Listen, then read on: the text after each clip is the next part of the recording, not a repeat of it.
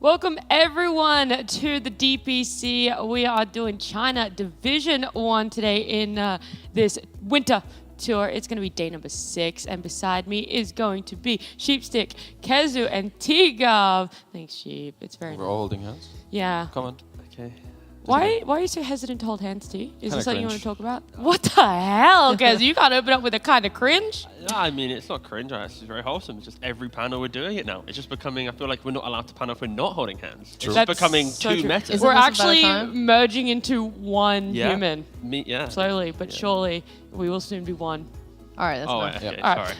Sorry. Let's talk about standings. I believe it is day 6, which means we have seen a lot of series played out. We've seen all the teams in action. Standings are not ready yet. So instead, T, you're going to tell me who stands out the most in your mind right now without looking at those standings.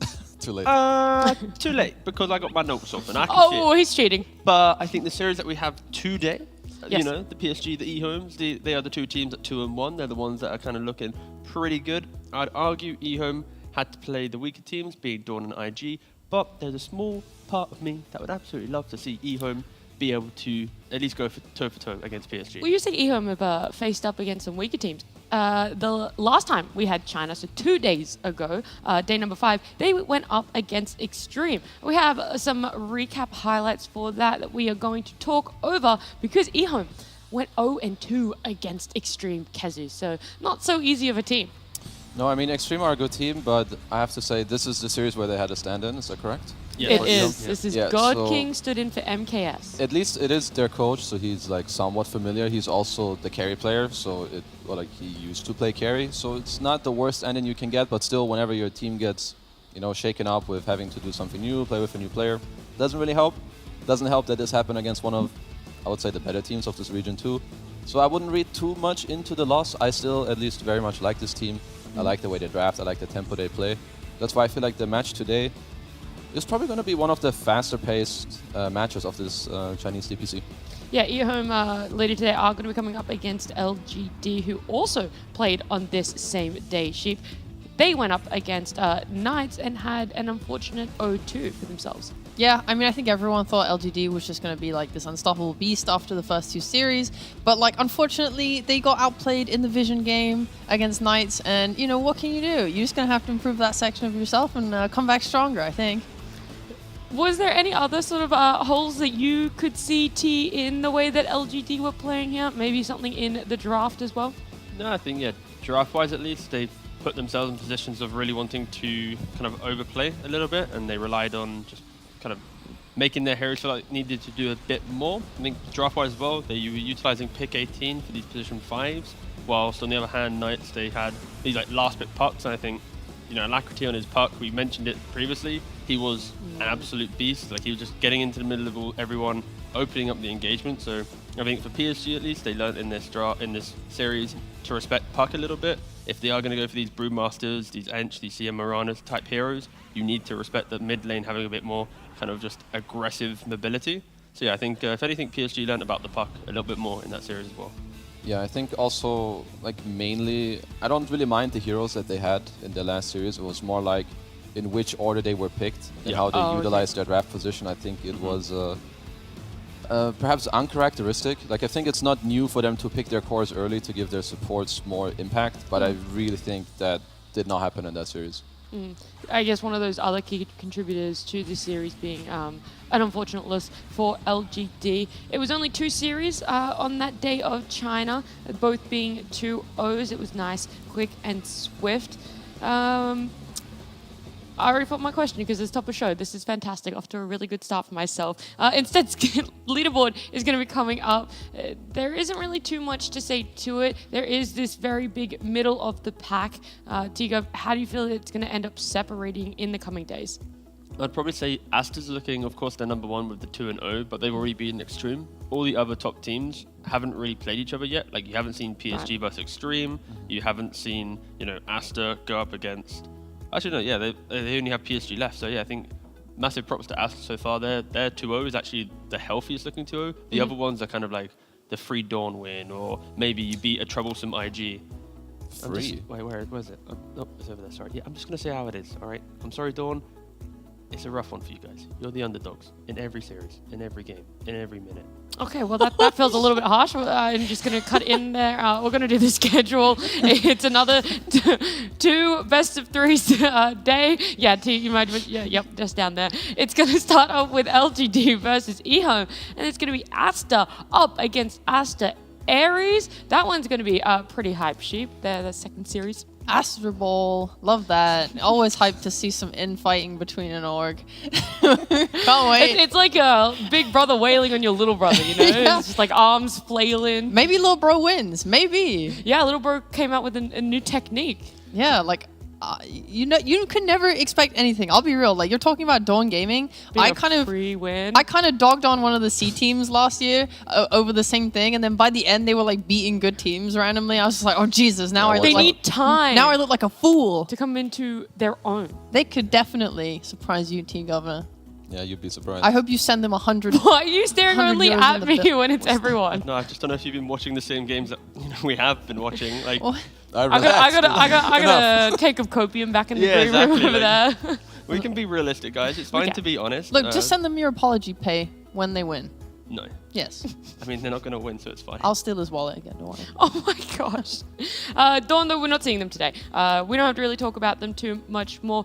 Do you guys have any piece that you'd like to say in the Asta versus Asta Aries? Do you think being an internal sort of org battle, there could be a lot of potential for upset, maybe a weakness, a sort of area that we haven't been able to see in Asta that Asta Aries could take advantage of? I mean, there could be something like where they scrim internally or talk about some of the heroes, and I would say that that would benefit the team that you would consider the underdog. Unfortunately, in an interview, they said that they didn't actually really communicate, and they're basically two very different teams. But maybe that's not actually the truth. It's a lie. they're He was lying to baiting us. you. Didn't they also say in that interview that they did scrim? Like Like, They scrim, No, but no, it's like normal teams. normal. It's Yeah, yeah, normal. yeah. It's not like they do anything extra. Exactly. yeah, just but they because still they're on the same org. scrimmed. They know. They I have think the for information. Asta Aries at least, like they've got their one victory, which was a really beautiful draft with the Darkseer Ursa Leshrax. Like this Darkseer just absolutely popped off, hitting 3-4-man vacuums. I just don't know if they can replicate that level of draft, because that one draft was like, whoa. And when you do it once, every team's gonna have in the back of their mind, respect the Darkseer second phase ban, don't give them Ursa. So I think if they have another strat like that, and they can maybe get 2 games where it's like one's the Ursa Darkseer game, next is their new strat they've prepared, for sure they could even potentially go toe for toe. Because like, again, they went 2-1 to Extreme, they lost eventually, but that first game was near immaculate. So hopefully they prepared some additional strats to that level. We're going to turn our eyes to our upcoming series. It's LGD up against eHome. We did see LGD have a loss against Knights 2 days ago. Do you think, Kezu, eHome have the ability to be that aggressive, to be that, I guess, assertive over the map, to be able to take it to LGD? Oh, for sure. I feel especially looking at the heroes, they have like some carry Nature's Prophet that they like, some DK mid, where I think if they can build a proper lineup where then they make sure to help Knight in the mid lane, because I think LGD put a lot of emphasis on kind of enabling Nothing to Say, because he's very important for them. They often have supports that can rotate to him. So I think their early game will very much come down to who secures the mid lane more, who enables their mid laner to go around on the side and to kind of set the pace of the game. And I think if eHome are successful in that, then they have a very good chance of winning the game. Yeah, they're also going to be their full 5, so MKS is coming back in. They're not playing with a stand-in sheep. That's very hype to me. I think MKS is a fantastic player. I mean, God King did get a rampage and they still lost, True. though. So I don't Yeah. know. How do you top that? Like a double rampage, triple rampage for MKS? I mean, MKS just always feels so consistent in what we have seen him play, not only just this tour, but when he played back in SEA as well. It just felt that he was always consistent every time, always showing up. Yeah. I mean, it's important, especially when you have such a high-skilled carry player, when their team like idea is we want to bring numbers to a fight and just like be together, then you need someone to rally around when you do that. Yeah. And MKS is that player for them. I'm sure LGD had a hard look back on what they kind of did wrong in their previous series. T, what are you hoping is the biggest focus for them here? And also this, I say new, it's still new in our eyes, even though we're on day 6, this new LGD lineup. I think, again, the new lineup's shown that each individual player has had moments of brilliance. Of course, I think Planet on support, you've got Sheer on carry. I think that it's just refreshing to see how quickly they morphed into the players that they had to replace. I think, if anything, like we've already mentioned, draft-wise for PSG, they are really good at utilizing supports in draft. But the other day when they were drafting, they didn't have that same flair. It was like, okay, there's a CM. It wasn't like, wow, that's a really smart silencer pick. Oh, wow, that clockwork's really going to cut open the game, you know? So I think for PSG at least, they might be readjusting slightly. But, you know, in regards to play, in regards to anything, because like, even with these drafts, they were hitting these like insane combos where like Specs getting like a millisecond of vision on Roshan, instant haunt stills. Like they're making these incredible plays. I just think like if they give themselves a little bit of better foundation, that's where they crush their opponents.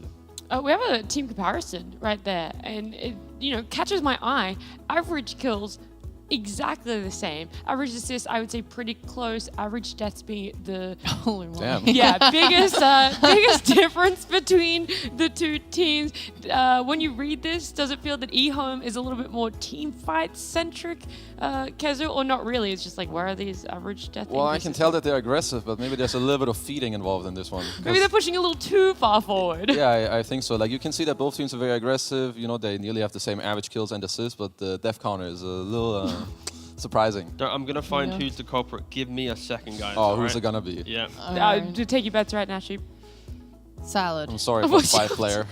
I need to I go know. deeper. Salad's amazing, but that's the thing. He's always putting himself out there. He's like, I will just go in for you, and you die sometimes on that. It's a two-pronged attack. Okay. LWW, 8.47 average deaths. Salad, 8.41 average deaths. Close. Okay, Salad is almost always the initiator in the way that they draft for him. I think he's gotten tossed quite a few times, and it's like he's obviously going to be throwing his body in there. So, culprit, No complaints. It's actually, but it's getting them wins. it's kind of hype, you know? Like, keep Yeah. going, Salad. Throw those bodies in. Sacrifice. Game 1 draft here. We'll see if they are gonna. They're not gonna pick up the Tusk. It is banned out. Lina, Tree, Pango also banned out, resulting in a Marcy first pick for LGD, and then Mars +1 for eHome. Guessing a likely Zhao Yu Mars. If so, I hope he improves from the last time, because his Mars last time it was played was like good, fine. He hits his spells like he loves the hero, but he can get carried away where he just takes part in way too many skirmishes early game and doesn't get his blink in a timely manner. Like I think the last time it was like 17 minutes that he got his blink, which is kind of unacceptable because he just died repeatedly in these fights. Yeah, I feel like his Mars was very good towards like the later stages of the game, but like this early to mid game, yeah, I think there was a bit of a little too much spiciness, a little too much of wanting to actually kill your opponents all the time. For LGD, I think this Marcy is very likely just going to be their offlane. I think that's at least where they've played it before.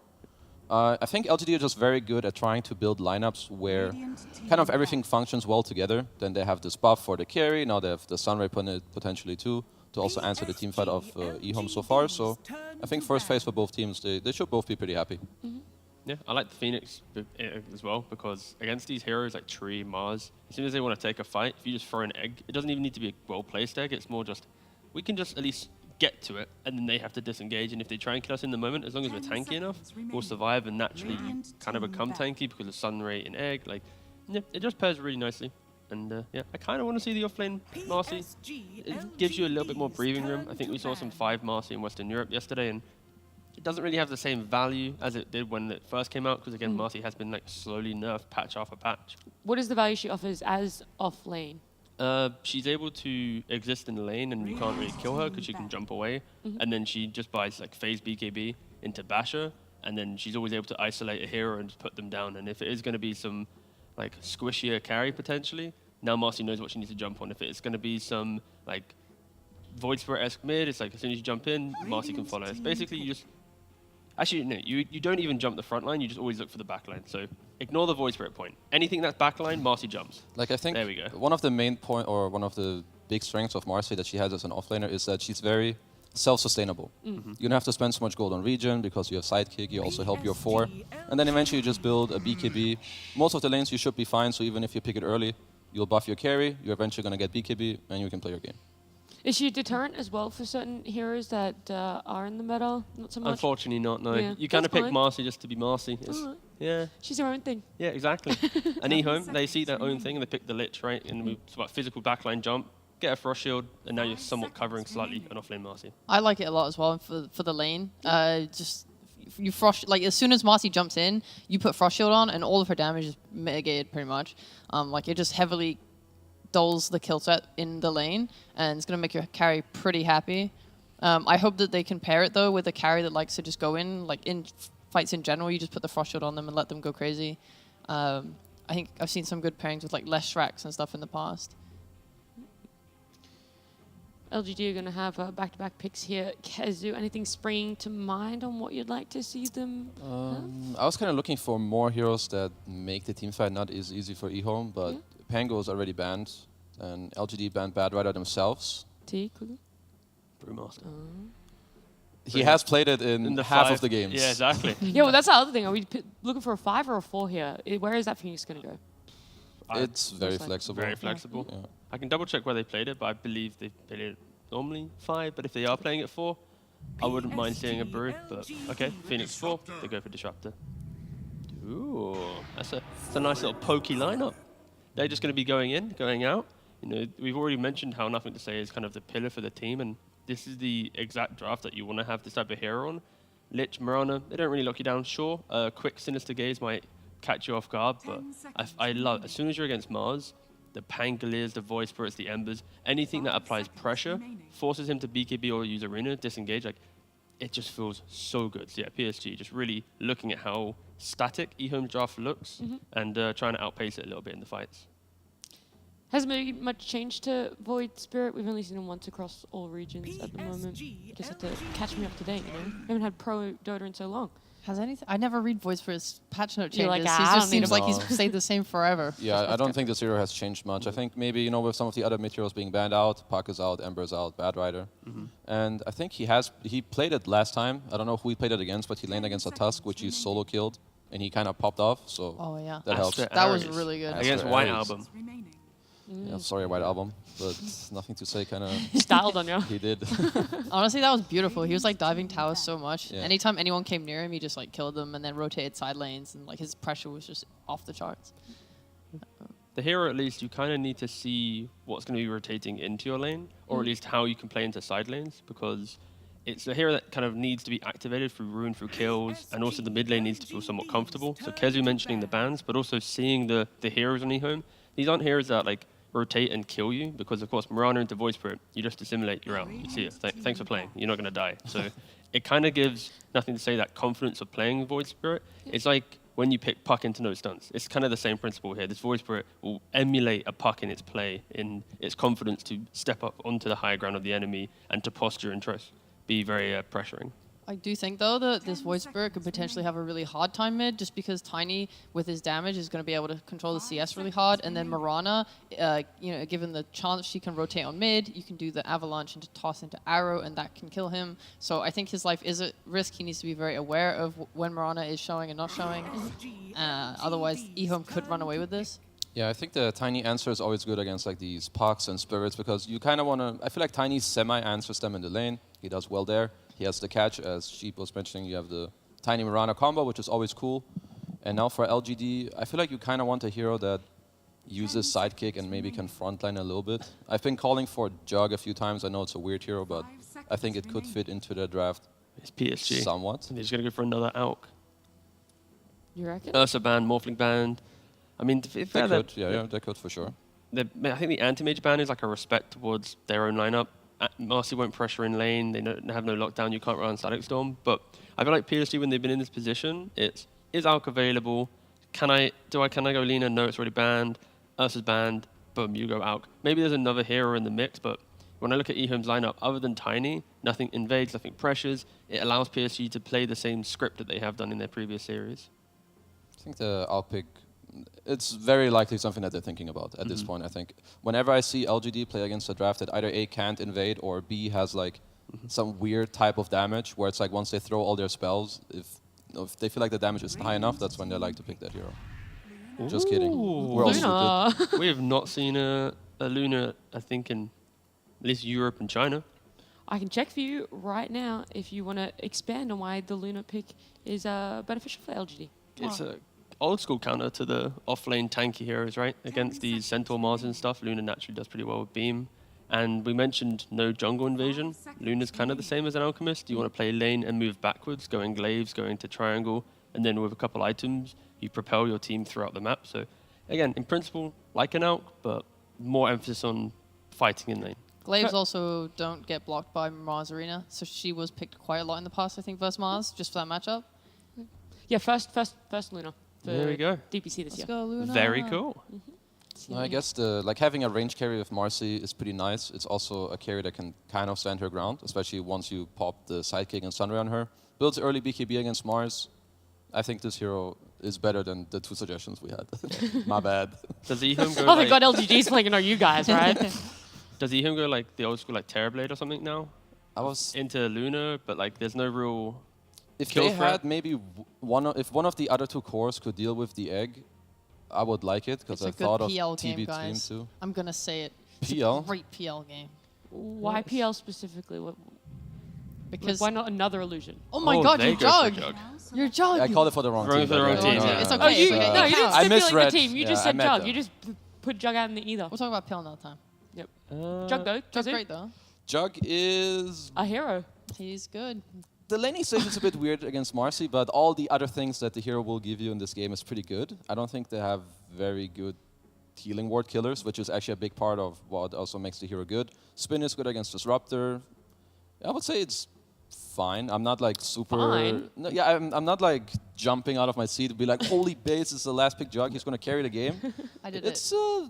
fine, you know, like it's good. It like ticks boxes in regards to like it deals with like you mentioned the egg, but then you're committing your spin to kill off an egg. Yeah. And I think if you isolate Luna and Jug in like the 1v1, Jug can always deal with Luna. Like if Luna has like Satanic and stuff and she has no one around her and Jug's just omni slashing her, she can't heal up, she can't survive. So I think Jug will feel comfortable pressuring that. It's just more, yeah, you're picking this hero to isolate the Luna and enable the rest of your team. Both teams kind of have the same thing, which is get a little bit of fun on the carry and then play with them through the map. So who kind of makes that move first? Who kind of butts heads and occupies the jungle more effectively to get a bit more of a lead?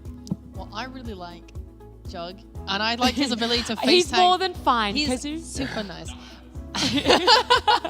I like his ability to face tank into fog. Like you have a hero that can kind of run into fog. They don't have, like with his spin, right? He can just check for things safely, do it well. And I like that, giving Ehome a way to get the vision to like start fights properly. He could be the stability. Yes, sorry, Kazu. Okay. Nice. Luna and the I like boss, that right? too. Right. Jug could be, I guess, the stability that Ehome need to take this game 1 of LGD. But first time seeing Luna in the DPC. We'll see how it shapes off. Game 1 is with B Cup and Lacoste. Thank you very much. Coming into game number 1, will we see a Luna win in the first game, or are we going to see Ehome take it away? LGD, if there's a team to pick something new, it feels like it's them, and even with the new roster, it still seems to be them. It's the same mentality. It's the same way of playing Dota with the same coach. But I coming into DPC, you always try to figure out if any of the heroes are gonna be picked more than others. I'm a little surprised that we didn't see more Luna picks, because this hero feels strong. That's the way I see it. She's a relatively strong laner, and she farms fast. It's all about farming fast in this patch from your carry is one of the reasons why I see these Nature's Prophets, Lina's being very popular, and also it gives damage during the nighttime to your other allies. It's global, so I want to see how much they're going to be getting out of that, especially on Marcy. After the nerfs, we've seen some Marcy being played as position 5. Team Secret did play it in the European DPC, but the Marcy on the offlane, it goes down to rebound being nerfed because you have the cast and the jump range decreased, so you need to have it maxed out. It's still also the sidekick. Sidekick plus Luna. This is going to be very strong tool, a lot of lifesteal. On the other side, if Ehome, a lot of team fight. If you don't know what to pick as your last pick, Jug always seems like a good option. Yeah, it's either Jug or sometimes we see that last pick DK, especially in this region, but MKS choosing to go to the Jug, and we'll see if that ends up fitting. I know in Western Europe you were kind of asking for offlane Marcy quite a bit. I think there was one game where you were like, all right, I hope Resolution plays the offlane Marcy, and we haven't quite seen it. So I'm really excited to finally get a chance to have this hero in the offlane and see what it can do, especially up against a Lich juggler. You might struggle at the first level, especially because he started with the dispo, so eHome will probably play aggressive. Spin is going to be available. You're playing into Lich, who has 4 mangoes, so that's going to be a lot of harassment coming out. But later on, once you get to that level 2, with the rebound, Phoenix with level 2 dive, you can easily get away from the trouble. LWW is a similar job to what we've seen on like Disruptors before. Have no mana, right? If you have mana, you're not harassing enough, right? In the lane, you just gotta be there. Use your Frost Blast. Be in the lane. Be aggressive. Put out the damage. Do what you can. Yeah, use that mana as soon as you can. It's all about the trade, winning the trade, and looking at the top lane. eHome playing very aggressive Salad.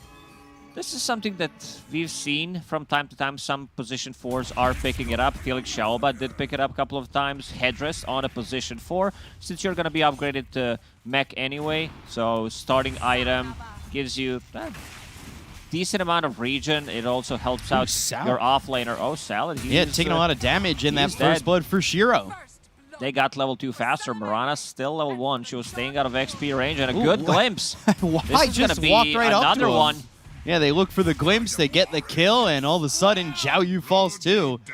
That early damage from Luna really being felt, especially with the help of the Thunderstrike and the glimpse. We see some really strong level 1 heroes. Disruptor, Lich, you do not want to trade against them, especially Disruptor with the Thunderstrike and also having extra 6 damage from that Lunar Blessing. So it does hurt a lot. Salad is level 2 right now. Well, let's see what he could do, and you know, being on, I believe, what is a 1,000 USD mount, that rabbit mount. And spear missing from Zhao Yu. First arrow misses, then the spear misses. This is a skill shot lane from eHome, and you can't allow yourself to miss those spells. Yeah, you really, to take advantage of this lane, need to hit one or the other, and to really get something, both. A little bit of struggling coming out, but for now, see how it goes as Mars 9-0 to the 15-1 of the Luna. We're taking a look now up at Y. I believe he got hit by the arrow. The spear on the edge doesn't connect to a tree. Salad, though, hit by the Thunderstrike. This will be a trade that I don't think Shiro's too upset about. It's a good trade for PSG LGD. They got the kill. He puts another point in Lunar Blessing. Extra 14 damage. There's going to be nighttime in 2 minutes. This is when the side lanes are going to start to play slightly more aggressive. Mid lane, nothing to say against Knight. Knight had some really good performances. One of the reasons why eHome's doing well. And playing Tiny in this type of a matchup, you know, you're playing against nothing to say, so that's always going to be a tricky part. Struggling a little bit. Mm-hmm. So what do you do to recover here early on? Is it really recovery mode yet? Is it, you know, are you looking for Tiny to move around and go to the side lanes at all? He's only a couple of CS behind. Nothing too bad. Wants to pick up that rune. Remnant is available for nothing to say. Avalanche at the same time, so they'll both be locked down equivalently, and Knight will be able to bottle the water rune. We've seen this matchup before, and we've also seen Knight on the Void, or nothing to say on the Void Spirit. And he has really made some solo plays happen with this hero, right? He's the one who dominated the lane, dominated the matchup, and then proceeded to dominate the game pretty much until Shiro came online, and pretty much 1 versus 5 that game. You know, this time around, Shiro not struggling in his lane as much, if at all. So Zhao Yu, they've got that level 2 in the glimpse, so they'll bring him all the way back. The God's Rebuke, the damage coming in, but the arrow connects from Salad. The leap in, the Star Storm, and the right-click kill. As Salad helps to get this one onto the Disruptor as they played aggressive on the Mars. Beautiful done by Salad. He did not find good arrows in the first couple of minutes, but now redeeming himself. Staying away from the XP range, he wants that Mars to hit level 6. Know that that's going to be a big kill threat on Luna. Knight trying to go for the solo kill using the full combo, but it's not enough damage. Nothing to say with the bottle, Fairy Fire. He is more than fine. Yeah, trading back and forth now. They'll look at Salad MKS again. Bottom lane, though. Sinister Gaze, MKS, Icarus dive on him. Right click's coming through. They get the kill on a Salad off screen, but MKS falls here down bottom. They'll look for LWW, and this should be a double kill for Planet and will be. So 3 kills around the map for the side of LGD. That was a Disruptor solo kill on the Mirana. While the kills are happening bottom. Yeah. And this is the power that I talked about. It's like having a, budget Zeus ulti with Luna Global Lunar Blessing. She put another point and an extra 20 damage. So you have 20 damage on Void Spirit, gives him kill threat with his Astral Step that he's about to get. Might even get it before. Because you don't expect this kind of damage to kick in. Damage certainly a problem. Planet's made the rotation all the way over mid with an Icarus dive through the lane. And top lane too, Zhao Yu in trouble. Without Salad here, he's vulnerable, and Y gets another kill. Meanwhile, they'll get nothing to say over mid. Knight with the Avalanche has the damage to kill off the Void Spirit, so that means he's going to be hitting that level 6 first. Void Spirit very close to level 6. If he was 6, he would definitely start to play a bit more aggressive, but Knight already prepared himself for this aggression from Nothing to Say. Bought Raindrop, has Magic Wand, has a Fairy Fire. This bottom lane a bit difficult for Juggernaut in terms of getting the kills. He's turned on the network, but still not being able to get anything done with Lich. Usually this type of lane is super strong because you have a slow, you have a Sinister Gaze to pull them back, but these two heroes very elusive. So I'm interested to see how MKS progresses in this lane. Like you said, with the Lich, with the Sinister Gaze, if he can pull you back, maybe they could get themselves a Blade Fury and work with that. And then once this level 6 happens, for Nothing to Say, I expect her to start making rotations with Planet. He missed the courier. Yeah, missed the courier coming through. Sinister Gaze, though, they know Planet's over to the side. He's not nearby, and they've also got Knight. They'll try to rebound out. Blade Fury, is it going to last long enough? The tree, not enough damage, and now the turnaround. They've got Y, they have the glimpse. It's right onto Jiangyu. Oh, have the healing ward down, but it won't be enough. Whew. Extra 75 gold for PSG LGD members. Jiangyu, very tanky with that Helm of Iron Will. Did have a Magic Wand and now hits level 6. So with the Unleash online, you can go for solo kills during the nighttime. LWW. He's, I want to say, dead on his screen already. One more right click and then pop. There it goes. Looks very dead to me. Bit of a Kale. A little bit of lag. Wouldn't be a game of Chinese region Dota without it, right? It's like my favorite thing to read, honestly. I don't know why. It's an iconic. Yeah, like chat. the pause comes up, Kale. Yeah, you're hoping for Kale. You don't want to see ghosts or something. Discord issues, TeamSpeak issues. Planet gets a solo, level 5.5. Getting a very quick 6, at least so it seems. Also, Shiro came down bottom when they got that kill onto the Jug, so they're going to move and try and take this tower. This is a dead tower. 4 heroes here. No doubt about it. Lunar Blessing maxed out. Everyone gets extra 28 damage. Sidekick level 2 also available. So bonus 35. And they're not sieging with other heroes. They could have just forced it. Everyone attacks it. That's what they're going to do right now. MKS also mimicking the move of Shiro, trying to take this top tower, but I feel like PSG LGD could potentially defend it because tower is full HP, and here comes Phoenix Planet. Oh, kills the second 75 ward. gold. And that's 150 total. Easy gold, and Zhao Yu, he's going to use the arena, and they should be able to get the kill onto the Phoenix. No Supernova, but Nothing to Say is making the rotation with Jiangyu, and that means that they've got some control and some problems here for eHome. They take out Zhao Yu so quickly. Knight's in. Ooh, Arrow, Avalanche, Aether Remnant locking onto Salad. Nothing to Say with it Assimilate. He gets over to the side. The Astral Step across the two. The Aether Remnant from Nothing to Say locks up Salad. They get the kill on MKS. They'll take out Salad. They look over at Knight. How do they get nothing out of this on the side of eHome? They've got the glimpse back. Knight, he is in so much trouble. Aether Remnant lands, the Assimilate is there, and Y takes out Knight. Nobody dying after they lost the Phoenix. It looked really good. The Avalanche combo with the arrow hits Nothing to Say, but he's way too tanky. And yeah, that Arcane Rune allowing him to reset his abilities, gets the Resonant Pulse, gets another Remnant, but some big damage numbers coming out from that Marcy. This is gonna be nuts. Luna plus Marcy. Yeah, we're gonna see that again.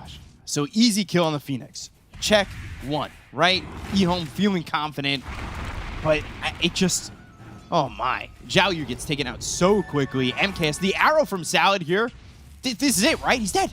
He should be dead. Nope. Dissimulate. Let me get out of this. Astral Step. Aether Remnant lands again. Brilliant. Actually brilliant. LWW now with the Sinister Gaze. They've got a Healing Ward down again. That's not going to be enough to keep this Lich alive. Jiang Yu with another kill here as over mid, Avalanche toss coming through Planet. He's level 6 now, and Knight, he's got Salad over to the side, but I just don't think they have the damage to take out this Void Spirit at the moment. Yes. Interesting build from Nothing to Say. Last time he played Void Spirit, also did go for Arcane Boots. It's a cheap item. You can turn that into Eon Disc later on, so you know that you have a guaranteed way out of the initiation from the Tiny's Blink Dagger or Mars Spear. And now going into Witchblade. Arrow off the mark, and Chain Frost, no bounces. At the same time, there's a Static Storm over mid to get the kill on a Knight. They'll use the Omni Slash up towards top. They get the kill on a Knight, and then Jiang Yu on the top lane. 4 heroes here for eHome.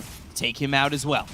Heavy commitment from eHome, using Chain Frost, Arena, and Omni Slash. So next couple of minutes, PSG LGD, they're gonna try to take these fights for the next almost full 2 minutes.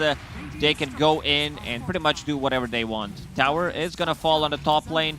MKS, he needs any kind of gold he can. He's really falling behind this Luna. And they're just getting a mid-tier 1. They're moving as a unit to get this tower. And they with that kill on Knight, make it look very easy as Shiro, the damage output right now from LGD, with the help of the Lunar Blessing, of course, now maxed out, is quite high. PSG LGD is very strong when they group up as 5.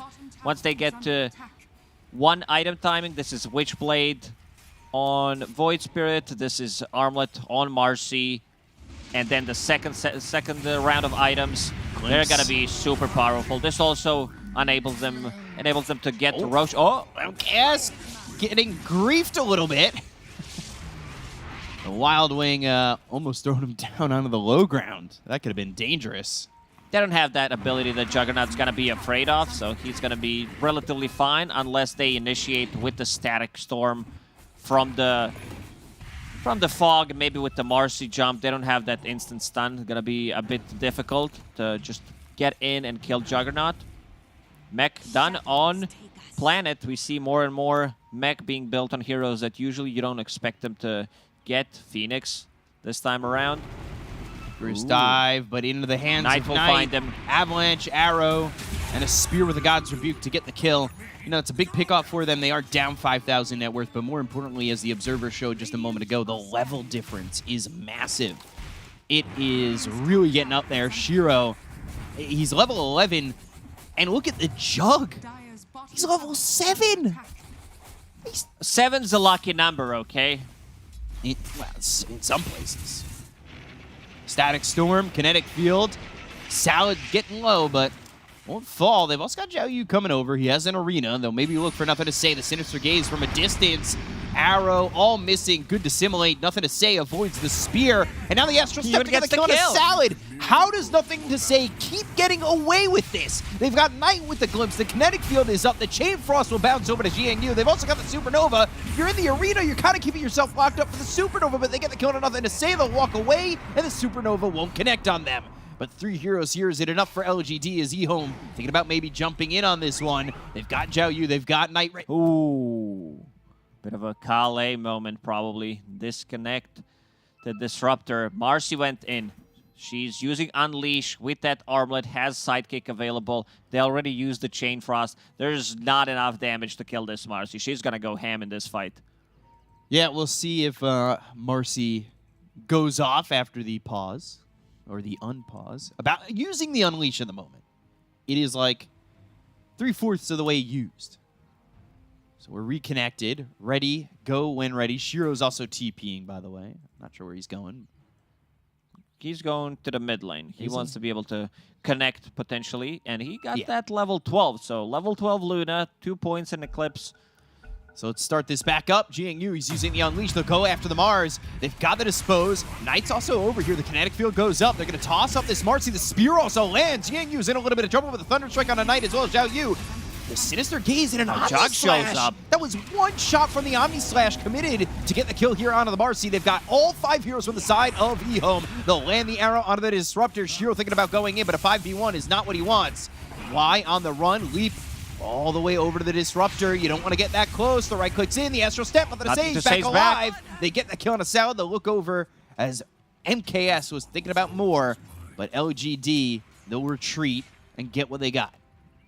Shiro did TP to mid lane, but a bit slow because he wanted to pick up Illusion Rune as well. Maybe if he came in earlier with the Eclipse, with the 2 usage of Lucent Beam, it would be enough. But yeah, Marcy was blown up in the end. Jug shows up and uses, I believe what was second Omni Slash. And now he continues to farm up. This is the type of kills that he needs. Farm, get a kill with Omni Slash, and then go back to farming. Because he definitely needs to come back into the game. Yeah, sitting 3,000 net worth behind this Luna, and obviously it's a difficult task to stay in pace with Luna. Blave's doing a lot of work. And they are invading the jungle again. They've got wards down. They have some vision presence. Let's see what they're looking for, if they could get their hands potentially on Zhao Yu. Definitely a tough ask. They don't see him at the moment, and they will continue to invade. They'll have Shiro back up into the Ancients, and he'll continue to farm. And here's our win probability, 31% to 69%. Nice indeed. Shiro about to finish his BKB in 500 gold. This is going to be the big timing for PSG LGD. Having Luna and Lunar's Blessing during nighttime, it feels like playing with the Night Stalker. This is your big timing. They should try to go smoke once they have a BKB on Luna. Take a fight and take Roche. Because if Luna plus Marcy, if they live, even Phoenix, there's more than enough sustain to take down Roche. Jinyu, LWW, sees him, and Knight, Avalanche, toss, and they'll get the kill. Good, yeah, good night. Omni Slash also committed as well from MKS. Seems like the commitment for that kill. You know, Omni Slash, I think without that, now maybe LGD can feel confident to take a fight once they do get that BKB and roll. But we'll see how eHome go about this. Like you said, MKS needs everything he can get. So far doing that. Dire's middle tower is under attack. Starting to TP here. Nothing to say. He's behind the tier 2 tower. Looking for options as that BKB is picked up by the Luna. It's been a 5k gold lead for PSG LGD for the last couple of minutes. Trying to find an opening. They feel super strong. They know that there is no Omni Slash this time around. It's not that much of a damage anyway, since it's level 1 Omni. But still being used to get a couple of kills. He's got only 2. And those are both off the Omni Slash for the moment. And you can see if there wasn't a Luna, he would be doing all right. But unfortunate for MKS, there is. And that Luna is now, you know, we said 3,000 before, almost 4,000 net worth ahead now. It keeps increasing. Trying to look for a kill. This is a bit tough one to get. MKS will be able to get out of the trouble. If he goes to the high ground, I'm a little bit scared for him. He needs a Static Storm like right on top of him. Arcane Rune is up in the top area as the arrow with the arena. They blow up Planet, but here comes the Static Storm. He got the Blade Fury off with the BKB pop by Shiro. Immediately thinking about TPing out. Starstorm glimpse onto Salad, gets Y some distance, but Knight, LWW as well as Zhao Yu are coming over. The blink, Avalanche wrong way. Tree, toss, kill. Knight with a double kill and dominating here on the Tiny. eHome getting the kills. Like, they did manage to separate the fight. They're also fighting under their own vision. So they have 2 observer wards, 1 scouting entrance to the Roche pit and also providing vision on high ground. BKB on Mars, very close. Then Zhao Yu's not going to need to be afraid of most of these spells. He's way too tanky to be blown up by Marcy. So you know that he's going to be getting his spells off in a fight. Dire's top tower is under attack. That first BKB usage, by the way, doesn't really get them anything. Immediately used by the Luna, like that feels pretty bad. Saved her life. Well, yeah. Fair. You know what? That is getting something, right? Saving your own life. Definitely worth of using it. Because Luna right now, on top of the net worth, 12,000 net worth. Nothing to say. Staying very long. And, well, Arrow with the Sinister Gaze. Again, the combo feeling powerful enough to blow up these heroes. Nothing to say. He has Ethereal Blade in his inventory. That's what he queued up in a quick buy. Needs to start thinking about Eon Disc. He is vulnerable. Knight caught, Big eclipse eclipse. down, and Knight will fall during the nighttime to Planet. So they see the obs that spotted him. They clean it up Dire's immediately. middle tower is under attack. WWE getting some gold off that. And Shiro going into the Scotty after picking up this BKB. He's already got the gold for one ulti orb into it. A bit of anti-synergy here. Luna with the Eclipse and Phoenix with Supernova. Because if I'm not mistaken, if nothing has changed, Supernova still overrides everything. So it's going to be daytime during Supernova, even if it's nighttime. Even if it's Eclipse being used. And that means you're losing some of the damage. Some of your night vision as well. It's a fight between Nightman and Dayman. Trying to get control of, you know, the sun and the moon. Even though eHome... Speaking of moon, our scientists were not very creative when it comes down to naming our moon, right? It's just like moon. And then there's like Titan. Yeah. The other names are so much cooler. And our moon is just moon. And then what is Titan Jupiter's moon? Or something like that? I believe so. I got some astrology in me. Yeah, you are correct. Nice. Guardian Greaves finished for the Phoenix. We should rename the moon. It should be a global vote. But it'll end up being something after the vote of like Moon McGillicuddy. Static Storm, Kinetic Field, BKB, popped here by Zhao Yu. Do you TP out. think this was a good BKB usage? I won't question it ever again. Same goes for Shiro. I sense some hatred for what I said.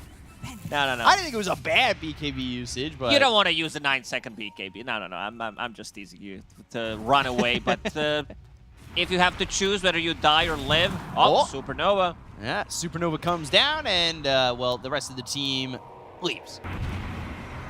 Ooh, Astral Step and an Aether Remnant dropping down the Ice Spire. Nothing happening.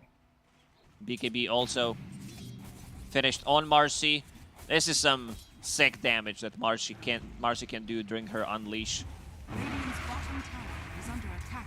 We haven't really seen it recently, though. Right now, eHome trying to gain an advantage. They're in Roche. It's dropping low. Ooh, I don't know. They're not getting there in time. Nothing to say. Stopping a farm. I say that. Maybe I spoke too soon. It's going to be close. They got to go in now. They'll go through, and the Aegis is going to be picked up by MKS. They go to the kinetic field. They get the kill on a LWW with the Eclipse coming down from Shiro. The right clicks the Sunray. It's right on top of Knight. They go to the Omnislash. It's going to be bouncing around right onto nothing to say. They get the kill on Knight. They'll take it the Tiny. And now, popping the Manta, going after nothing to say, but he doesn't have the damage. The kinetic field is still up. The Aether Remnant lands. They get the kill on Zhao Yu. They've taken out 4. It's 4 because of an Aegis. So now, technically 3 with MKS coming back up. He'll go to the Blade Fury. TP and just escapes. He was TPing bottom. He wasn't even TPing back to base. Chad completely. move. You got Roche, but at what cost? You lost Aegis immediately, and you lost 3 members, so not too much value from it. PSG LGD very ready to take that fight, even though they were not there on time, and we can see the damage numbers on Marcy. As I said, it's just one of the heroes that once you get to BKB with Armlet going into Basher next, you can deal some serious damage. Like, they have no ways of protecting themselves against Marcy.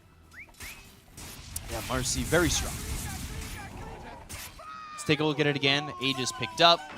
Good kinetic field, and, well, right away with BKB by Jiangyu. This is also a fight where they didn't have Egg nor Static Storm, but Marcy and Luna going to the town with the damage output. They couldn't even bring down, nothing to say, that Guardian Greaves keeping him alive. Yeah, Omnislash feeling like it did 0 damage there to him. And it was unfortunate, too, because it bounced straight over to nothing to say and then didn't bounce back. Rebound. Knight has the haste, so he'll leave. Just lucky and fortunate enough to get out. It was living on the edge right there. MKS again. Blade Fury TP. So LGD up 11,000 net worth. You can see that the net worth, really, it's just continued to expand here for Shiro. He's done a very good job. See his GPM at 710. The arena's going to come down as well as the spear, but he's got the glimmer, so he'll survive. That means Static Storm comes into play. They've got the glimpse back into the Static Storm into Jiangyu, but no. He'll pop the BKB, and Zhao Yu will be able to escape the hands of LGD. Planet this whole time has been sitting in the trees as Phoenix while they're trying to take a fight and then TPs to tier 1 tower because he felt, you know, they might go for him. So no BKB on Mars, no Static Storm, but Why You Smile very quick on that Glimmer Cape and also holding a Pupil's Gift. So extra 300 HP coming out from that item makes him very tanky. The evolution of Why You Smile name. Why You Smile's name. Why innocence? Then take away the innocence. Just why? Now he's asking, why you smile? We can add, like, maybe the next one is going to be I'll hold that thought. Yeah, Sunray, Assimilate, Spear lands. It's on to Shiro, Avalanche Toss. The damage isn't quite there with the BKB being popped. They'll go to the Eclipse. They'll look to get the kill on a Knight. They drop down the Supernova. Zhao Yu without a BKB. He's in trouble. MKS trying to get away with the Blade Fury.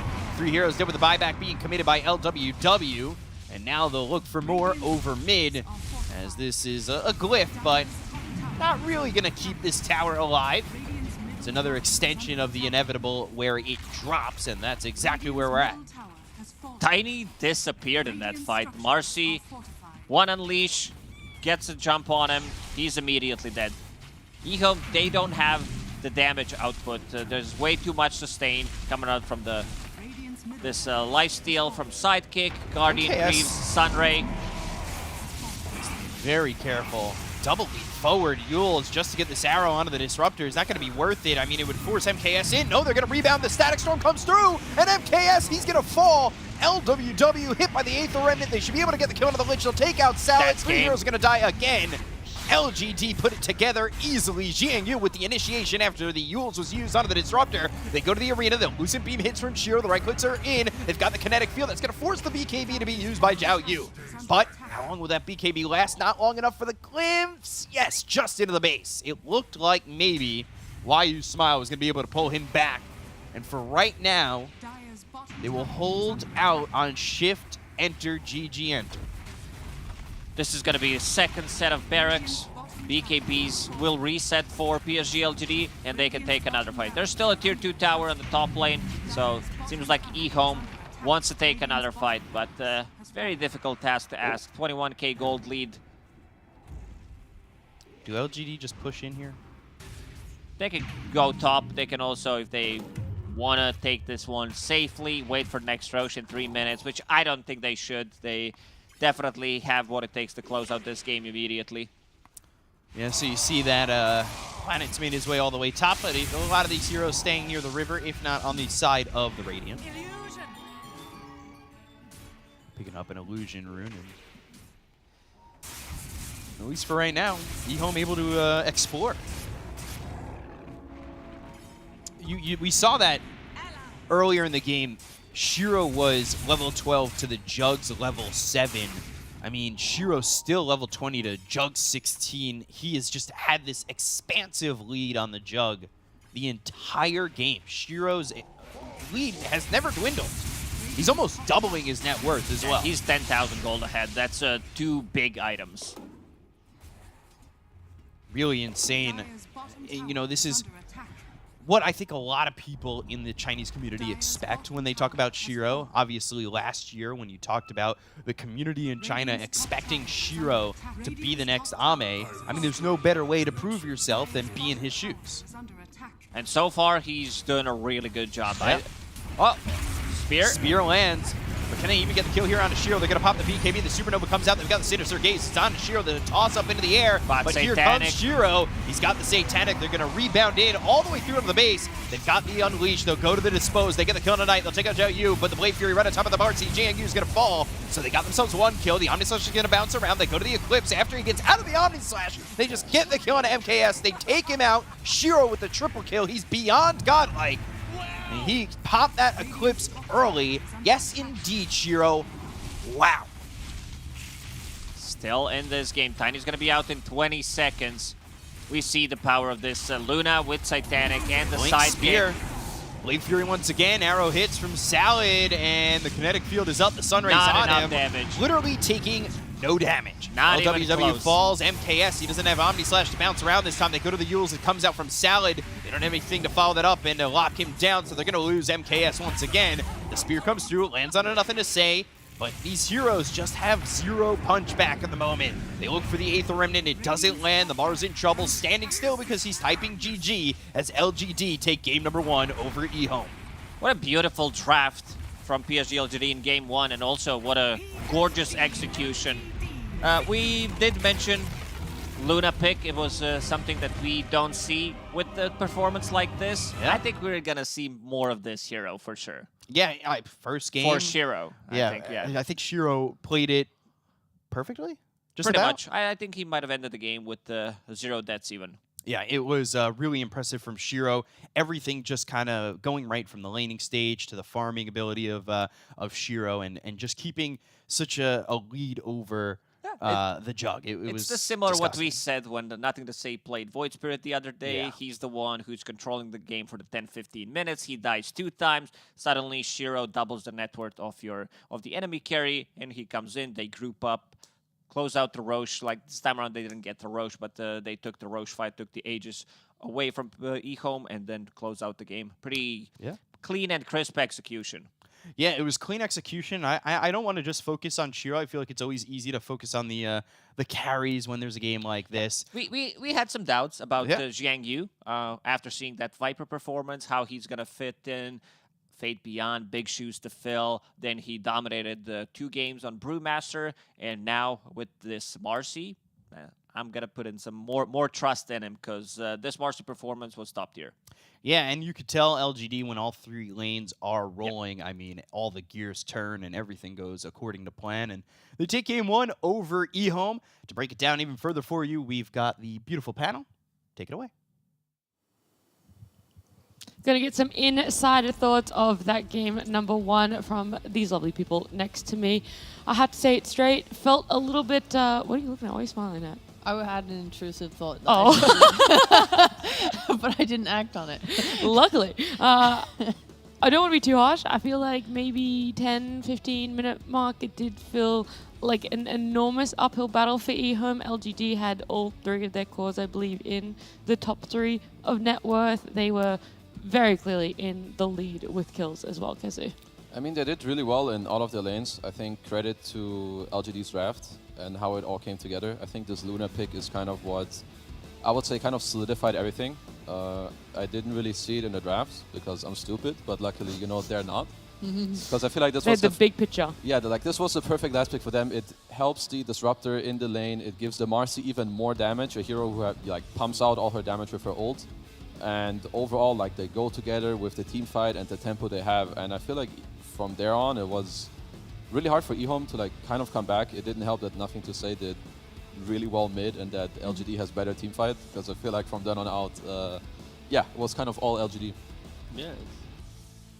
I don't think they should have got double killed bot though. I don't know how that happened, but I feel like it shouldn't have. When did this happen? Like in the laning stage. Mhm. You're playing with a Lich. I don't feel like Marcy should be getting a kill on a Jug plus Lich lane. Mhm. So that's probably, I think they just got outplayed in all 3 lanes. Like top, they did a really good job of like standing together in the lane on Luna Disruptor, just clicking and using spells and wearing him down. Mid was just, I mean, Tiny's meant to have more damage. I think it just went wrong for them in terms of skill, which you can't really fix. They kind of tried to correct things by just grouping up like they usually do and running as a unit and getting kills that way on LGD. But even then, they had to commit so much Yes. to kill off 1, maybe 2, if they were lucky, heroes. Yeah, T. it was so bad. Yeah, I think for PSG, they just leaned on their individual skill, and I think for like the safe lane of PSG in the mid lane, that's kind of what unlocked them a little bit here, because you have this Luna Disruptor threat. So when the Mirana wants to try and make plays and put some pressure onto mid, instantly you're glimpsing back the Mars, you're bringing them into kill threat, and then I think the Void Spirit only died 1 time in the mid lane, and that was only because Nothing to Say was walking through the river without vision, who got caught off guard. If he wasn't caught off guard, he'd always be able to dodge that spells. Like, he's playing that lane immaculately well. So I just love the fact that PSG, they set up their lanes to not allow an early Mirana pick to really do anything. And on top of that, you have this off lane who's just kind of passively punishing. So yeah, I think all lanes went well for PSG. I love seeing Nothing to Say play these super active, like go even, crush mid, and play the map, and then you see the MVP of the series here, 11-0-11 Chiro, completely uncontested, and it's just a product of the fact that you can't pressure. Like, you're Luna into Mars, you're going to free farm there. He goes for a farming build, he gets to play behind, and at no point did we get to see this Jug play Dota. I think he was level 5 at the top engagement, where they dove tier 1 tower, they dive, they die, and it's like, okay, now it's a level 10 Luna to like a level 6 and a bit Jug. Yeah, I was going to say, I think it was 11 and 7 at some point it's as well. just disgustingly mismatched, but yeah, for PSG at least, these are the drafts that I think we like seeing. The drafts that we saw the other day didn't have this like X Factor flair of, oh, this is what they're going to be doing, but this game, it's just clean at all stages. That top thing was so sad, by the way, when they were diving the tier 1 top. Yeah. Like, I genuinely think maybe the whole game could have been changed if the Tiny had not tossed the Mirana, because they landed the Avalanche into Arrow. All he needed to do was just follow up with another toss after the Arrow stun ended, and I think he would have died, and I think they would have won that engagement and like taken the tower, and instead like everything just crumbled. It was like such a pivotal small fight that had so much impact. There also felt like an aspect, Kezu, where eHome just weren't executing fights and their skills in the level that we have seen them in the past. Yeah, I think especially with falling behind early on, it makes it harder. I think like when you look at LGD, they have like the smack. Eventually they have a Sunray. They get very tanky. So unless you really like execute your kills with like Ava, toss into an arrow, I think they'll kill one hero, but then every fight after they mess up the top engagement, as Sheep said, I think it will just turn out the same way. You kill one and then you get team wipe. Well, it was only game number 1, went in the favor of LGD, but eHome have a chance to come back in game 2, which is happening after this break.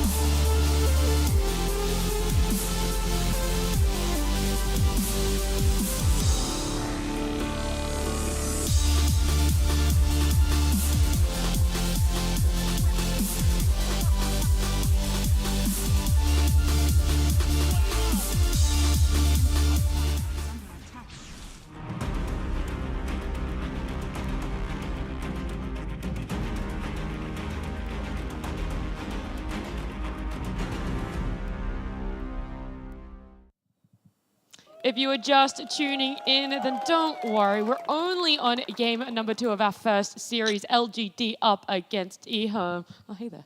Oh, hey. Oh, hey. Oh, hey. The draft is underway. We do have a few picks in already, as well as those bans. So there's no real questions I can ask you, except the fact that eHome stole Marzi and LGD retaliate with the Tusk Phoenix themselves. Something that I always like to see is a team playing a hero in a role that you don't see as often, like LGD with the offlane Marcy, and then the enemy team taking it away from you, because now I feel like LGD know this hero very well. So getting to see their answer against the hero, I think, is always kind of interesting, because they go with a hero like Phoenix. You could say it's maybe a bit, it goes both ways. Marcy's pretty good at killing the egg, but it's also kind of annoying because you always have to redirect in the middle of the fight to go and hit it. Yep.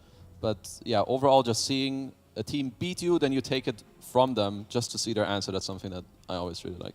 We've seen the rise of at least core Snapfire in Western Europe.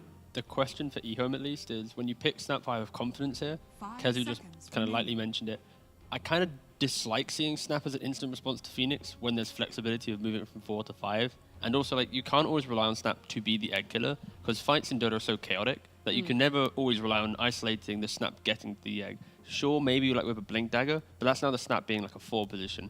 And you might even need it to be like a 3 position if you want it to get to the egg, kill it, and then still have contribution in the fight. So it's, again, it is basically only picked because of that Phoenix. Also, you could argue it's good against Tusk, of course, with the shards cooking out, disengaging from the kite that he has, but yeah, I'm hoping they have some flexibility within it. It's not just locked into a 5.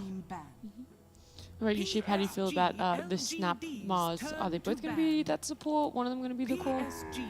I wouldn't mind seeing them both on the offlane. We'll see. I feel like eHome like to early pick their offlane lane. And then give more flexibility to the other cores, but I don't know, we've seen this offlane Snap a few times, which I really, really like a lot, but that's just a personal preference. Okay. It's probably better on 4 with this. I mean, they can flex it, whatever. We'll see as the draft progresses what they want to do with it. I know that the snaps can get like blinks sometimes to help reposition, to help deal with the egg. Yep. I mean, in terms of, I like Snap core in games where I feel like it's easy to just like throw in your ult on some follow-up and try to kill heroes, but I feel like DP is pretty tanky, Phoenix is tanky, same with Tusk, so for now perhaps it's more of a support Snap. I think what LGD are going for right now are like tanky heroes in a way. I think Marcy loves to play against heroes where you go in, you pop your BKB, you use your ult, and pa, one guy dead. Pa, second guy dead. But it's not really the case here, so I think the DP pick is kind of cool. Again, I think LGD are one of the best teams at utilizing Sunray and saving each other, so good opener from them. It's going to be a very hard game now, I think, for eHome, really. Because even if they do connect on their spells, like PSG, like as you mentioned, they're so tanky, and eHome now picks up a Drow Ranger, where it's like, here, 2 of your 3 heroes or 4 heroes around Drow are going to be jumping into the backlines. You don't really have anyone to protect Drow. And PSG will be tanky enough to brush off that damage at some point. So for PSG, these final 2 picks, it needs to be that Void Spirit-esque hero in the mid lane. Pangler is actually banned out by PSG themselves, but just something that gets to Drow, because eHome needs to leave the Drow to even take a fight, and there's still 2 more picks of PSG. Like, I could easily see like the DK mids that we saw maybe Tundra do in Western Europe, like anything that kind of gets on top. And sure, they go over Monkey King, put it in the carry role, you have Spring, heroes come in, as long as they're not jumping the Monkey, you're always going to be able to get and kind of close the gap onto that Drow. And again, I feel like Nothing to Say is going to have free reign on the mid picks. If it is the Tusk that he plays, perfectly fine. If he goes for a different hero, it's going to be a difficult Drow game, in my opinion. One touch on the DP a little bit more, because now with the build going the mech, it feels that we see her in almost every game that she's picked up just essentially unkillable. How are eHome going to have to do that with their last pick, or is that already sort of dealt with these first 4 picks? Okay, I'll take it. Anyone? It's not really dealt with, but yeah. I think that for now their draft is okay at killing DP. I think for now they're hoping that in the laning stage that there's a DP offlane that where they have the clock Drow, so the lane should be fine. But ideally, again, I think their mid hero needs to be, we say this a lot, but these last pick mids often need to be playmakers that deal damage, because they definitely need more of that in their draft. But right now I feel like LGD have a lot of nice answers.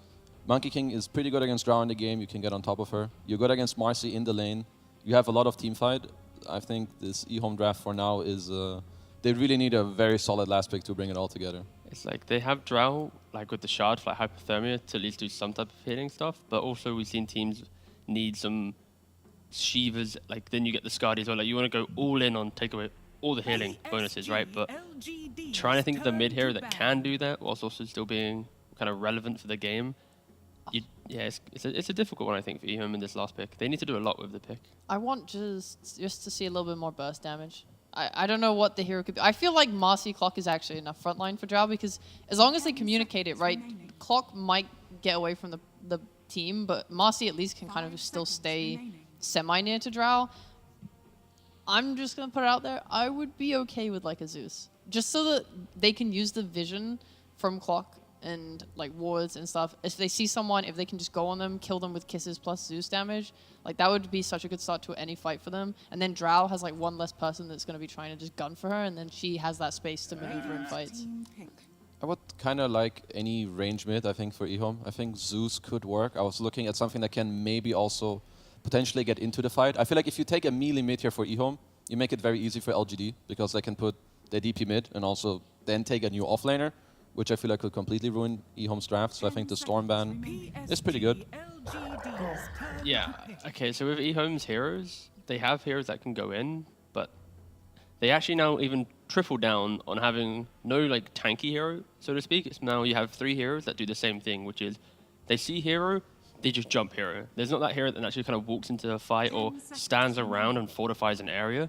Like all the skill sets of the tankier heroes on eHome are engagement heroes. So I still think there's a lot of kind of fear for this Drow to be able to match that. Maybe going like Hurricane Pike and just posturing more aggressively with the team, making sure that they initiate perfectly first. I still think for PSG, they're pretty happy with this draft so far. Okay, but T, how can they kill the Drow if they have 3 rabid dog heroes running at them? Because one hero, a DP alone, will bait all 3 onto her. Siphon 3, and then the rest of PSG kind of scurry around them. What if they don't do that? what if they split their forces? The Yeah, attack what dogs if, go left, yeah, I right, was going to say, right, Marcy down the takes him middle. this way, Clock's running that way, Primal's running this way. I'm skeptical, guys. I'm sorry. You're going to have blind fate. It's a mid-winter wyvern, isn't it? Oh my gosh, Hold. I hope We're so. waiting. What? Yep. Nice. Let's go. All right, yeah, all right. I like PSG's draft. It's clean, it's bold, it's good. They have so many ways to kill off the Drow. Even if eHome is aggressive and you hit this like Marcy plus Primal Beast initiation, BKB timings, slap a curse on there, you're going to put those rabid dogs to the side, and then you're going to fight the Drow. You're going to domesticate them. Yeah, exactly. Or put them down, either or. Oh, jeez. Oh my god. In this game, I think PSG will be looking to put them down. I don't think they want to rehome them and keep them. So, yeah. All right, that's bad. Ooh, I'm thinking this wyvern wants to, farm, get a little eggs, get a little cheeky with it. I think the eHome dogs could run over this whole game. They got rabies too, you know? And then it all culminates in this lovely little minus armor snap. Drow gets an Aegis. You're punting people in the knees with you got your. Whatever. Take it. I was going to say, how many more aggressive things could you say right now? That's just eHome. I'm trying to encapsulate their play style. I mean, that's kind of what they need to do. I think eHome need to go really ham in this early and also mid-game. But I think it's really hard for these heroes to go into DP Phoenix, Winter Wyvern as tanky heroes. So I feel like that will kind of fall flat, and LGD are just going to slap them. Alrighty, I think it's a pretty convincing argument that you two at the end there have made for LGD. We'll see if the Rabid Dogs win or if they are going to be domesticated as we jump into game 2. Bicop and Lacoste are going to be your casters. Thank you very much. Coming into game number 2, Midwinter Wyvern. Something a little bit different again from LGD. They're like, oh, you guys have your metas and you guys have your picks. We're going to pick something different. Last game, it was Luna. Looked really good. This time around, it's going to be Wyvern. It's been a while since we saw this hero being played on a mid lane, but I feel like it's a good pickup because once Primal Beast goes in, you can easily split the fight with the Curse. You can outrange the Drow Ranger, which not many heroes can do. And just feels really like good against Clockwork. You don't care about the battery assault with that Arctic Burn. And panel did mention the healing. They need to somehow reduce all the healing coming out from PSG LGD because there's 1, 2, 3, 4 out of 5 heroes have some kind of a healing. So hypothermia. Drow Ranger Shard is going to be very effective. I assume this is going to be straight up Pike into a Shard into a BKB type of a build from Drow Ranger. 30 seconds to battle. Got to get those timings, and we've seen some Drow struggle. So what do you expect here from MKS? Because honestly, in the few games we've seen Drow, it feels very feast or famine. It does. She is partnered with Clockwork, so gonna be good laning stage. Also, they do have heroes that go in. You have Primal Beast from the mid lane. Knight's gonna be going for BKB as a first item. He wants to hit that timing. With the Clockwork as well, like it's a strong front line for Drow. And then you have Clockwork plus Snapfire. This combo, these two supports can always play Dota together. Planet using shards, trying to zone out MKS.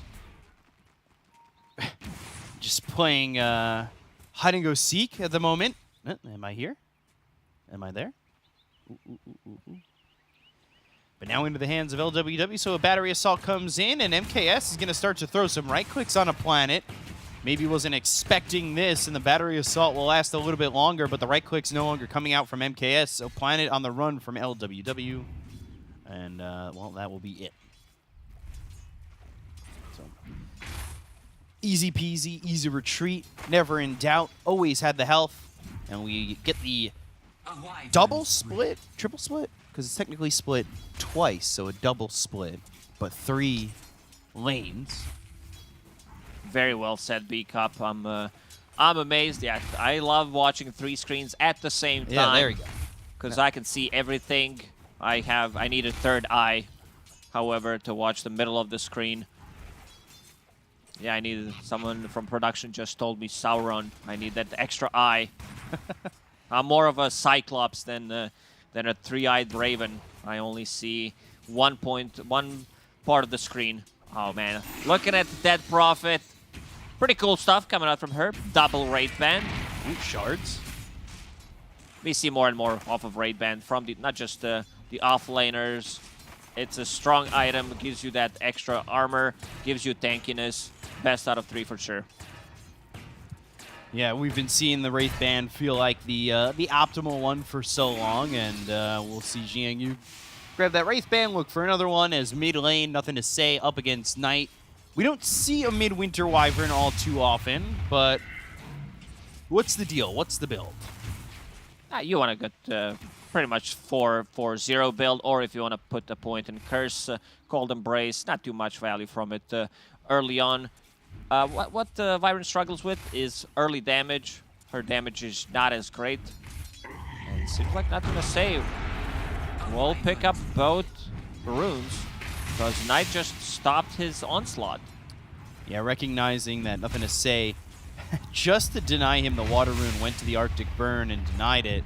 And now he needs to be careful. Not enough mana yet for the Splinter Blast. But just 120 health there as the sips on the bottles come in. And why you smile, top lane a little bit low is Shiro. After having a magnificent performance in that first game on the Luna, now trying to replicate that with a Monkey King. Monkey should have a free farm in this lane. He's really not afraid of Marcy. Oh, misses Boundless. Does not hit any of the heroes. eHome splits immediately. They split like we did split the screen at the start of the game. All-seeing eye. Shiro just taking some damage up here in the top lane. By the way, Knight, he got held out of the lane for a little bit longer because the shards were placed on the steps, so missing a couple of creeps, and you could see 16-2 though to the 21-6. I think he backed off into the jungle for a moment to get a couple more as Jiang Yu with Crypt Swarm grabs it on LWW, gets first blood. MKS now in trouble. They've got the Spirit Siphon. They just need one more Crypt Swarm, but the silence lasts long enough. And he's got 5 charges on that stick, so able to walk out of this one and keep his life.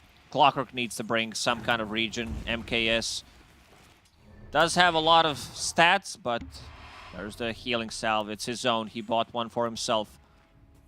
Interesting build. He put the second point in Frost Arrows. Trample, but the right clicks, nothing to say. Like you said, he doesn't have a lot of damage here, but he does have that water rune. Not enough damage to get the kill onto the Primal Beast, but setting him away, and now Knight's going to walk all the way up, looking for a bounty rune. Knight understands that if there is no Arctic Burn, and if he's staying away from the creeps, Wyvern doesn't really deal much damage. but he keeps leaving the lane. That's what I'm worried about. He is constantly sitting here with not a lot of health. Oh, Arctic Burn! Fairy Fire forced out. Close again. He got too close to the creeps for just 1 second. Level 3 Splinter Blast. 260 damage. Got to be very careful. It's a 7-second cooldown ability. This is where you, as Wyvern, start to dish out some serious damage, lowering the cooldown on Arctic Bottom Burn. lane Bottom again. lane. Shards, the Gust, but MKS able to escape. Right clicks on, and now they've got the Fire Snap cookie, so they'll have the lockdown on a planet with the Onslaught coming in from Knight. Now a trample on a Jiangyu. 4 heroes here for the side of eHome to take out 2 on PSG LGD. They clean up the bottom lane, and Knight makes a rotation after suffering mid. Why was Zhao Yu not bottom? They needed the 5th member. It gives a lot of space to the PSG LGD's mid lane. Nothing to say. Has been free farming on top of CS, and the same goes for Shiro. Yeah, Shiro just sitting there, and Knight again, Onslaught in. See if they get aggressive again on PSG LGD. I'm maybe not expecting Knight to make another rotation, as that first one kind of came through as Knight backed off to his base and then TP'd in. So, Death Prophet, early Urn. Not the usual build. It was very popular when Urn was cheaper, when the cast range was better. This item got nerfed like 4 times in a row. Same goes for the upgrade for Spirit Vessel. So not the item we usually see. Mostly it's Mech, Guardian Greaves into BKB, Shard Blink, this type of a build, but it's all about the sustain. Maybe someone else wants to get a Mech this time around. Cookie, Primal Spring, and the rebound away, but the Balance Strike, it lands on a Salad. And, well, they've got the damage to get the kill there onto the Snapfire, thanks to the Jingu going off, and, of course, having that Phoenix. Shards block in LWW. And they've also got this Death Prophet coming over. MKS trying to fight. Gust will push him away with the silence, and now even more right clicks. Not really doing a lot of damage, but it starts to get up there as he's got free time to go after it. A good snowball to send this Death Prophet back towards the tower. They're bringing in the Winter Wyvern, so Knight needs to be careful, but the Cogs, they pull in, nothing to say. So LWW stops the Winter Wyvern in their tracks, and Good now shards. Good shards to block in the Clockwork, and he'll fall to Jiangyu on this Death Prophet. Onslaught. Missing nothing to say, and for the most part, the Trample does as well. They've got the multi-shot there from the Drow, but not really doing a lot of damage onto these heroes on the side of PSG LGD. They need some extra damage. Maybe if Primal Beast was level 6 there, so he gets pulverized.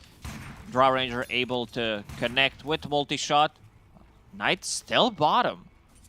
This is the 3rd time he went bottom. Only 1 time he was successful. And we can see the level difference. Wyvern about to hit level 7. Primal Beast just got his level 6. This is interesting because he's been sitting here for quite some time. Nothing to say, going to get his bottle refilled. LWW as well as Knight and Salad are here. Cogs, Cookie out of the Cogs. Snowball coming through. It's on to Knight, and now they've got that ulti, that Winter's Curse.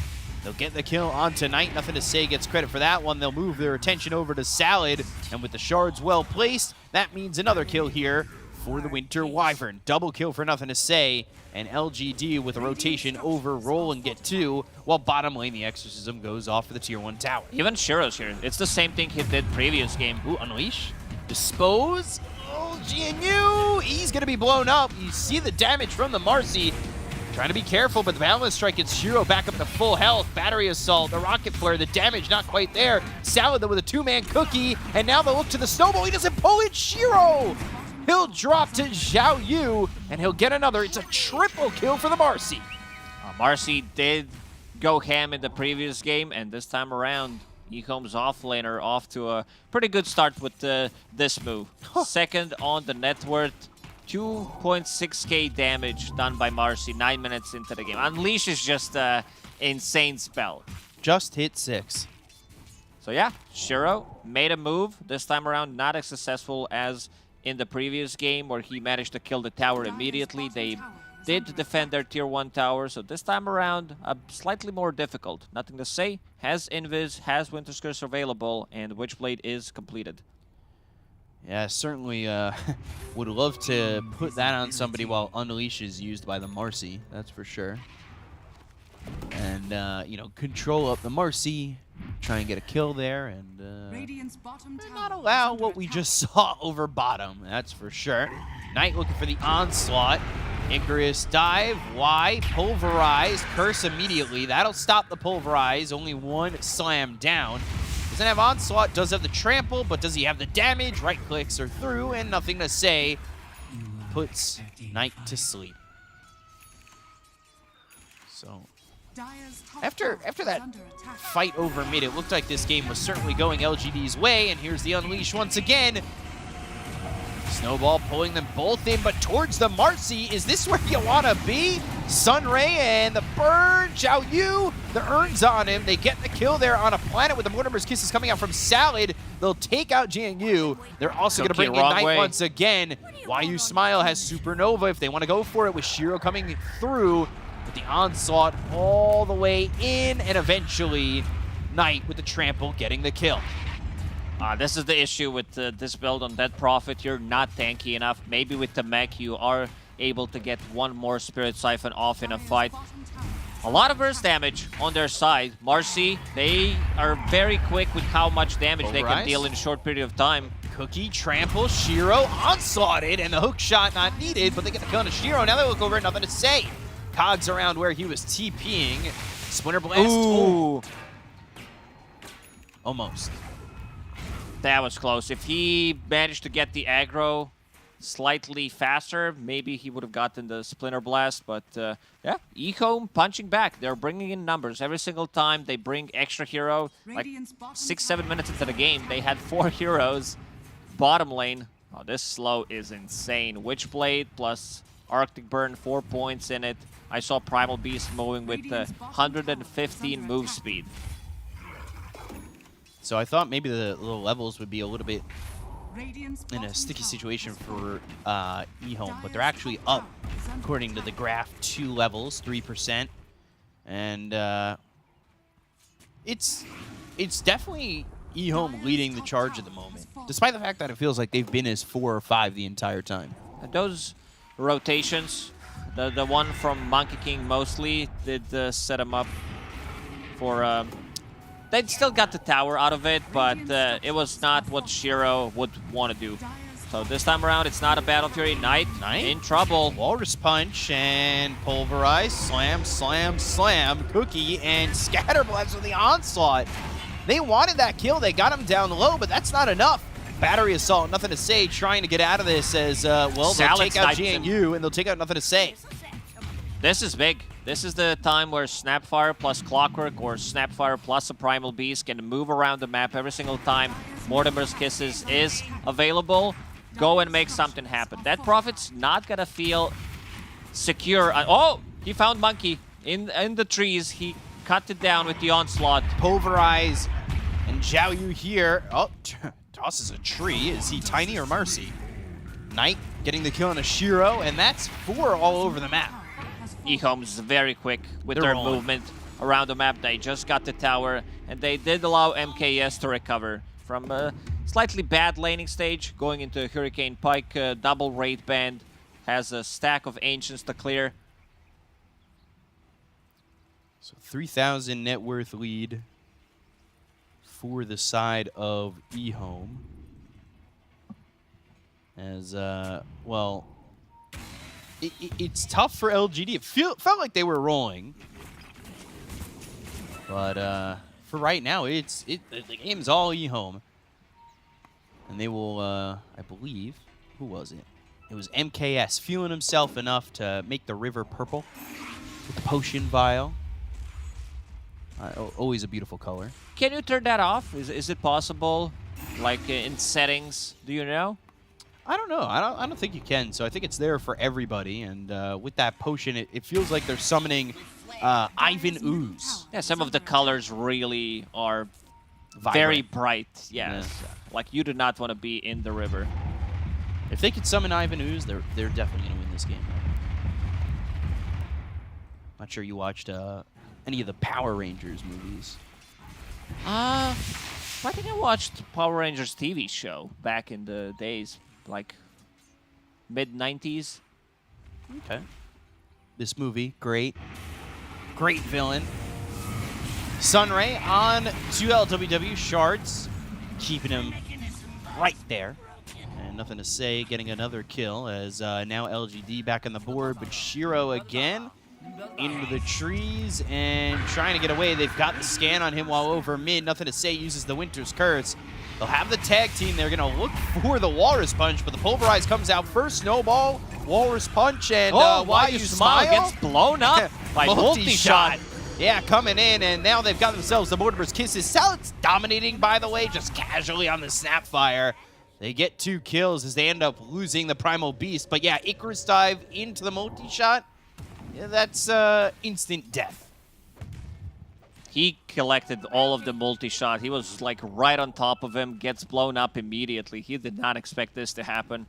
Also, a bit of a mistake there from Planet, not using Snowball, not a perfect timing when it comes down to Winter's Curse into another stun. Shiro. And they'll go to the Wukongs. They've got the Boundless Strike. Getting a kill on Zhao Yu would be massive. Sunray on him, and last right click goes to Shiro. So, good chunk of gold going into the Monkey King's pocket. Playing aggressive there, Zhao Yu. I mean, certainly eHome are feeling confident and comfortable with the way this game has been going thus far. But if their aggression starts to feed the pockets of LGD, and they're not going to be too happy about that.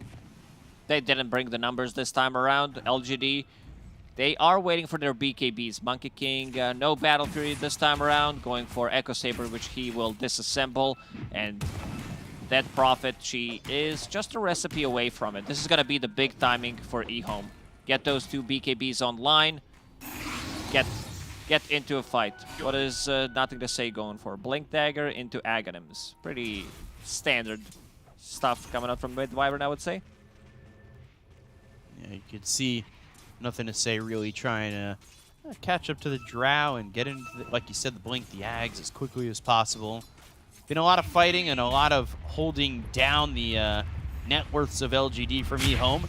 Tag team Walrus Punch, LWW. He does have Hook Shot, maybe to use that to leave. Primal Spring, Snowball, Onslaught, maybe going the other way. Good Snowball pulling in Shiro. Hook Shot comes out on a 2, but they've got the Boundless Strike. They'll have the Silence. They'll take out LWW as the Winter's Curse. This is another spree that they could take out of the hands of eHome. Scatter Blast, Icarus Dive, Nothing to Say, getting a lot of gold from the 4-time spree of Salad. LGD, very active on both sides of the map, getting kills. How is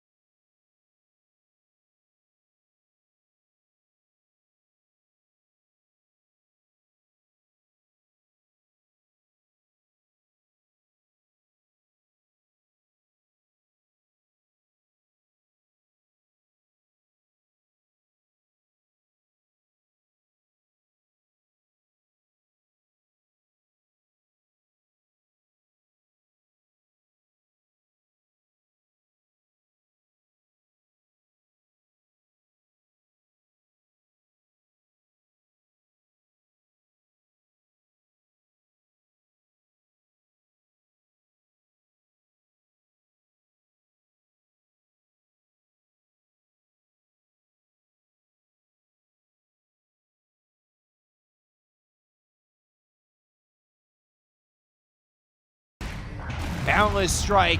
Marcy over to the side, but no longer unleashed. I don't think really has the damage anymore, but when that unleash comes through, it is devastating. Yeah, these damage numbers are insanely high. 5.5k on Marcy. She instantly deletes 2 heroes, and this is BKB Basher. Like, you don't have... yeah, sure, you do have a sidekick, but you don't have the... Like, I want to see what the next item is going to be on Marcy after finishing off Lincoln Sphere, which he's very close to, just 200 gold away. The fight looked decent because Planet did manage to get the snowball save. I mean, save. He managed to get it off after the good save from Wyvern, and then MKS getting jumped by Shiro. They don't get Xiaoyu though. Yeah, they don't get too much value from this Wukong's command. Ehome's very good at disengaging, and this damage from Xiaoyu. Uh-oh, nothing to say. Ooh, ooh, ooh. Cold embrace. Battery assault. No. Hook shots in. Xiaoyu again. Yeah, well, that's going to be Winter's Curse down. That Lincoln's already proving to be worth it. They need some Force Staffs.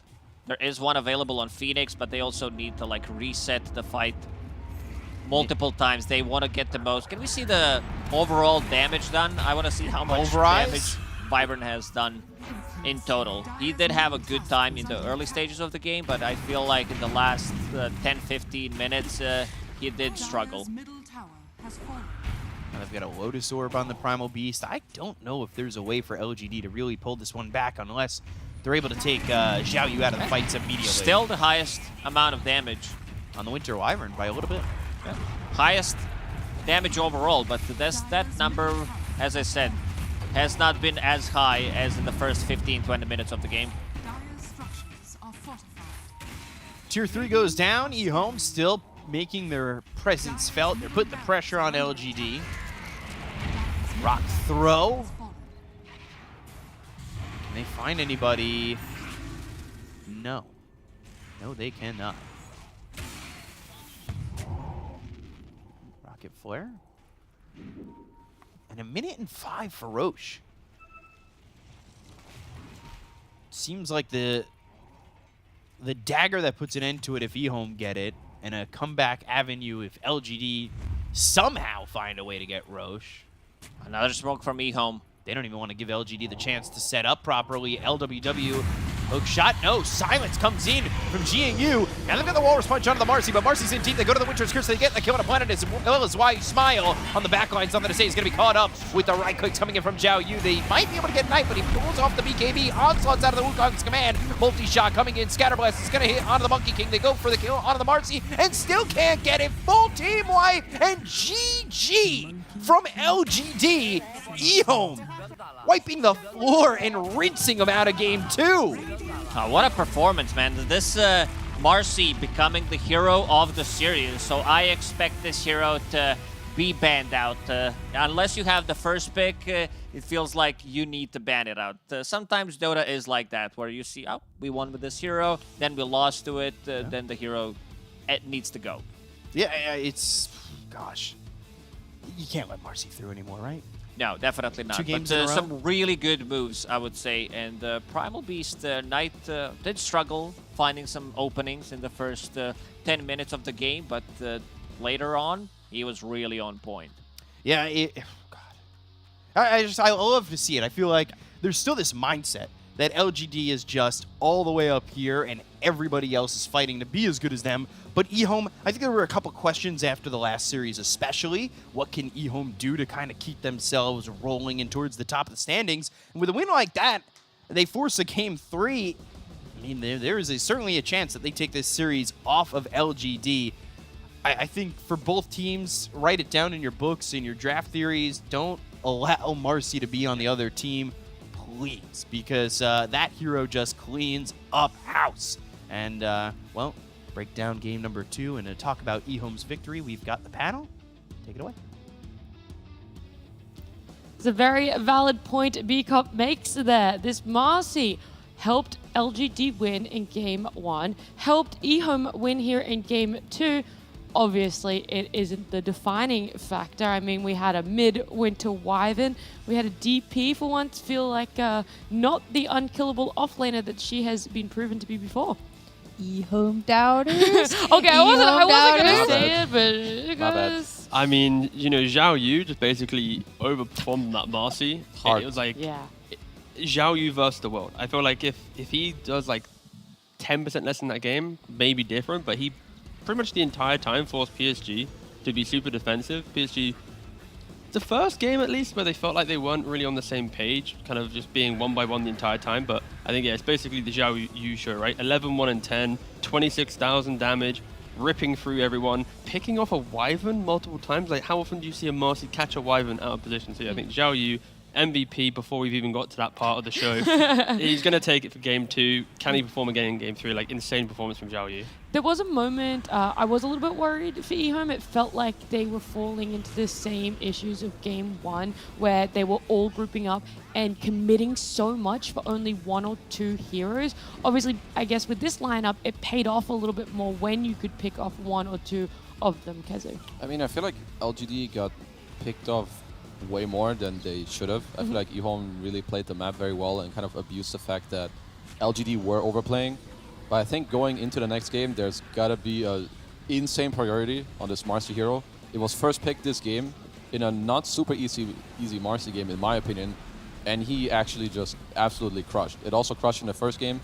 So I think going in the next one, I don't know if they both have different ideas of what to do against it, because if not, I think you remove that hero. I actually don't agree that it was a 1v9 by Marcy a little bit. I want to just point out, I think that LGD tried to play similar to game 1, where they understood that they had won the laning stage and were ahead, and as a result they wanted to split their heroes to just acquire net worth, because that's what happened in game 1. Like, this Luna went uncontested the entire game. But the difference this game is that eHome have 3 heroes in the Primal Beast, Marcy, and Clockwork who can gap close really easily. So whenever, for example, Shiro would be bot whilst eHome took a fight mid, they would then just TP and instantly catch him and then kill him as well. So we saw so much 1-by-1 death from LGD this game because I think they underestimated how quickly eHome could transition from kill to kill on the map. I mean, we also joked about it a little bit at the end of the panel. It's like you could have the Primal initiating on someone, and then on a different part close by, but not exactly in the same fight, you would have the Marcy on someone else, and then the Clock too. And then it felt like Snap was just there to follow up and also help with damage being dealt to. Yeah, PSG kind of, I don't know the correct way of wording it, but they kind of, I guess, ruined their own game in a little way, because this DP, after lane, her first exos were always punished, and like the snap ult was super high value to cut her off. With this mech build, you don't then have obviously like a hood because you're going for that, and then you're not tanky enough to deal with the snap. I think the early game from PSG, they never got to the point where they felt comfortable grouping up and making plays. So they're making the split push plays that Sheep's mentioning, which then makes eHome feel even better because they pretty much all in on pick-off. And then PSG have kind of scuppered their early game, and then it's like, wait a second, now PSG wants to play how our draft wants to play against them. This is insane. And then like they execute at this super high level, don't make mistakes, don't allow PSG to group back up again at a later timing that the team can hit. So yeah, I think it's just, there was many ups and downs in this game for PSG, but eHome, they were like, well, actually, our draft kind of vibes when you make these mistakes. So yeah, massive props to them. And again, Marcy, is it going to get through? Are they going to have all these assassins? Are PSG going to make these early game mistakes that allows the assassins to feel so good? Like, again, so many questions, but luckily eHome, they had the answers. Winter Wyvern mid as well. Want to touch on a little bit more. Obviously, eHome overall had that higher skill level for this game, but I really liked how the Winter Wyvern sort of played out for LGD. I mean, he did really well in the lane too. I'm not sure if the lane should go this well for him, but he was kind of crushing it. I think his item build was good. But I think eventually, so what eHome did and what they had to do in the draft was be like, before the fight, okay, you're going to go on Winter Wyvern. Like in the early game, it's the Clockwork, and then eventually it swapped to the Marcy. So I think they did that really well, because they need to kind of combo break the LGD lineup. So it's not like, I cold embrace you, then you egg, and I curse. So there's just too much going on. And I think, honestly, that's kind of what led eHome to win this game. I think they created too much chaos. It was exactly as prophesied. Rabid dogs running at you. And there's nothing they could do. I mean, they saw it in the early. Like, a Primal Beast was an entire level down on Wyvern. He was like level 4 as Wyvern was 5. What does he do? He just runs to the bot lane. And he does it again. He does it again. And then they just group up his heroes and they run at you. And LGD, honestly, they just crumbled. Yeah, Sheep, you foretold what was going to happen in Game 2. You get a little bit of time to think about what is going to happen in Game 3 as we are jumping to a break.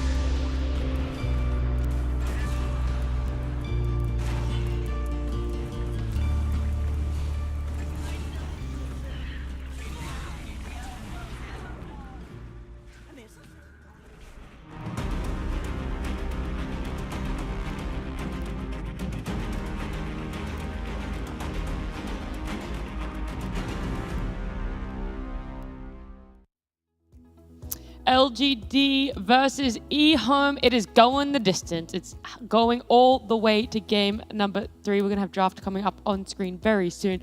Is Marcy now going to be a first phase ban priority, Kazu? Yes. You cheated, didn't you? No. Is it? It's No, not I banned don't- yet. I don't know Okay, yet. all right. But you think it needs to be? I mean, I'm not sure it has to be. I think it truly comes down to what LGD talked about now during the end of last game to now, as they decided not to ban it. So I'm just looking forward to them having a different idea. And now, first pick Marcy, Toss Death Prophet. Oh my gosh. Oh, okay, hold up. Pango. I mean, Bane was never going to Strange looking Tuscan DP That on my is screen. Okay, the reason why I thought that they might just do Tusk DP straight away is because the snap was the reason why the DP didn't get into the game. If the DP got into the game, PSG would have grouped up, and Right. the entirety of eHome strat would have kind of been foiled because you you think can't the pick ban- off. And I thought that one ban might kind of set it up. Instead, they go completely different. You know, if this is going to be a Marcy off lane, we don't see much Bane at all in any of the DPC regions.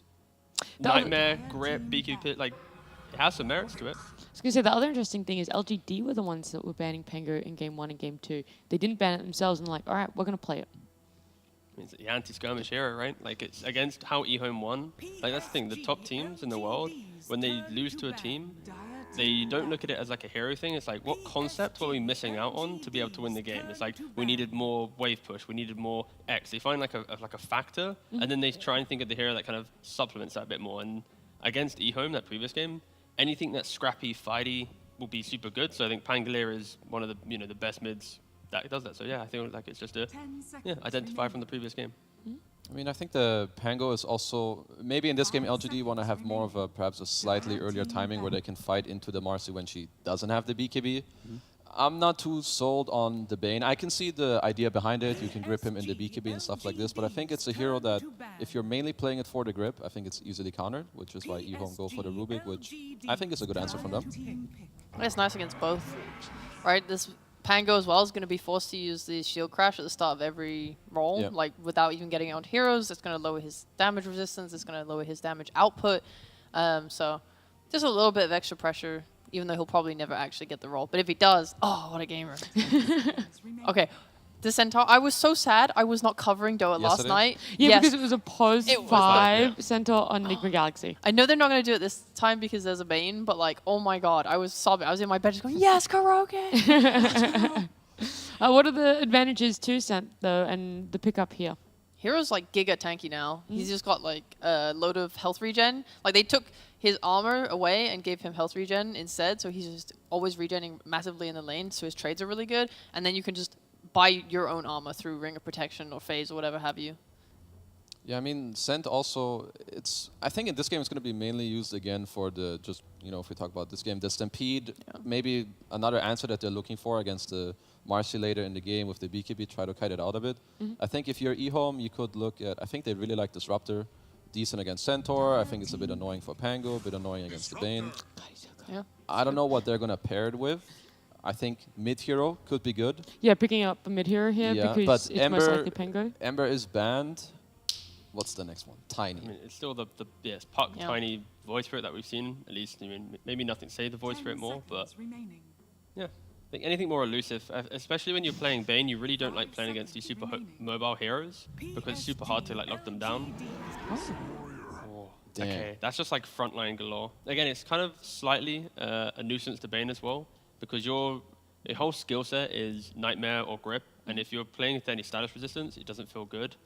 And same again now, it's like a good hero against Centaur and lane. I think going back to the Bane quickly, there's also some merits towards Enfeeble. We don't really talk about the spell that often, but potentially with the Marcy going later into the game with BKBs down, you throw in Enfeeble, you can kind of ignore what she provides now until she has some type of dispel.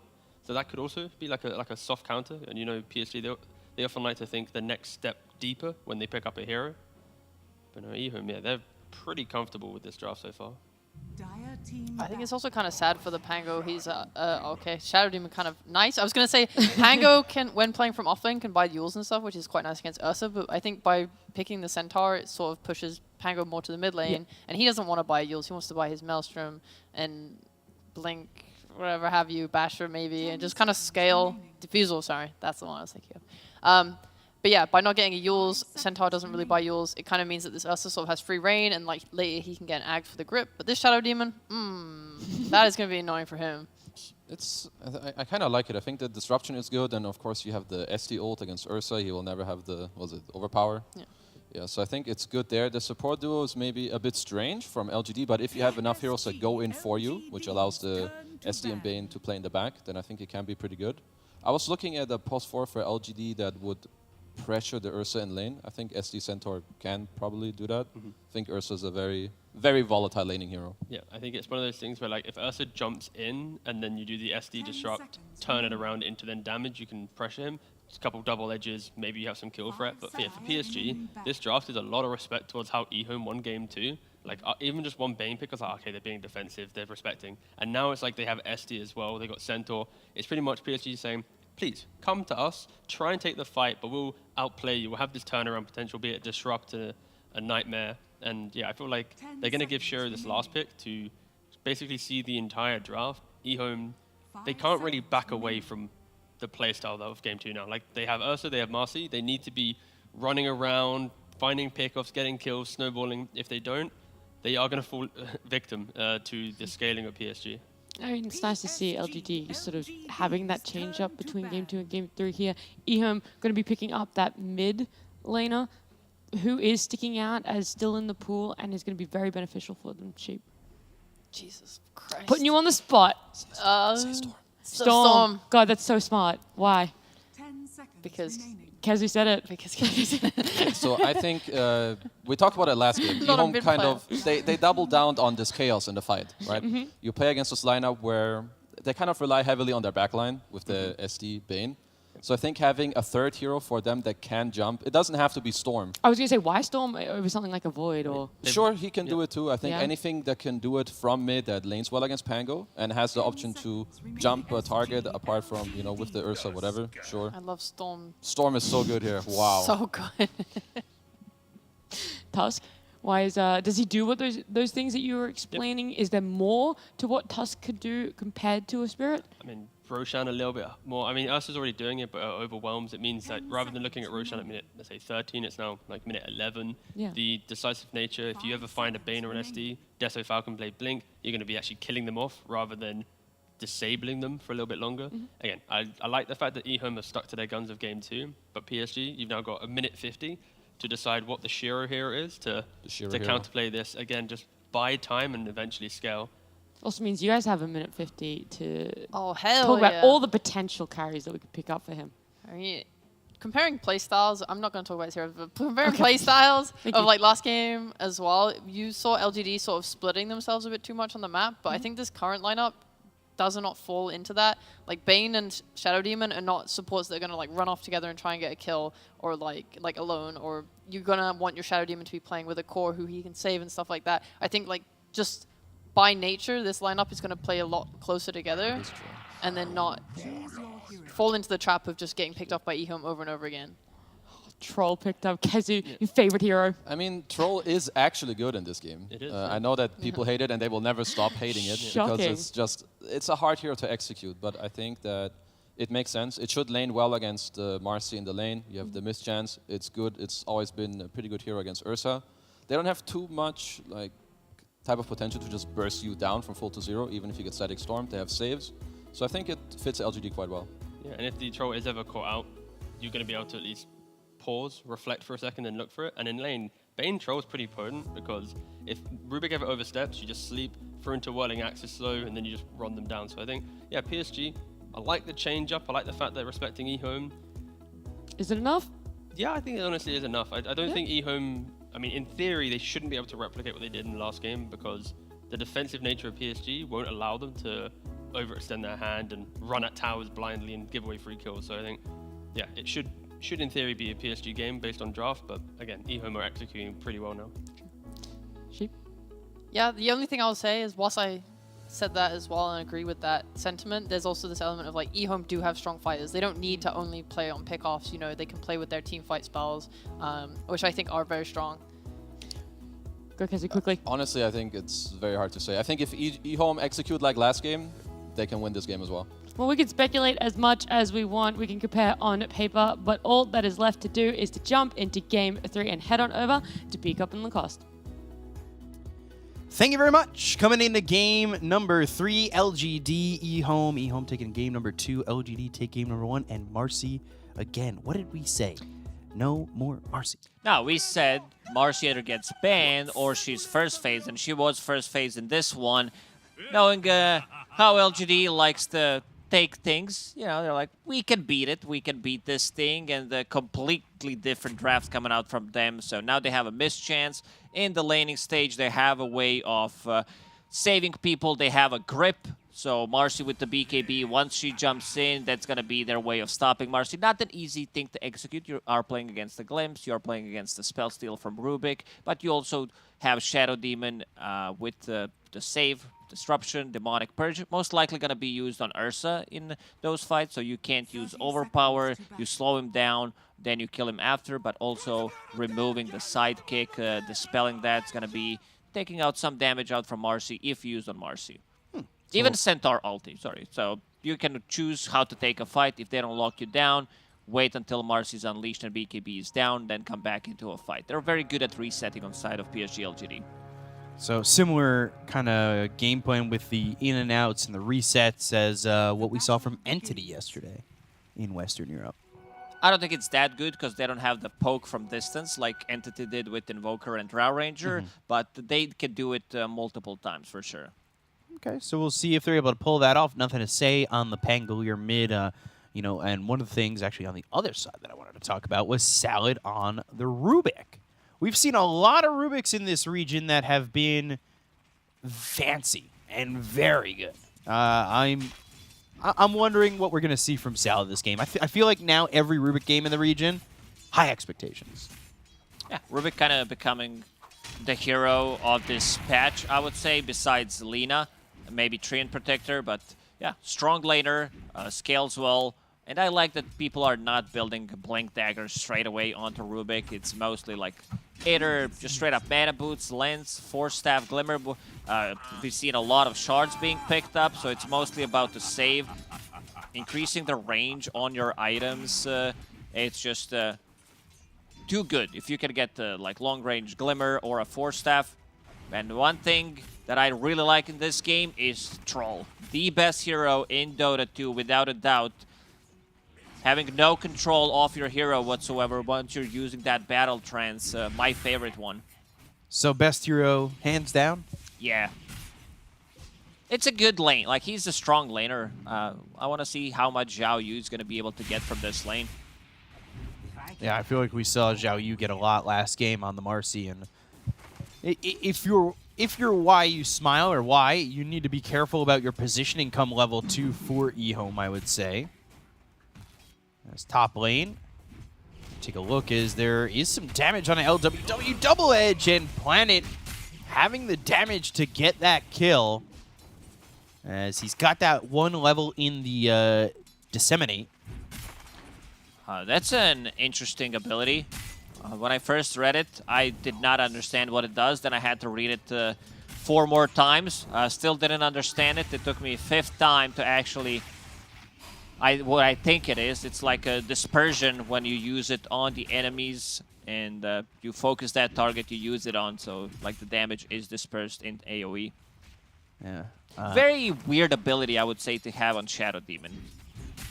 Certainly an odd one. Maybe something that makes him very strong. The radius getting an increase in that last patch from 600 to 675. That feels like a lot. A lot of range on that. And already a 1,000 net worth lead here for the side of PSG LGD. And doing a very good job of keeping MKS out of the lane, or, well, out of CS contention. MKS sitting at the 9 CS only. Bottom lane. Zhao Yu doing relatively well, better than I expected. 12 on that Marcy. MKS needs to get out of trouble. I gotta say, I liked Soul Catcher more. I think in terms of scaling, Soul Catcher in the mid-late game was a very powerful ability. How do you feel about Shadow Demon's Shard and Scepter upgrades with like the cleanse and everything. Well, Cleanse is okay. I think Cleanse is good, but Aghanim Scepter top tier. Very difficult item to get. Like you want to get either Lens or Blink Dagger, Mana Boots, and then get Aghanim Scepter. It's a lot of farm. This is not. You need to find Philosopher's Stone, make some stacks for you, disseminate. And they've got the disruption onto MKS, but he'll be A-okay for now. And you can kind of see the little shocks of disseminate. Jiang Yu getting chased, Thunderstrike, MKS looking for this kill. He might have been in too far, and it's not a might, it is a yes. You're in too far. MKS getting a kill, and maybe looking over now at Planet. LWW has Glimpse and Kinetic, and the Thunderstrike in one. So Thunderstrike on a Planet, but he's got the disruption to take MKS out of this chase. Big long chase. They didn't got much CS out of it. How's mid lane doing? It's Pango against Tusk. Pretty even in terms of CS. Yeah, even in CS, but experience favoring Pango just a touch for now.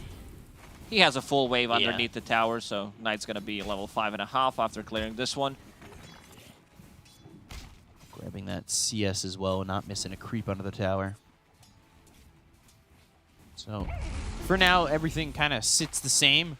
They jump on a Planet for the moment, and we'll see how Shiro and Y can do up against Salad and Zhao Yu. Zhao Yu certainly not getting the kills that he did, at least immediately in this bottom lane.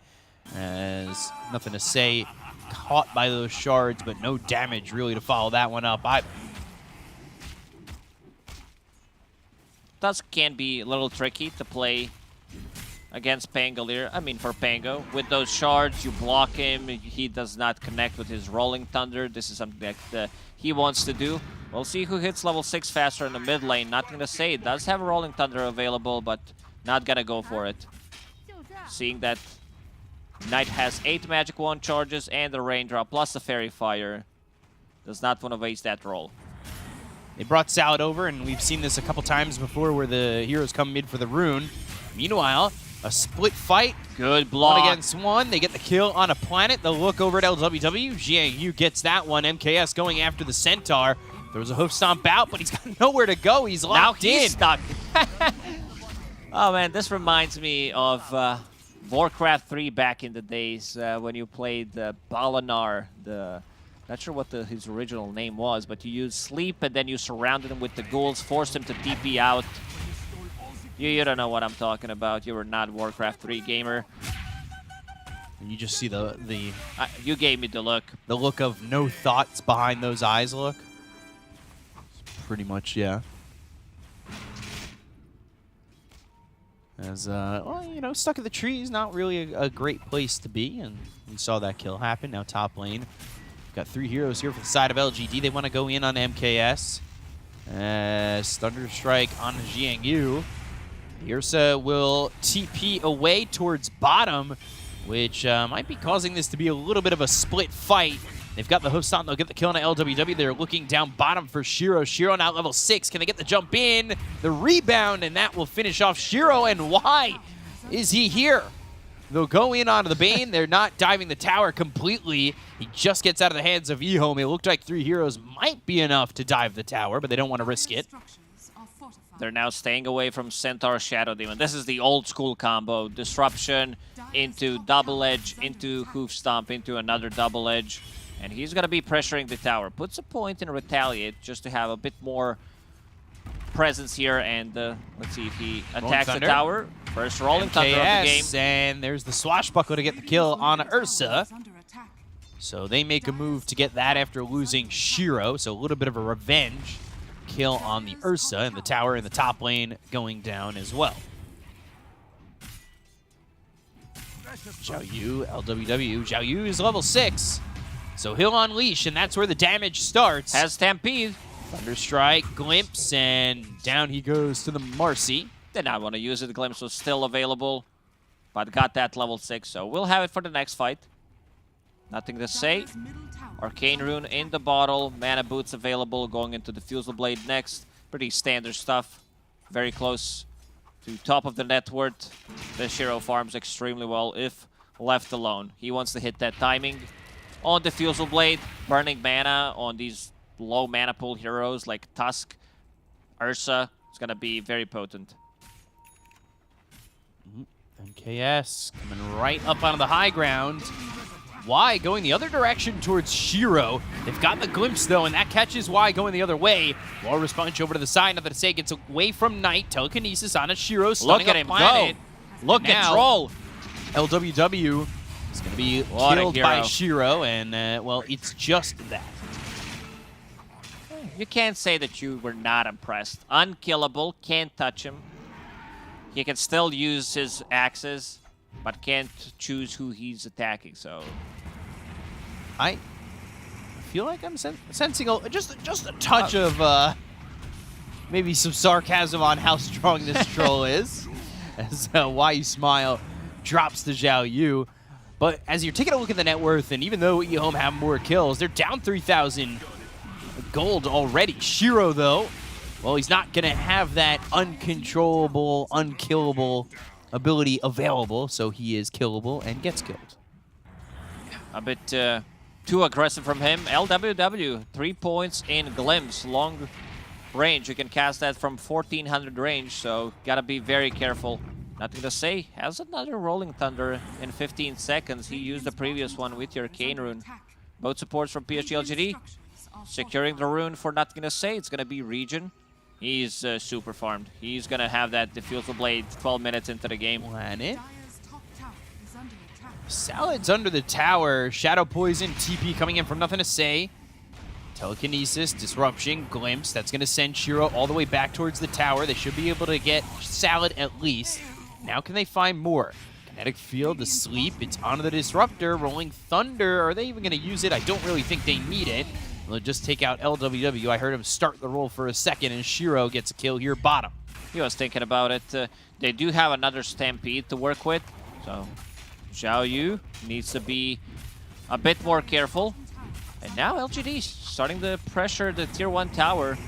Nothing to say. Immediate Rolling Thunder. Yeah, catches the TP as it comes in, so Salad dies again. Back-to-back deaths, and those shards don't really block anything. These heroes could just walk down the steps and get away from this. They want a glimpse. They have that range. It is a higher level, but they're not going to find anybody in vision. They're actually... I thought for a second, look at it go for Zhao Yu, and they might still. How do you fight into this? This is going to be a dead tower. Planet scouting things out on the high ground with Shadow Poison. Midnight goes Centaur, in. he's Walrus tanky. Punch. He's tanky for now. He'll go to the Hoof Stomp. They've got the Stampede, and now you're away from the Marcy. Nothing to say coming around the back, but with nobody else following that up, there's no reason to continue your chase on as MKS goes for the TP, but they've got the Disruption. So no mana, no TP, and now no life. Planet with a kill there on MKS. An easy kill there on the Ursa when everything's put together. They're very quick how they move around the map. Bottom tower, mid, then they go to the top, and nothing of value was lost for PSG LGD. Diffusal Blade needs 400 gold to finish it off. 5K lead, nothing to say. Diffusal soon. Salad, Knight heading towards top. Not sure who they can really get out of this, as everybody has already moved mid minus Shiro. Both carriers going for Battle Fury. Ursa struggling. He's almost as farmed as position 4 Shadow Demon. So still needs Claymore and Voidstone, while Troll needs just another 800 gold to finish off his Battle Fury. And they could potentially steal Roche with the lineup that they have from Ursa. That's going to be pretty big. If you have, for now they don't have Lucky Shot, but once you have Lucky Shot, more points in favor. Centaur does tank Roche damage quite effectively. Looking for MKS. Getting a kill on the Ursa could be the kill they need to want to maybe even go towards that area. The Roach Pit, Swashbuckle, rebound, Rolling Thunder being used. They go after MKS. Disseminate is on him, and the Rolling Thunder hits the Marcy as well as the Rubik into the air. They get the kill on MKS. They'll end up losing Y, but there's the double edge as well as the hoof stop. The Snowball's not going to be in time. The Static Storm is down onto the Centaur. This should line up to be a 2 for 2, but they've also got the shards on. Nothing to say. Do they have the control? He's It's a thinking little about bit going lacking. in. With the disruption. Glimpse. Snowball, rebound, now a little bit far from the team, but the shards, nothing to say, he's getting a little bit low, but he's still thinking about going, and, well, if he had some help potentially from Shiro, they might go, but Shiro is spending his time farming up in the top lane. They will refill his bottle. Fiend's Grip has been available for quite some time, but we still haven't been able to use it. Why you smile? Not gonna be that easy of a task with Rubik's Lift, stolen Fiend's Grip, like one glimpse that is on 18-second cooldown now that it's maxed, the Snowball save. But still, it's gonna be a good tool dealing with Marcy once she has the BKB, and also against Ursa. Another smoke from PSG LGD. Yeah, just the support smoking, that's because they want to join Shiro up top. And what I just said about this Fiend's Grip being easily cancelled. Why you smile going for Aghanim Scepter? Ooh. This hero can't really farm, you know, but Already has a point eventually booster. you're gonna get it. Salad.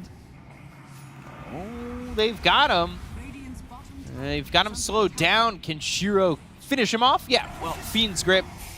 And there's the kill.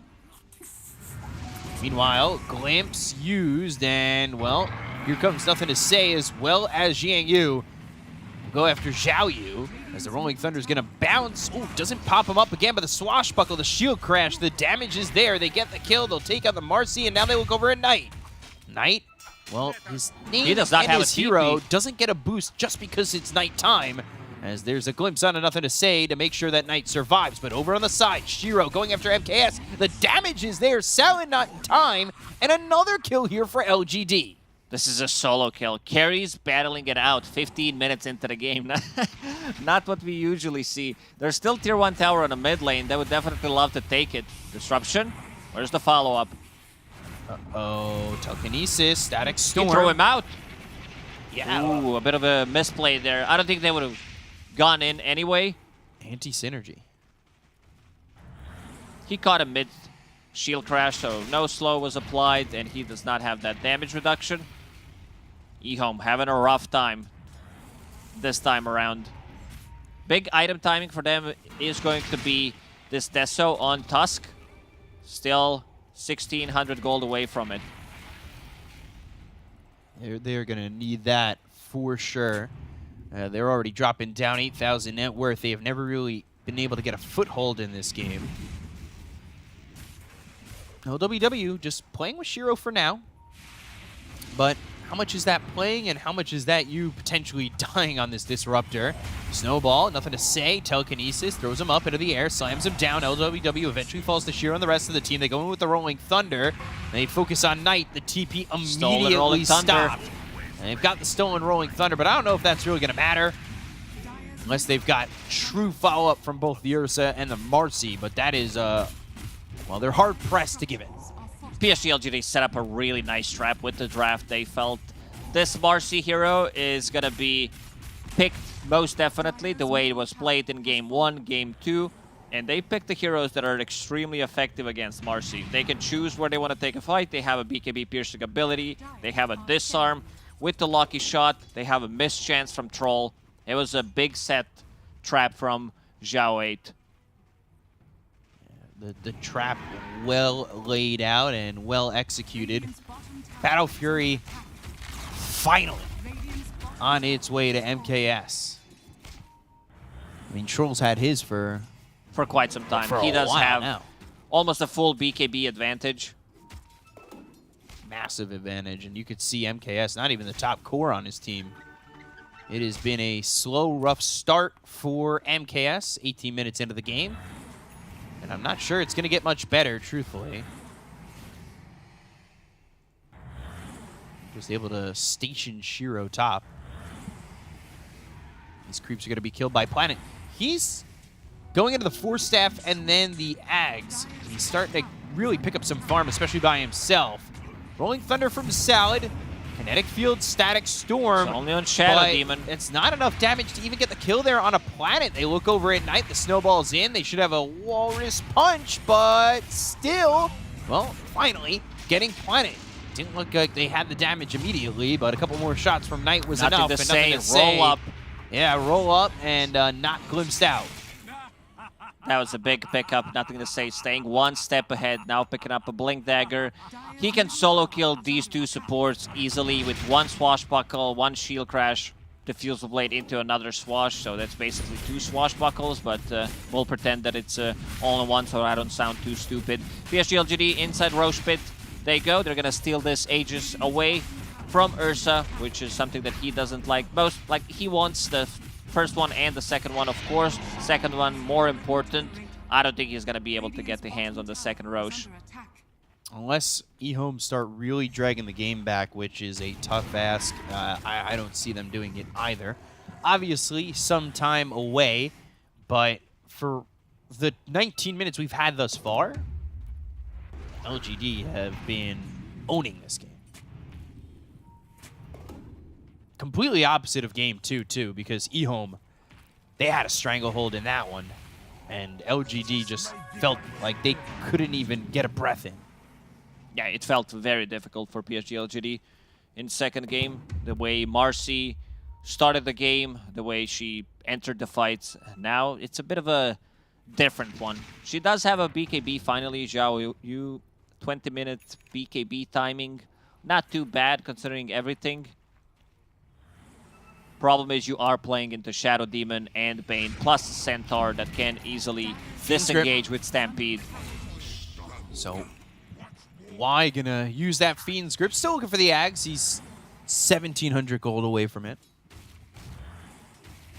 One day he'll get the gold for it. I can feel it. Yeah, he's like, guys, we're playing too well right now. We're gonna end the game before I get my Ags. I need to pad my stats with Ags. Please. Shiro, easy tier 2 up top, taken out. Salad over to the side. Swashbuckle stolen, but Salad, oh, the damage! Disruption, it's fine. He's stopped, he's killed, he's gone. Salad gets killed by Planet, and now a Walrus Punch knockout. MKS is here too, but MKS, well, as quickly as he was there, he disappears. So will Knight. The only heroes they can kill are pretty much the supports on side of PSG LGD. Centaur did die a couple of times in the laning stage, and now he's building into Heaven's Halberd. They're itemizing very well against both Ursa and Marcy, even Tusk. So this type of lineups, we're going to see that again. We're going to see the KS, Shadow Demon, Planet using the Disruption and immediately kills it, and then Snowball putting rest of the team in a really bad spot. Two-man Hoof Stomp, nothing to say, connects with his Rolling Thunder. This fight's already over. Yeah, they took those heroes out very quickly.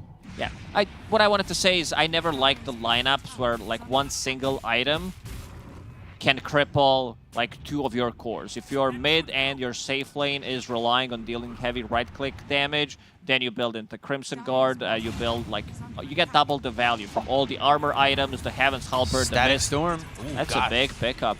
Yeah, that was a quick kill. Unleash obviously showing the damage. Forced the roll-up with Zhao Yu threatening with the Dispose, so that allowed them to glimpse into the Static Storm. But still at the same time, Shiro has a Nullifier. Oof. So, another way of dispelling the sidekick, Ursa's overpower. He's not going to have overpower in the fights. That's the big thing. So they can't use the Force Staff. It's not like they have any, or Ghost Scepters, because the supports are really poor. Shiro staying one step ahead. Yeah, so is the side of LGD around him, and they've got 1 minute and 20 left on this Aegis. They'll have Pango back in a second, a tier 1 to TP too, and it's going to be the top lane that he TPs over in. And then Glimpse, roll up, not going back to base. Middle tower is under attack. Oh, Knight. Rolling Thunder, Knight is in trouble. Can he cut the corners? He knows exactly where he is. Jumps over the cliff, right over to him. The snowball's going to be towards Planet, but Planet's going to drag him under the tower. Swashbuckle, your tag team is for nothing. You have nobody to tag in. The Dudley brothers, the Hardy brothers, nobody's there. Edge, Christian, they've bailed. Why you smile? In vicinity. Blink, hoof stomp, double edge onto the Rubik. Salad gone. Why you smile, getting another kill. They also LGD. removed the observer ward. Yeah, cleaning up Ecom vision should too. probably know that there is ward on the high ground. The problem is they have good heroes to defend that ward with. LWW, Planet, thinking about going in. Yes, mid. Nullifier BKB, the ult from Shiro. Look The at right him click's go. coming in. He's starting to really pound on him. They get the kill on MKS. They've got the Fiend's Grip. Your BKB has no power here. Zhao Yu on the run. Now he's going to rebound up out of the high ground, getting out of the hands of LGD, but just barely. Stolen Fiend's Grip. Good usage of the Aegis. Now they're going to start to pressure the tier 3 tower. Or will they? There's no disruptor. Both heroes do have buybacks. Maybe they're afraid of this long grip from Rubik because they don't have the best abilities to stop it with. Pango getting that Ags delivered next. Shard for the Centaur. How's the Bane Ags looking? 100 gold away. That's why they didn't push the tier 3. It's probably one of the fastest Bane Ags because he rushed it. Yeah, Brown Boots Ags. Thumbs up. eHome down 20,000 net worth. Need to find a way in. Even with the Battle Fury for the Ursa, he was just so far behind in getting it. Never really having a chance here to catch up to the Troll, who is 8K ahead. Shiro now picking up that Basher, and I don't think you're able to leave if you engage with Shiro. Troll cannot, Ursa cannot fight against Troll. The mischance, Nullifier, BKB, his Battle Trance, you're not going to be able to hit. MKS, he needs to find a different target. Oh, nothing to say. Avoiding the smoke. They've got the ward up onto the high ground. They go to the kinetic field to try and deward it. They'll go to the Stampede. MKS, he's over in the trees. They've got the glimpse, so they'll send the Centaur back. But Shiro in, rebound over. Now they're going to go with the Unleash. But they've got the kill on LWW. supports. They get the kill on Salad. They've got the Fiend's Grip coming through, and the right-click damage onto the Marcy. So they'll take out Zhao Yu. Down goes MKS. Ultra kill for Shiro. Can they hold Knight to give him the Rampage? Shiro would love it. Double edge. And now the They're doing Nightmare, it. the sleep, the right clicks, the Rampage for Shiro. That's a good team. They left the Rampage for him. They don't just swipe it away when they see the Ultra kill. Nice done. Those two supports immediately disappeared. I think it's time to call this game. 23K net worth, 26-minute game. Like, Shiro having pretty much a perfect game. He did die 2 times, but still managing to stay on top of the net worth. This is going to be 2 set of barracks. eHome, they cannot punch back. They don't have what it takes. Yeah, in that last fight, too, I just want the Bane with the Nightmare saves. Like, they don't have any way to really keep their hands on any of these heroes on LGD, right? Stampede, the ulti coming in from Shiro, the Nightmare saves, the disruptions, the Rolling Thunder coming out and bouncing you up into the air. I don't know what you do to even have a chance to hold on to these heroes, but they're not going to call GG just yet. Roche respawning potentially in 2 seconds. Let's see.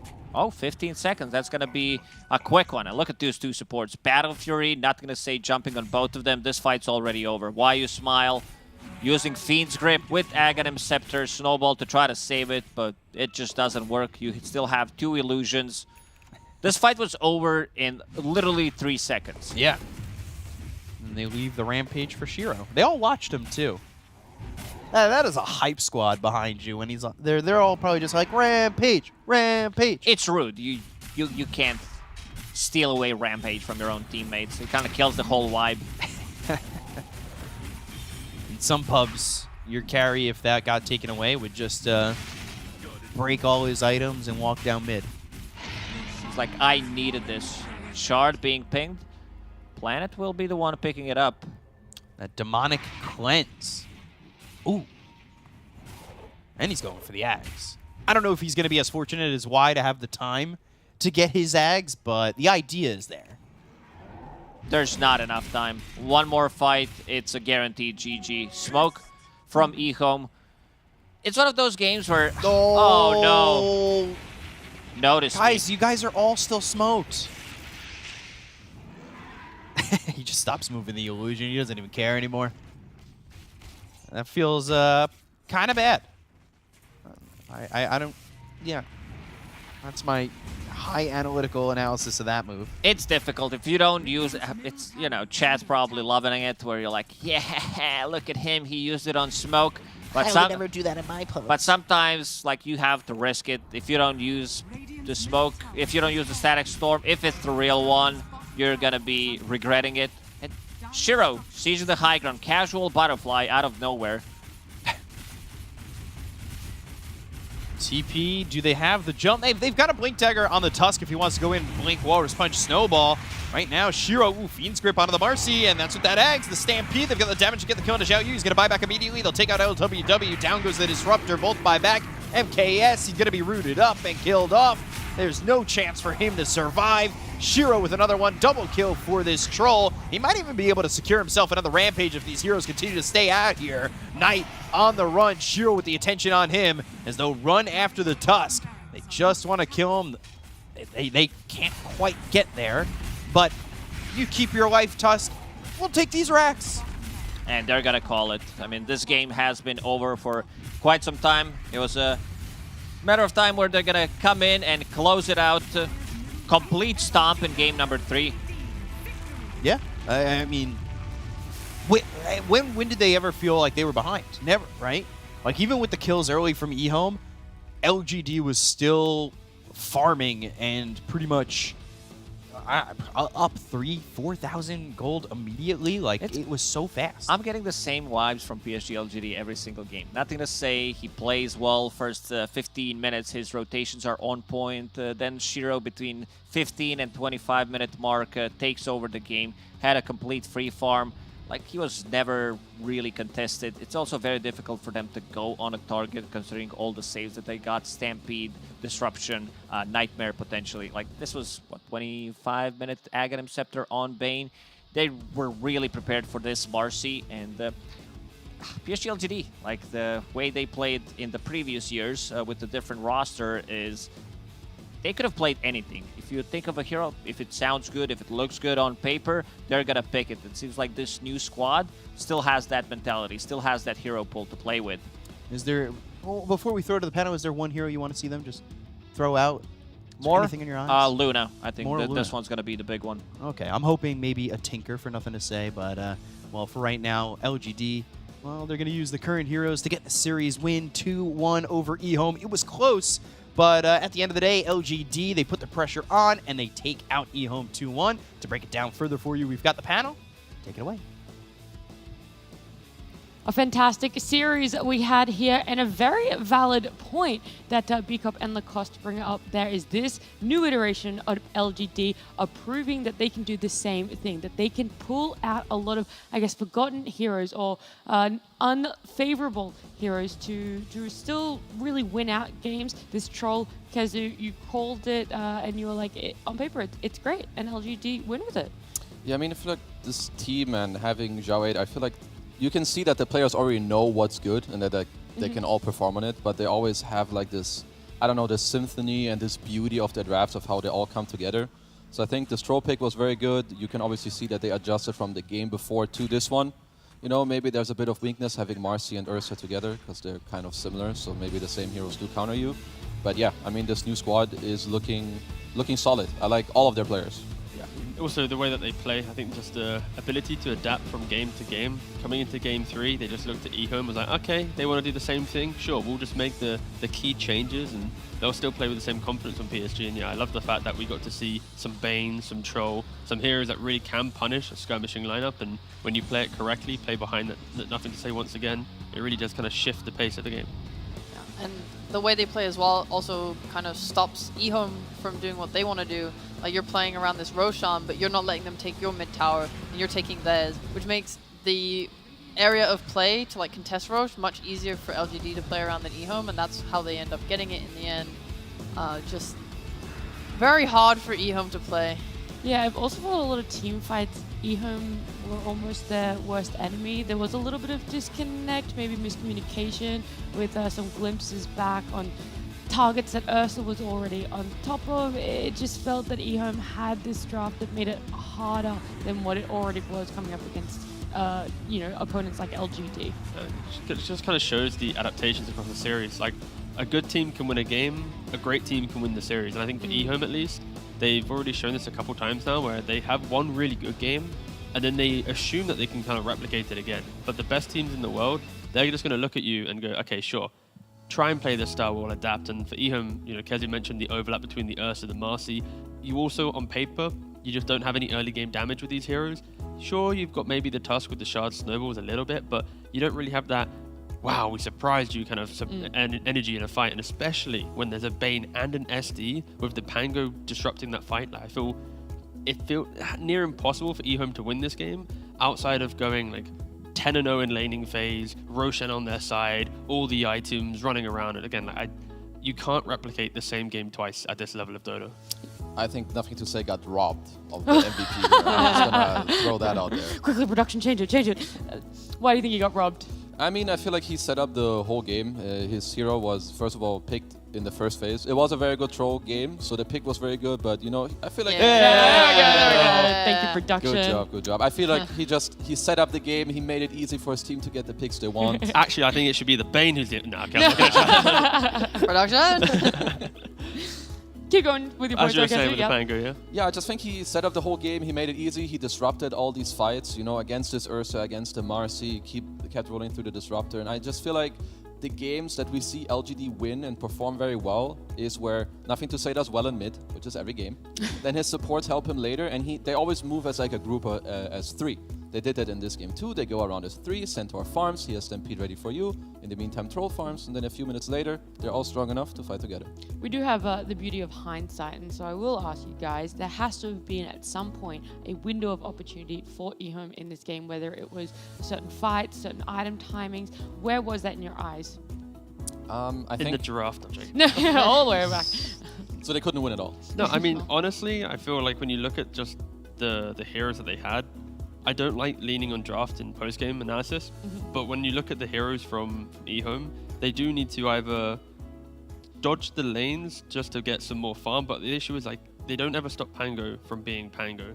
I think maybe you could argue that the support's going to mid if you get like the haste rune or the DD rune from Tusk and he gets to make a big play and you get that like 11-12 minute Roshan, you can be a bit more confident, but I just feel like they're always going to run into a brick wall. They'll never be able to break high ground. They don't have tower damage. They don't have skirmishing power. So draft-wise, it really feels like a 90-10 draft to PSG that you need like a miracle, not the player, but you need a miracle for eHome to win this game. Just went for the double flame all on one.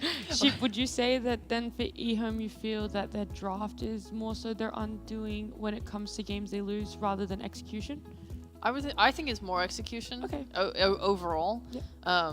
But I do think this game was hard because of like going from the early game to the mid game. I think LGD did a really good job of extending their lead and how they played. Like for example, eHome are desperately trying to split themselves to get as much net worth as they can to try and launch a fight. But LGD are like sending heroes back and catching like stragglers farming like their triangle, for example, whilst at the same time smoking to their vision on the other side of the map where eHome are then like, oh, we can leave our base, let's go get something. No. And LGD shut that down. So like they were just playing really, really well all game on LGD. I think it's hard for me to say that eHome could have really done much. I think they had some plays, but even then it's hard. I think like the two options they maybe have is either A, you try to smoke when LGD are too aggressive on you, you use like the static storm with the snowball. And last one, you try to sneak a Roche somehow with Ursa. Otherwise, there's no other way back. Yeah, well, impeccable game play from LGD, winning this 2-1. It's time for winner's interview. We get to pick a player's brain about this series, about how LGD is going. And for today, it's going to be Shang Yu. Probably butchered that pronunciation, that pause 3. Shang Yu, thank you so much for joining us. Congratulations on a win today for you guys over at LGD. I'm going to ask a little bit about how you guys are going as a team outside of gameplay. What is your focus outside of that? 首先恭喜你们拿下今天比赛的胜利，然后想问一下你们作为一个新成立的团队，想问一下你们在游戏之外的话，你们平时的沟通跟交流的你们重心是什么？首先谢谢啊，然后游戏之外的交流其实不是很多吧，因为最近就从集训开始之后，每天都是起床就在训练，打到晚上单排完睡觉，游戏外的东西其实很少。First, thank you.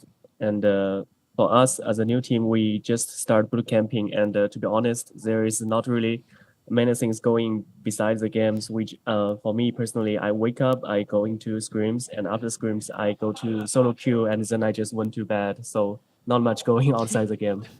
It's just Dota 24/7. Speaking of that, though, are you guys watching other regions? And if so, has there been any influence at all about your perceptions of the current meta? 那还想问一下，你们最近有没有看其他赛区的比赛？尤其是对于你个人来说的话，你对现在这个版本来说，有没有去看一下国外的就是比赛，然后有没有这些自己的理解？都有看吧，西欧和东南亚，然后东欧、北美、南美看的比较少，就反正都有看吧，然后自己位置上就多学一下他们的打法吧，也没有什么特别的。Yeah, I definitely watch other regions' gameplay, especially on Western Europe and Sea Dota, and I watch less from East Europe, North and South America. For me, I just learn from other positions three and I try to learn any new idea from them. Okay. So after game 2, you lost to a very aggressive lineup. In game 3, you had more defensive heroes. How do you decide the change of playstyle during a series? 想问一下，就是我们第二把就是输了，然后对面阵容也非常的这个进攻性非常强，然后第三把的话，我们又选了一个就偏防守的这个阵容嘛，就是想问一下自己就是我们队伍在这个比赛之间是怎么样去对这种阵容的一个风格做一个调整的？我觉得没有太多风格上的调整吧，就是第一把我们拿的马戏凤凰，第二把他们拿的马戏，然后第三把我们讨论了把马戏放出来，然后就搬完觉得搬了个那个大圣人马就挺厉害的，然后也没有阵容没有说太过偏防守吧，我们前期打小架比他们厉害的，就是主要看合对位的吧。Yeah, I wouldn't think we make a style change. I just feel like, for example, first game we got Phoenix and Marcy. Second game they got Marcy, so we figure out probably we cannot let them get on Marcy again. And for the last game, I think our lineup is good, and we ban Monkey King so that center can have a good game. Once we establish that, I think we are actually even stronger in early game for team fights. That's what I saw on the lineup. Cool, thank you. Okay, I want to ask about the strategy time, the 1 minute before the game. I think LGD's early game always looks very crisp.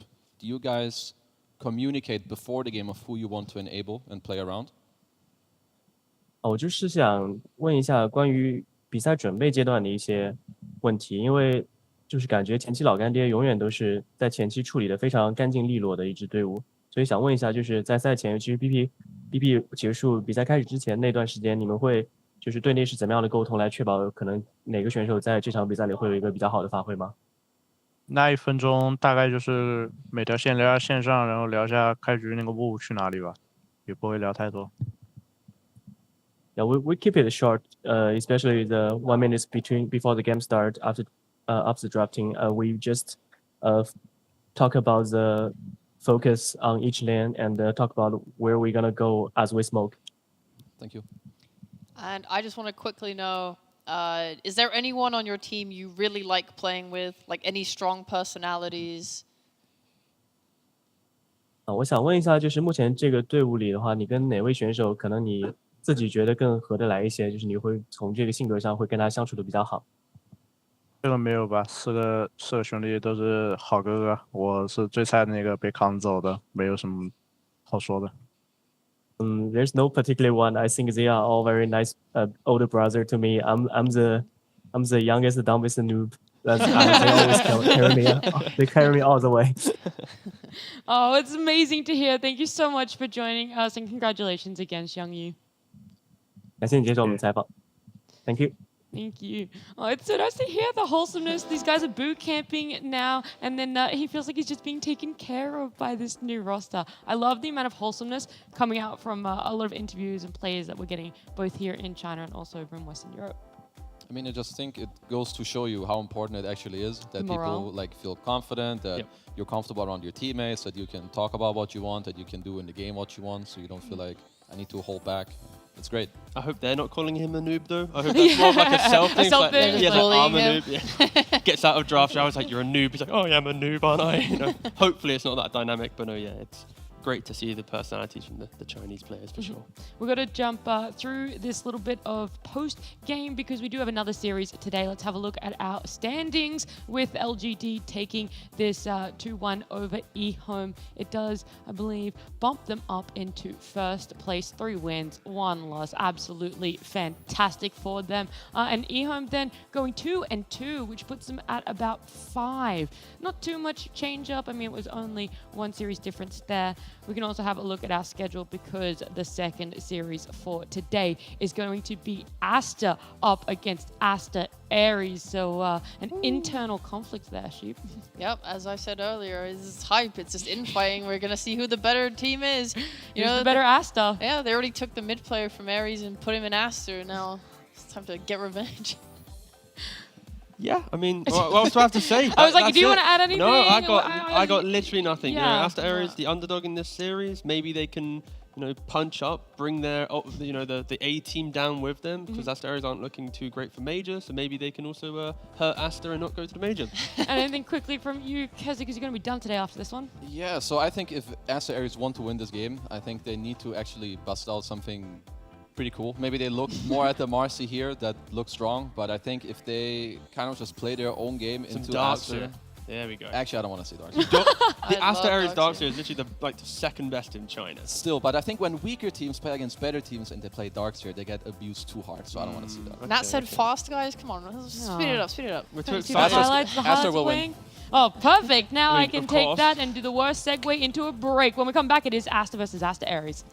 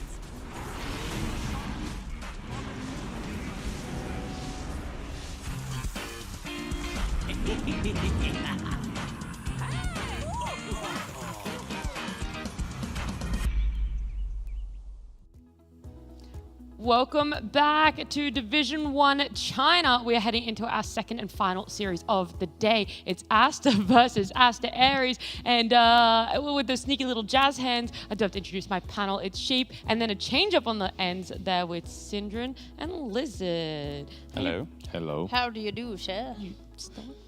Howdy. Hi. Hi. Okay. Hello. Doing fine. Hey. I wasn't asking Watched you. your series. I was asking him. How are you doing, Sind? I'm good. Please I'm always down for some Spider-Man meme, and this is what this game is going to be. It's Aster versus Aster, but in the usual Spider-Man meme, it is they look identical, right? Point back. Yeah, they're That's supposed to be the meme. same. He doesn't Yeah. know the Oh, do we- meme. It's He's the all. three-way. Do you not know Oh, it? yeah. He's yeah, all. yeah, He yeah. doesn't So you know. would point at Syndron and then me with your other hand, so both hands, and then I would point at Sheep and you, and Sheep would point at me and Syndron would point at Sheep and you. Well, usually the Spider-Man I meme thought is it was There's just only two of three. them. It's It's just only two I Spider-Man. No, should- two. I You thought should it was be three. like further away a bit as well. Whatever. Is it not three? I don't know my It's memes. fine. It's just two. Anyway, we went with four. But in the Spider-Man meme, the two Spider-Men look identical. I think in Exact this same. one, We one look of, the, at one of them as well. It's kind of actually We're- we're a pretty good we're- analogy yeah, for yeah. this. In this Spider-Man meme, one of the Spider-Men is a little bit more buff, and has a nicer. He's been Spider-Man for longer. He has a nicer suit too. So it's Yeah. basically I'm Aster Aries and you can be Aster today. Yay! And then we need to point at each other. There you go. All right. New meme templates. I'm That's gonna it. be the van in the background. Thank you for explaining the You're gonna memes. be the van in the background. I can't believe you didn't know that. This is why we need Lacoste. He would have picked up on it right away. He would have laughed. He would have been like, "You're so he's- funny, Sin." He's the funny slab. We're gonna have to do a meme 101 course with you tonight then, Yeah, and me definitely. as well because I didn't really know it that well either. But it is gonna be Asta Aries, a little bit of the Spider-Man meme here. You said that Asta was gonna be the more buff one. Do you have faith that they're gonna be taking this series then, Sid? Yeah, I think the most likely outcome in this series is probably a 2-0 for them as well. Like it's a really star-studded roster. Oh, a 2-0. And Damn. they're Astra are currently 2-0 in the region, I believe, and Astra Aries are 0-2, and they won one single game in one of their series. It's just Astra is a team that you would expect in this region to get top 4, and Astra Aries is kind of like a wild card that I think the way this region is looking should probably be happy to stay in Div 1. Is my perspective on it. Damn. I think the three teams in this Cinderin going ham straight no, off but the three teams in this region so far that look the least impressive are probably Asta, Aries, Dawn, and IG for me. So if you do think they are going to place like that, then you obviously don't want to be the last two. But Yeah. I know it's early days. It's Of only course. you've only played Oh, two you series, right? But there is only 8. So I was about to say, you say early days. 7. We're on day 6. This is compacted. How many days are there overall? What's 3 weeks? 21. China's is, different but they because they have like the split. break in the middle, Yeah. right? And that might impact some teams' performance, like who uses the break the best, etc. But like in total play time, it's the same for every Yeah, region. It's 3 weeks. It doesn't work in China. Like you go on a break, you come back, it's all the same thing. Been there, done that Yeah, but before. how many no break. days of playing in total on there? Did we not just No, say you just said it's just 21 because it's No, 3 'cause they're not no, playing 'cause every they- single they're day playing for every 3 day. weeks. True, yeah, that's true. That's true. Yeah. Isn't it like half of that? About half. If you tell me about Asta Aries, I will do that maths. Asta Aries are a team where they had XWY, the mid laner of Asta, on their lineup before, and then they stole him, they kidnapped him, and now they have White Album, who actually was on Asta Aries before XWY was on it, and then he got removed for X. So it's it's a lot of players being swapped around. Anyway, the team's pretty cool. What makes them so cool? They have really good ideas for their fight conditions. They will have heroes. They'll know exactly how they want to use them to get fights, and they'll do their best to execute it. Sometimes they struggle to execute it, which is probably why they're kind of middling of the pack. But I think their ideas are very good. They're pretty nice at brawling as well. They're kind of like a less extreme version of eHome. Yeah, and they're not as big of stars like Sind mentioned as Aster is. Like Aster, obviously, Boboka success, sure, amazing.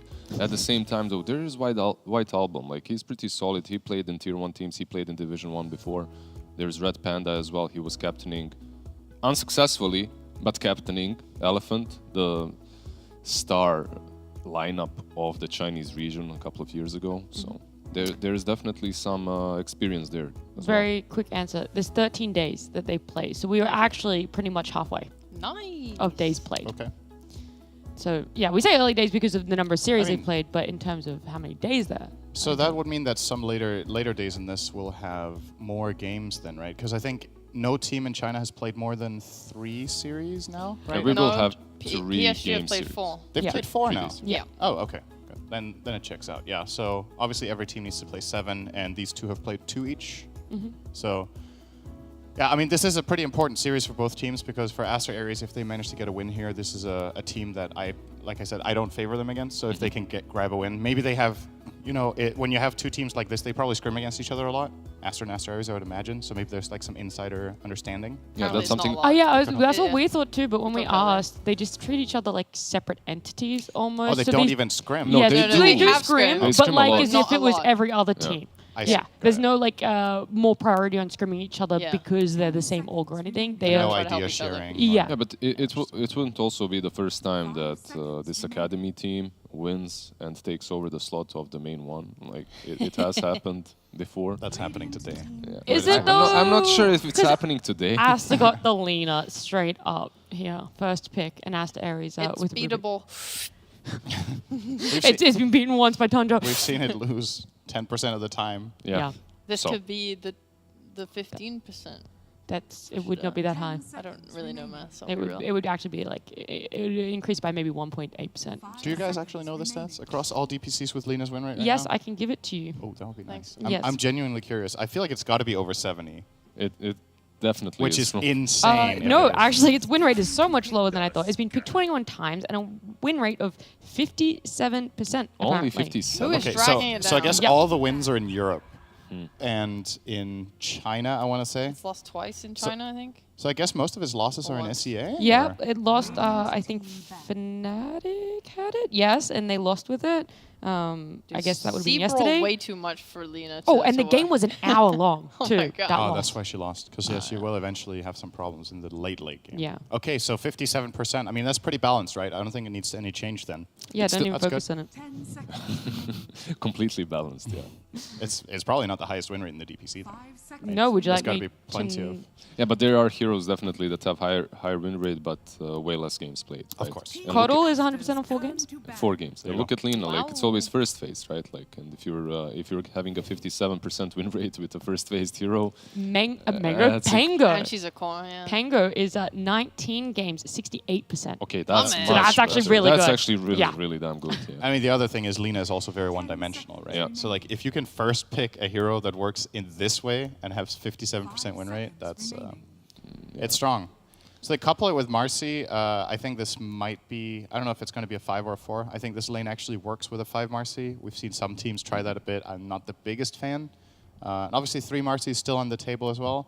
For me, this is an amazing hero for Baboka as a player in general. This guy is very much about melee hero initiation. It's what he's always been good at. Earth Spirit is his #1 hero together with Ricky. Marcy fits the bill. He's played it well. And I guess he would have liked the Tusk probably that Ares took, but obviously not available. So you settle. 10 seconds. With the opening of Rubik and Tusk, do we imagine that it's just the 2 support opening? I know there's that Yeah. flexibility for Tusk mid, but unlikely. I mean, it's not unlikely. It's possible. But I mean, the only thing that's certain is that Rubik is so strong right now. Everyone is like, Yeah. we're seeing so many first phase Rubiks. He's able to go between 5 and 4, which is pretty powerful, and still gives so much. His like base damage got buffed by 3. He just trades like a beast now. He's so good at securing lanes. Are we still stuck in Tusk as a support, or did we go over that? I mean, he could go mid for. I'm just seeing it more mid than on the Yeah, I floor. was thinking that, but then it's like, do you move Lena mid and pick a different? Like, what is the Tusk Lena matchup if you think the Tusk is going to go mid? Yeah, but Lena is safe lane most likely. as It well. is most likely, but if you think Tusk is going to go mid and you think Lena's the better matchup, do you shuffle it there? And is there a better gotcha pick on a carry later down the I line? think it depends on the offlaner, right? Mm-hmm. Like if you where you put Lena. But I don't know what possible offlane they could pick that threatens Lena. Yeah. And my question is, Sure. like, Tusk is really strong on mid lane. Yeah. Okay. Yeah. I've seen Vipers win against him, but Alina, it doesn't strike me as a lane that he will lose at all. Like, it is range. You will get poked, but you just spam shards and snowball constantly. I think the main thing about that lane is, I would say it's Lena favored, but you are also very susceptible to getting roamed on, right? I think one of Exactly. Tusk mid's biggest strengths is how well he sets up for a 4 rotation. So if you do put that 1v1 mid, then it's probably not going to end up being a 1v1. And now with Rubik the- would rotate or whatever. You And- put Living Armor in the mix too. Yeah. It's confirmed, right? Like, it still Tusk is can a be core off. now. It can be offlane, but yeah, he's definitely a core. Does that strike you as a White Album hero in general? No, not necessarily. 10 seconds. It's not what I would have. I mean, obviously, again, small sample size here, right? But it's not really the archetype hero I remember him from when I've seen him in the past. But obviously, the players grow with the times, right? It'll be interesting to see. I mean, for sure, Aster Ares have some good heroes here. Like, it's hard to say that this isn't meta and isn't powerful. The question is if it's a good enough trade for what they've given. We've seen a lot of teams go Lina plus Treant. Why do you think they chose Marcy over Tree? Because I was looking at that to end the first phase for Aster. Yeah, for me, Lina is way strong. Sorry, the Tree is way stronger with Lina as well. We have seen some Marcy Linas too. You do buff her up later on in the game as well, so she hits even harder, heals up. So those are some niceties. Be something in scrims or whatever, because obviously it being picked up 3 times out of 3 in the earlier series today, but we never saw it in the first week of DPC. Like, there has to be something in the back end of why they think this Marcy is good. Yeah, I mean, it's this region in particular, right? Yeah. We saw, I think Secret tried it yesterday on Puppy SF5. That did not work out very well for them in that game. Aside from that, I don't remember seeing a single Marcy in Western Europe in the games that I covered, at least. So, yeah, it's just way more popular here. I guess part of the value for Aster in this hero is the flex, right? XXS plays a really good Marcy as well. He's not going to play now, though. He's going to play, in my opinion, his single best hero. XXS plays an insane Mars. Probably the best player in the world on this hero, together with maybe Amar, who is now playing carry for Enigma, and he actually played carry Mars yesterday, which was fun to see. And it works so nicely with Lina as well, right? Yes. Like you have this setup in front. Yeah, I mean, I think it's a really well-rounded lineup on Aster so far. Just because with Tree, you get the plus armor and like a little bit of healing, but with Marcy, you get lifesteal. And Lina's attacking so fast, I think she can utilize the sidekick really well. So you have a support that will have more kill threat and buff you up a little bit more. You're going to have a Mirana rushing a mech as well. I just think there's like this 15 to 20 minute timing for Aster that's going to be super, super hard to play into for Ares. Yeah, and one nice thing from Mars as well is the way he plays against the Treant Protector, right? Like you can actually hunt him down with the arena around the trees. Like you can't really just be that nasty tree that just constantly defends the tier 1 tower. I believe there was that stat that I saw at some point that Mars destroys the most trees per game with spells out of any hero in Dota. So it's confirmed. He destroys more trees than Batrider or Timber, apparently. Well, that makes maybe sense. It was per. Maybe it was that arena really destroys. Maybe a ton it was of trees. per spell cast, or maybe it was something. Because I kind of can't believe that he destroys more trees than Timber in a game. But maybe. I don't know. It sounds pretty crazy. Okay, so I was looking at Ares' lineup, and the one concern I had was that I feel like when you run this support duo of Tree and Rubik, I think you're a bit lacking on damage unless Rubik steals something really crucial. Like Treant's weakness is always going to be that his teamfight output is very minimal.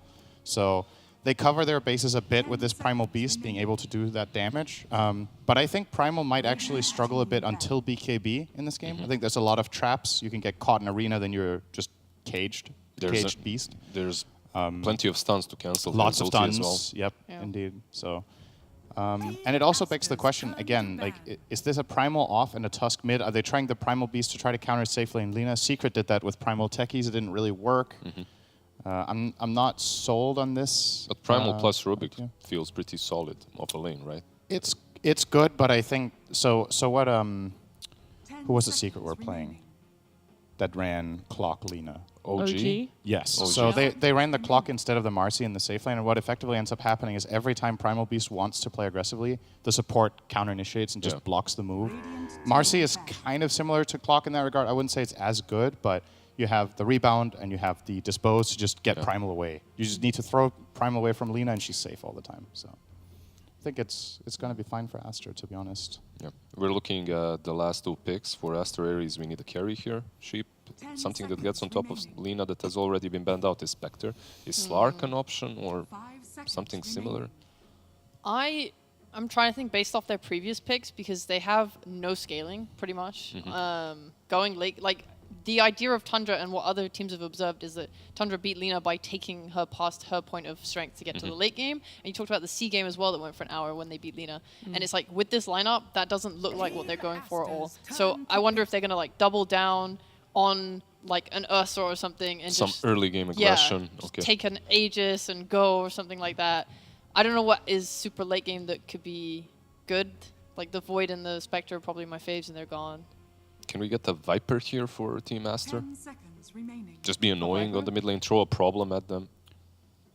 5 seconds. Excuse me, I think they have lots of choices. I feel like this last pick is actually wide open, and you can get whatever you want. I feel like you have to go Viper. You It's could the Viper, only you option. could Leshrac. Is okay, so Bat is The banned. That only would've been option. insane. Nothing else is possible. Okay, nothing else. They're the only hero If they left. pick anything else, I'm leaving. I'm down for that. Viper only. I mean, I would definitely like to see the last pick be a ranged mid hero that utilizes Arena. So That is my favorite range hero. Okay. Utilizes Yes. Arena. That's that my is favorite not what I one. was expecting. So I saw the bans from Aster Ares here with Puck and Dragon Knight. So obviously they seem to also favor some sort of ranged initiation team fight out of that mid lane. But Aster are going to go for Void Spirit. Queen of Pain didn't look half bad to me. 10 seconds. It does give them like Right. that backline catch, right? Like you can Yes. get on top of Rubik, you can actually start the fight, make it easier for your Mars to initiate afterwards. So in that way, I do understand the Void. And I Plus- guess he feels confident he knows his matchup, right? This matchup went both ways the last couple of games that I watched. Tusk against Void? Yeah. One game I saw Tusk winning, the other I saw Void Spirit win. So Yeah, I feel like from a theoretical standpoint, I don't see how Tusk ever touches Void Spirit in lane, actually.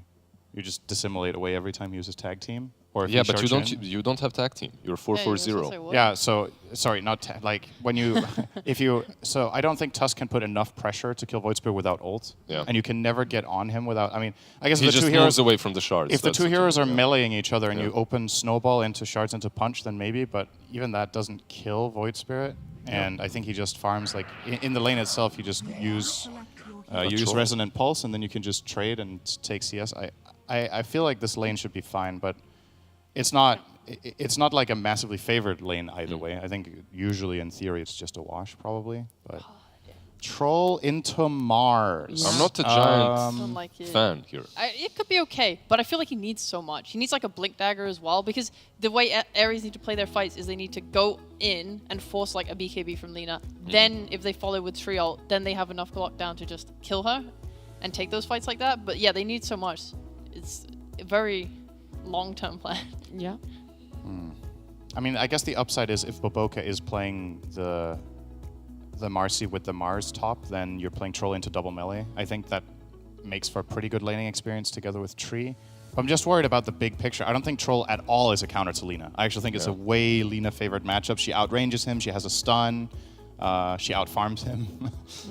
She is Lina, Yeah. and together with Mars. I'm a big Aster draft fan in this game. Just in general, I think the lineup's really good, but it's also good against their opponents. So.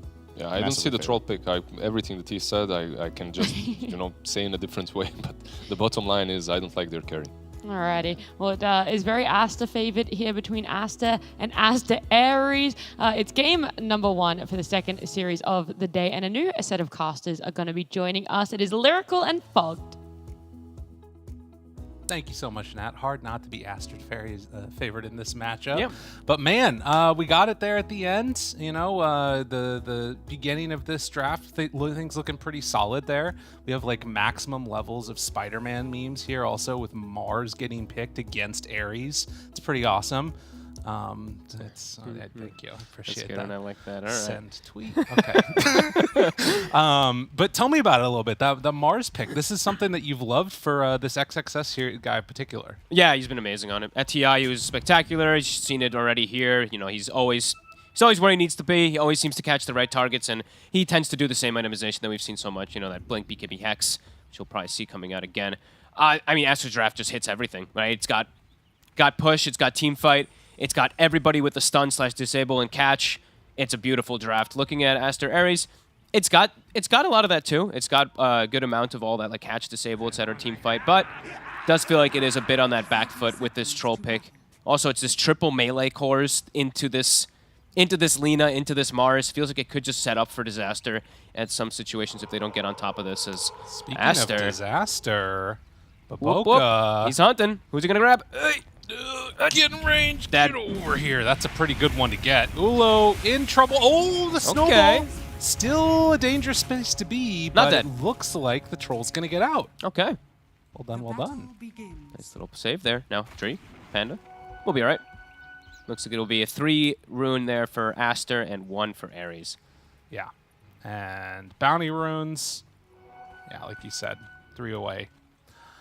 So mid lane matchup, there's a lot of talk about Tusk facing off against Void Spirit here in this one. Of course, the big thing that always stands out to both of these heroes is going to be that level 6 timing and where they decide to go. Yeah. Despite all the rest of it, are there any lanes where there is some like serious potential danger for like ganks earlier than that or rotations?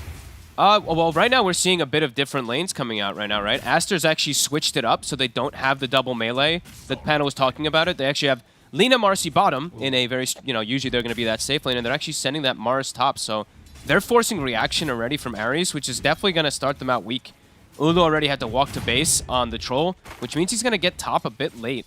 It's going to be almost a full level disadvantage. So I think for Ares already, all those lanes look kind of problematic. I think all 3 of Aster's lanes are winning lanes. Yeah, this looks really nice for them.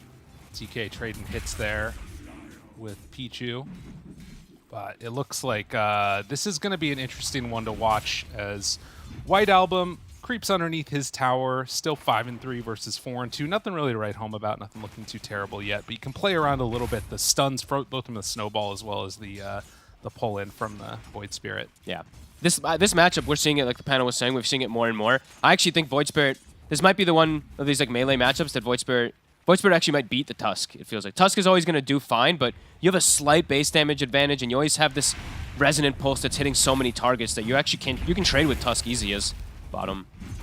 Red Panda. He's already 2. So dude, in any lane with Lina is just terrible to be in, particularly when you're double melee. Oh, yeah. And they have multiple ways to distance the Lina also, right? Like, you've got Marcy. Even if there's a Primal Beast, he charges in. They can just throw him away. They can speed up the Lina and try to reset stuff. So, yeah, we'll see how he's able to do down here. Well, and whenever Monet wants to get that point in LSA, you have that paired together with Bobica. It's going to be some kills there. I mean, they're tanky heroes at least. Both the Tree and the Primal Beast as... He's going to go down. Yeah, that's the second time they've done this. They didn't connect on the first arrow. TK chased through the trees. Does have God's Rebuke, though, and that's enough of a slow. And then move in for a right-click. XXS drawing First Blood. You guys might see some crazy stuff from him this game. His last Mars game was one of the best that I've ever seen. Yeah, I feel like I say that from every time he plays Mars. I'm like, that was one of the best Mars performance ever. He's spectacular really on this hero, and they're giving him the safe lane farm. Well, and not as a carry, of course, but they're giving him safe lane, so he's going to have even more farm than usual. Yeah, I think this setup for Aster, it's going to really break Ares quickly, as this Troll 7 and 2 last hits already going to start falling quickly far behind. LSA connects there. They just get double, I mean, it's double melee. Right? They just have to watch Monet be like, okay, free farm. Dude, it's so annoying. Yeah, and Red Panda, I mean, can throw out that healing just by virtue of the Leech Seed, but, I mean, it's hard to even stay onto one target. And yeah, the body blocks paired together with the extra damage and one more hit, Bobica gets the kill. I mean, things are already looking scary. Yeah, this lane is ridiculous. The fact that it also cuts the poor trees, right? Even Treant just can't hide anywhere is also primal. Okay, he'll be all right. They're thinking about diving forward, but Boca's thinking about it, gets the grab. That's just sheer right clicks. Yeah, it doesn't even need to be that much more than that. And as soon as he comes back into lane, is already taking a beating. I mean, this is such a gross lane, really. Sidekick plus Lina is just an absurd amount of damage early on. Even as the game progresses, gonna just see how strong Monet's able to be with Boboka at the backup. When you had talked about Void Spirit maybe having an advantage, I didn't think it was going to be this type of an advantage over the Tusk. Yeah, he's doing phenomenal. I mean, White Album's been really good in a lot of these matchups, but yeah, this is looking great. No leap. We'll get a kill. Well played there. Much needed. And now Ares trying to get aggro onto Monet, but the turn, oh, that one hurts. Can't get the rebound target. Rebound level 1 is so pathetic, so can't actually catch it there. Boboka wants to, but... I mean, so you were talking right before this how you weren't liking as much the Marcy being played out of the support role, particularly for a lot of these other teams. Do you think that Aster found a good way to fit it into their draft here, though? I think when you have these, these super range carries, your Linas, your snipers, your Drow, and everything like that, Marcy support I think can still look pretty good. I have the preference of the role just being as core. You work so much better with sidekick and with levels. But that being said, also it's Boboka, so. Probably going to transition to a core pretty quickly because he's a super farmer. Yeah, absolutely. But yeah, I like it with range cores. And he has multiple... I think when you have multiple heroes that you can sidekick, multiple cores, it's also amazing. His bottom, again, is constantly looking to make these moves. Doesn't connect with the LSA. But I always get a little bit surprised when that Dispose comes out on a Primal Beast, just because the range looks insane since his body's so big. It also just so funny. It's just like, damn, Marcy is really jacked, you know, that lifting Primal Beast. Yeah. We should allow her to use Dispose on Roche, just for the memes. Yeah, it would be good, actually. However, there would probably be something that they'd have to patch at some point. Somebody would find something dumb. I mean, you can throw the Roche out of the pit, and yeah, you got to always watch out for those. That's true. All right, let's see. 20 seconds for Power Rune. I feel like they have to help out White Album here. XWY is going to hit 6 pretty soon. And yeah, that is a pretty crazy disparity. 32-12 to 22-5. Yeah, White Album is going to need the help, absolutely. He glyphs the wave, so stalling out that level 6 just a little bit longer. It's really good for him. And the rune is going to spawn.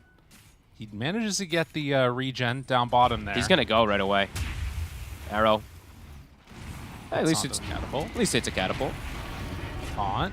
Just gets some damage on his way out. Starting to burn through those charges and then pops the regen right away. Yeah, looks to bully. All 3 lanes looking phenomenal. Troll doing pretty decent though. We do see Ulu is able to get a decent amount of farm after that late start that he got up top. Early ring of health. Rotations.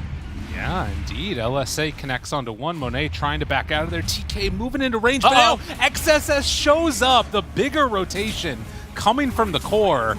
Taking down one already. And Red Panda also going to drop there. Yep. Always in the right place at the right time. The moment he hits 6, he sees the opportunity. Rubik leaves, he comes down. It's like using their head. Yeah. Perfect rotation. And now he gives the Mirana up top. He wasn't pressuring the Troll too much anyway, so this is an easy, ideal rotation.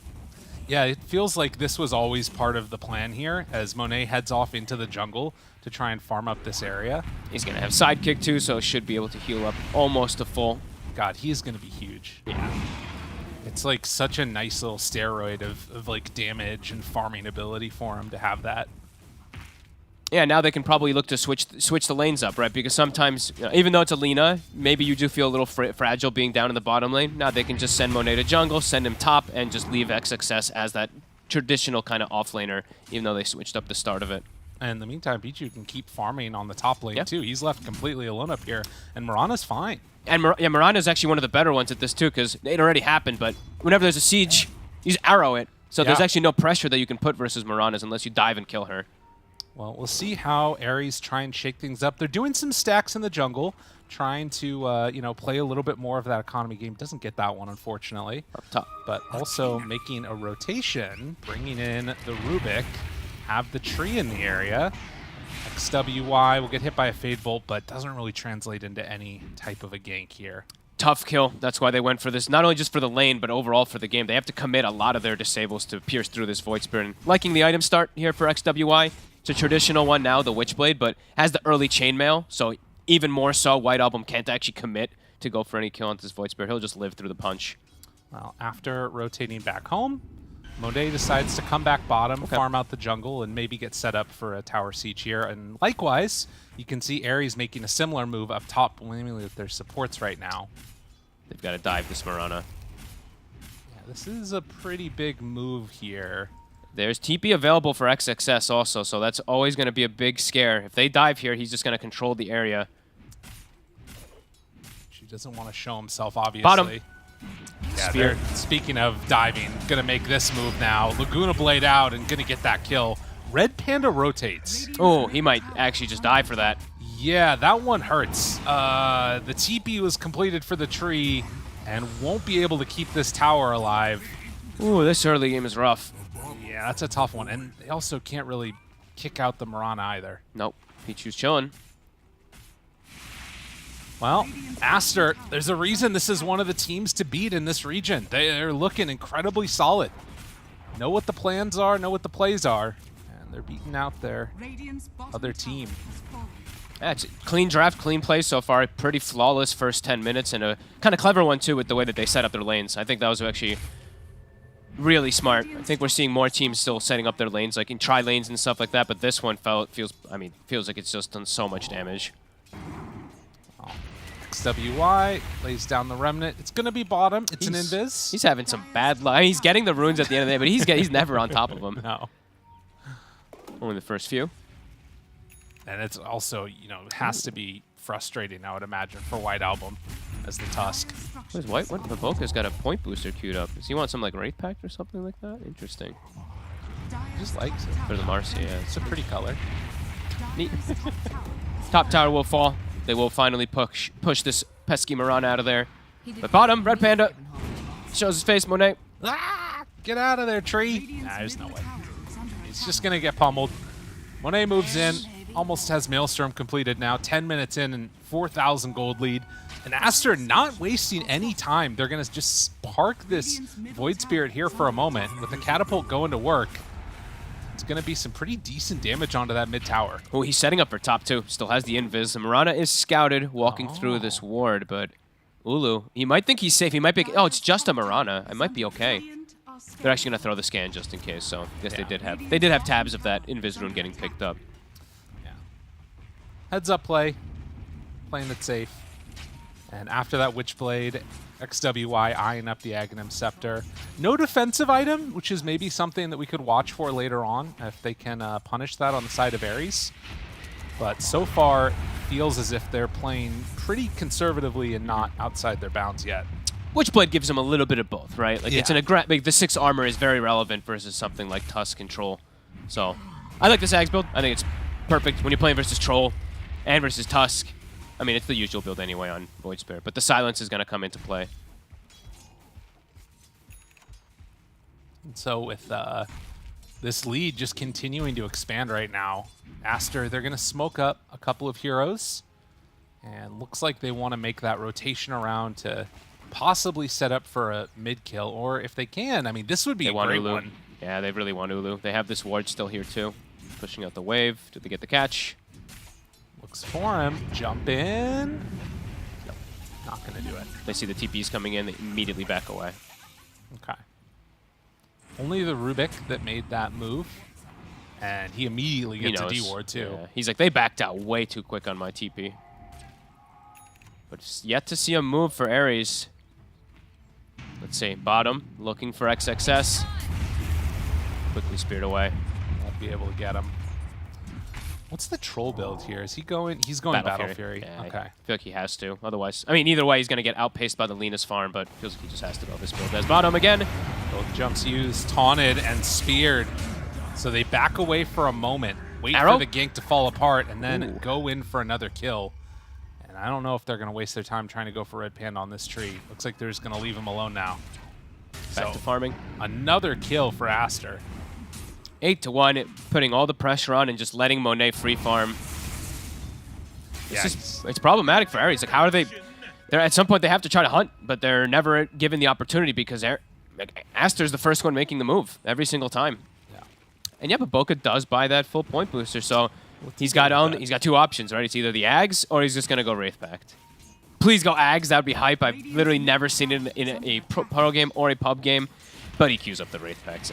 It's the more understandable one versus all this physical damage. It's literally Troll Tusk, right? So he's going to fully prevent any of their damage in those fights once he gets it, and he gives the benefit to his cores. I mean, I was hoping for Octarine, but no way.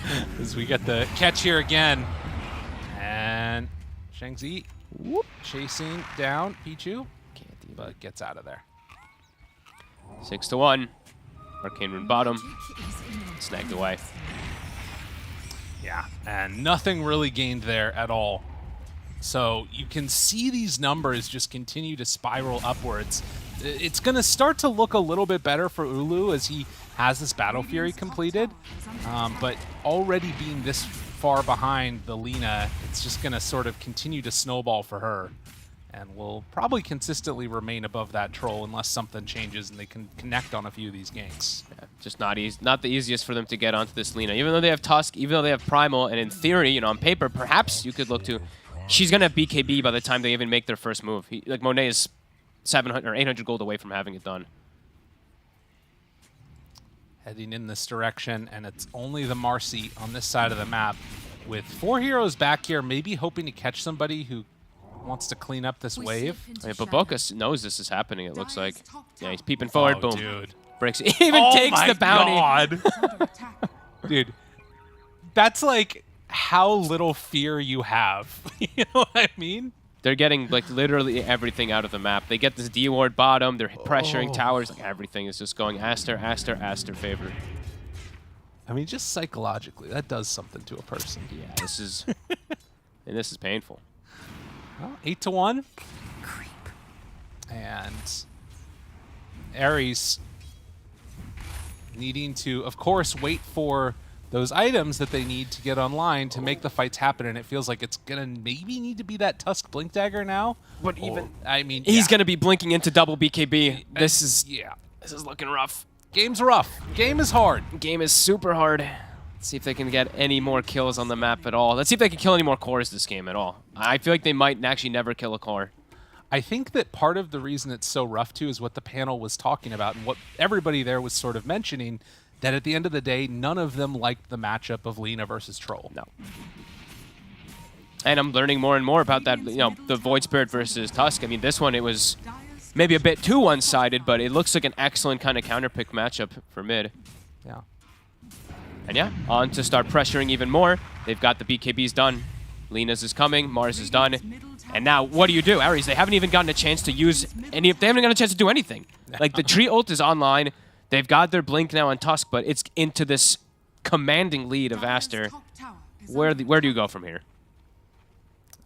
I think that they need to do something, as you're talking about, and they do have that blink done. They've still a little ways away from the BKB on Primal Beast, but it almost feels like you... I mean, that's always the trap, right? You feel like, oh, well, I'm almost got this, and then I've almost got that, because as soon as Primal Beast almost has BKB, then Troll almost has BKB, and maybe we can wait for it, but at that point, they're going to be a whole nother item ahead of them. Exactly. Yeah, they're just falling further and further behind. Now there's even a mech, so, you know, even if, let's say, they connect with their abilities, they just probably don't even have the damage to pierce through this healing. And those BKBs, of course. Maybe they can catch somebody out of position here. Pickoffs can sometimes be a saving grace in that regard. Yep, Pichu. And gets the jump out, trying to escape, catches a mid-leap. Well played, and a kill. So they need more of these on Aster Ares. Yep. They get support kills. Can they transition it into a core kill? Looking unlikely. It's Monet queuing up those boots of travel so he can be anywhere on the map. And in fact, walks through a ward. This could maybe be the catch. They need to get the good chain stun so he doesn't get the BKB off. Yeah, they have to bait this out. But Monet, yeah, maybe recognizing the danger here. Yeah, he's like, I have no buddies with me. They also have a ward over here in the jungle, which scouted that out. So that might have caught the rotation down. Heads up play. Clean game. 8-2, 8K lead. Arcane Rune bottom, XWY, halfway to Aghanims. But you know what they do both have? Philly Stomp. They do. Ooh, arrow. Connects. That's going to be their save very surely. Yeah, a little bit extra money. That'd be nice. They need it. Yeah. This game is accelerating quickly. Roche on the menu, but Boca's about to have Wraith Pact done after this too, and how do they fight here? They don't. They can't. There's no BKB troll, so free Roche for Aster. Yeah, this is nice to see from Aster. Everybody hitting their timings very well. Still, but what, 1,800 gold away from Aghanims being completed on XWY, but farming very well around the map. And now with BKB completed on Primal Beast, it feels like it's going to be more time needing to wait, just farming and trying to catch back up a little bit here. Yeah. This feels like it's going to be the name of the game for Ares always after those lanes. Yeah. Aster have a huge window now to kind of hunt wherever they want, take whatever fight. Don't really, I mean, having the Ags, of course, on the Void Spirit would be lovely for easier catch, but it doesn't feel like they need it by any means right now. So bullying across the map, pressuring in the bottom side of it. Aster hoping to find somebody here, but won't be gifted any free kills. Although White Album finds Monet and realizes he cannot do anything to that Lina. Yeah, he's like, no, just kidding.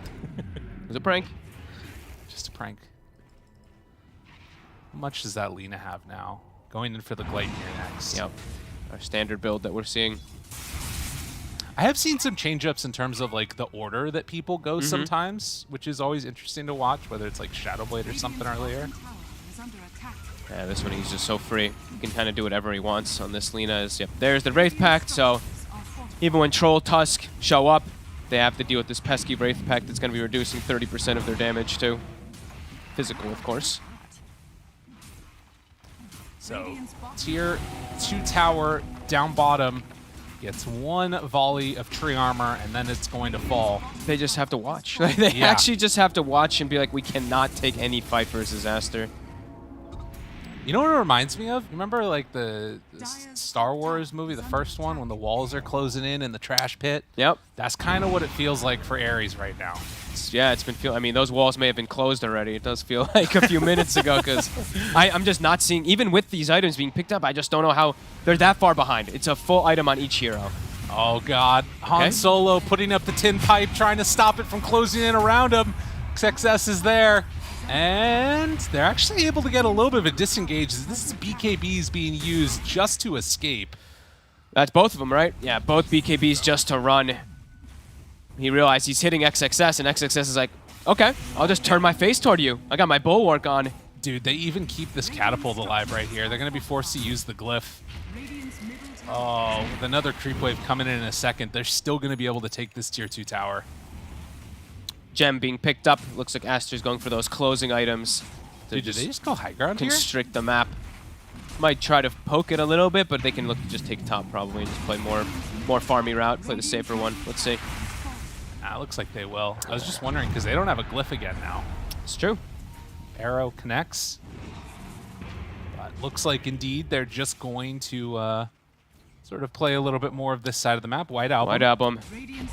Now the Aghanims is also done for XWY, so if they don't use their BKBs defensively, they're just dead, and they might just get chain stun combo before they can get them off. This is super clean by Aster. Little to no mistakes whatsoever, and Ares haven't even gotten to do much of anything this game because of just how massacred they were in the laning phase. Right. Striving for that perfect fight for them, and because of how rough it was early, we're never really even given that option. But you can see now. Uh-oh. Aster They're getting pincered. Wanting to chase this one down here. And Monet, he's pushing in the wave. They're finding TK. Oh my God, they run right into him. Find this poor Rubik. He did get Astral Step, but ends up dying. And the LSA, barely off the mark there. Almost able to catch one of those Ares players trying to run away. Lulu almost has Blink. Same thing though, just doesn't feel like these items, they're coming out quick enough. The ping's actually coming out. Aster, they have a read. They know this troll's in the area. He is going to see it coming though. He's really close. Doesn't want to have to use BKB right now. Uh-oh.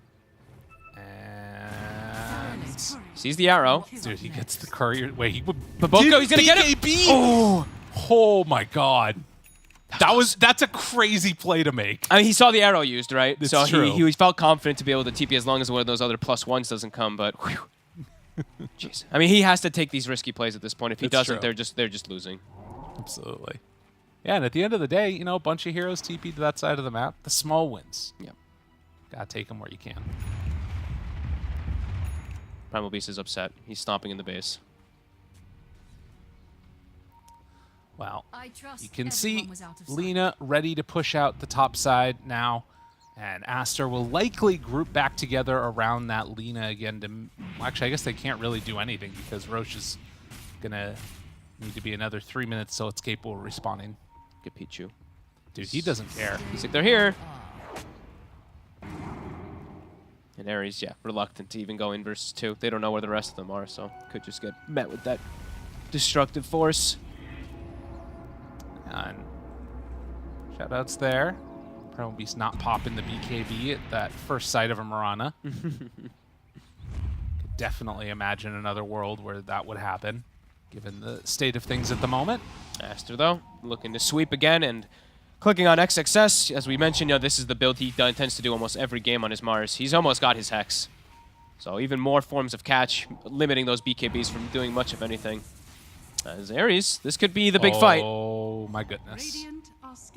Into a 14k deficit, though. He was thinking about it there on XXS. Whoop. Oh, White Album. He went in pretty far. Oh my God, so risky. Dude, they're just waiting. Monet's on the prowl, too, with the brown... Oh, okay.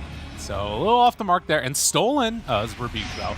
Oh my god. Yeah, Monet found White Album. Hastes away. Second salvo now. Connects onto the Primal Beast, bringing him down to half HP. Silence onto Ulu.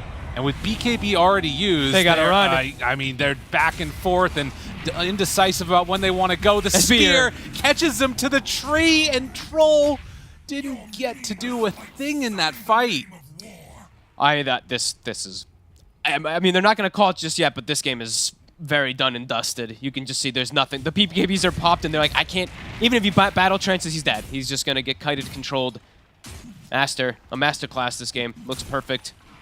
Somehow he did 300 damage in that fight on the Troll. I don't know how. This must have been axes, but must have been something. That was a rough one, man. I mean, and it's very indicative, like you say, of what's sort of been the issue this entire game. Aster started out with a lead and never let their foot off the gas, and Ares were never even really able to, you know, try and interrupt that. Yeah, I think that the lane setup was honestly quite genius. It's just like small little things like that, but it put them at this level where the game just has. It's just never been there for Ares. 10-2. It's quiet, but it's right. It's brutal. Absolutely. And well, BKB completed for Tusk now. They have that Blink Dagger. Again, it feels like they kind of have to get a perfect fight with Overgrowths after BKB is already used on these heroes. Something like that. They might have one last hurrah. They have to get something because they have no damage and they're just getting further and further outscaled. Let's see if they catch something. Will they catch a core? Bulbica. He is going to die. But that is all they're going to get for it. Didn't have to use much, which is one thing to consider. XXS is hunting though. He's got the Hex. Ooh, and a quick Roche respawn. Now, if they could win this fight and get an Aegis, that is maybe some chance for hope. They drop a ward up on high ground, spot one, arrow there. Hex. Immediately Hex to interrupt the ulti. Gonna get controlled. Snowball though. Got Monet. And now on to Monet. That's the blow up they needed. Dead for 60 seconds. Everybody else from Aster has to run away as Ares somehow managed to win a fight. And a gem picked up also. Perfect Dude, and positioning. this is Roche. None of them have buyback. Do they know it's up though? Oh, they have to go check. Surely they have to go check. It's being scouted from Pichu. Yeah, I think they're going to be able to check it and get it in time. I mean, that is huge. You could not be gifted a better situation than that for Ares. Yeah, they got right on Monet, and the snowball save, right, from White Album ends up getting it off perfectly to save the Primal and get that reset onto Monet. Monet, he finds himself in a bit of a weird position. He's right in the middle of it, quite about everything. Yeah. All right, Ares, after a very slow game, they finally found some window. I always said it needed to be the perfect fight, and I don't think I can think of a better fight than that. No, definitely not. All of XXS's value is immediately negated, and they're on top of Monet somehow. Mm-hmm. And Baboka gets picked up before the fight too, right? So yeah. Number advantage and the perfect jump. Or the perfect we got save the favorite jump. one here, the rock throw. I was calling it Pearl Boulder in the green room there for a bit because I was thinking of the big old boulder from the golems. No, it's an even better name, Rock Throw. Rock Throw. Yeah, with Soul Ring, he can afford everything. This hero's int gain is just so pathetic when you look at it. His starting int and int gain, 495. I mean, it's him and Troll Warlord, the lowest int hero. Lowest int. I want a cosmetic of it where he's just like throwing out Onyx or something. I feel like that might be a little tough to get copyright on. Yeah, actually, now that I'm probably. thinking about it. But all right. Yep. Have found themselves at least some type of footing in the game. Still quite far behind. Yeah, this is, I mean, again, not to overstate the situation, a huge win for Ares, but it could go bad in a second, or it could go even better for them. The arrow. Again, they connect onto XXS, rooted, controlled.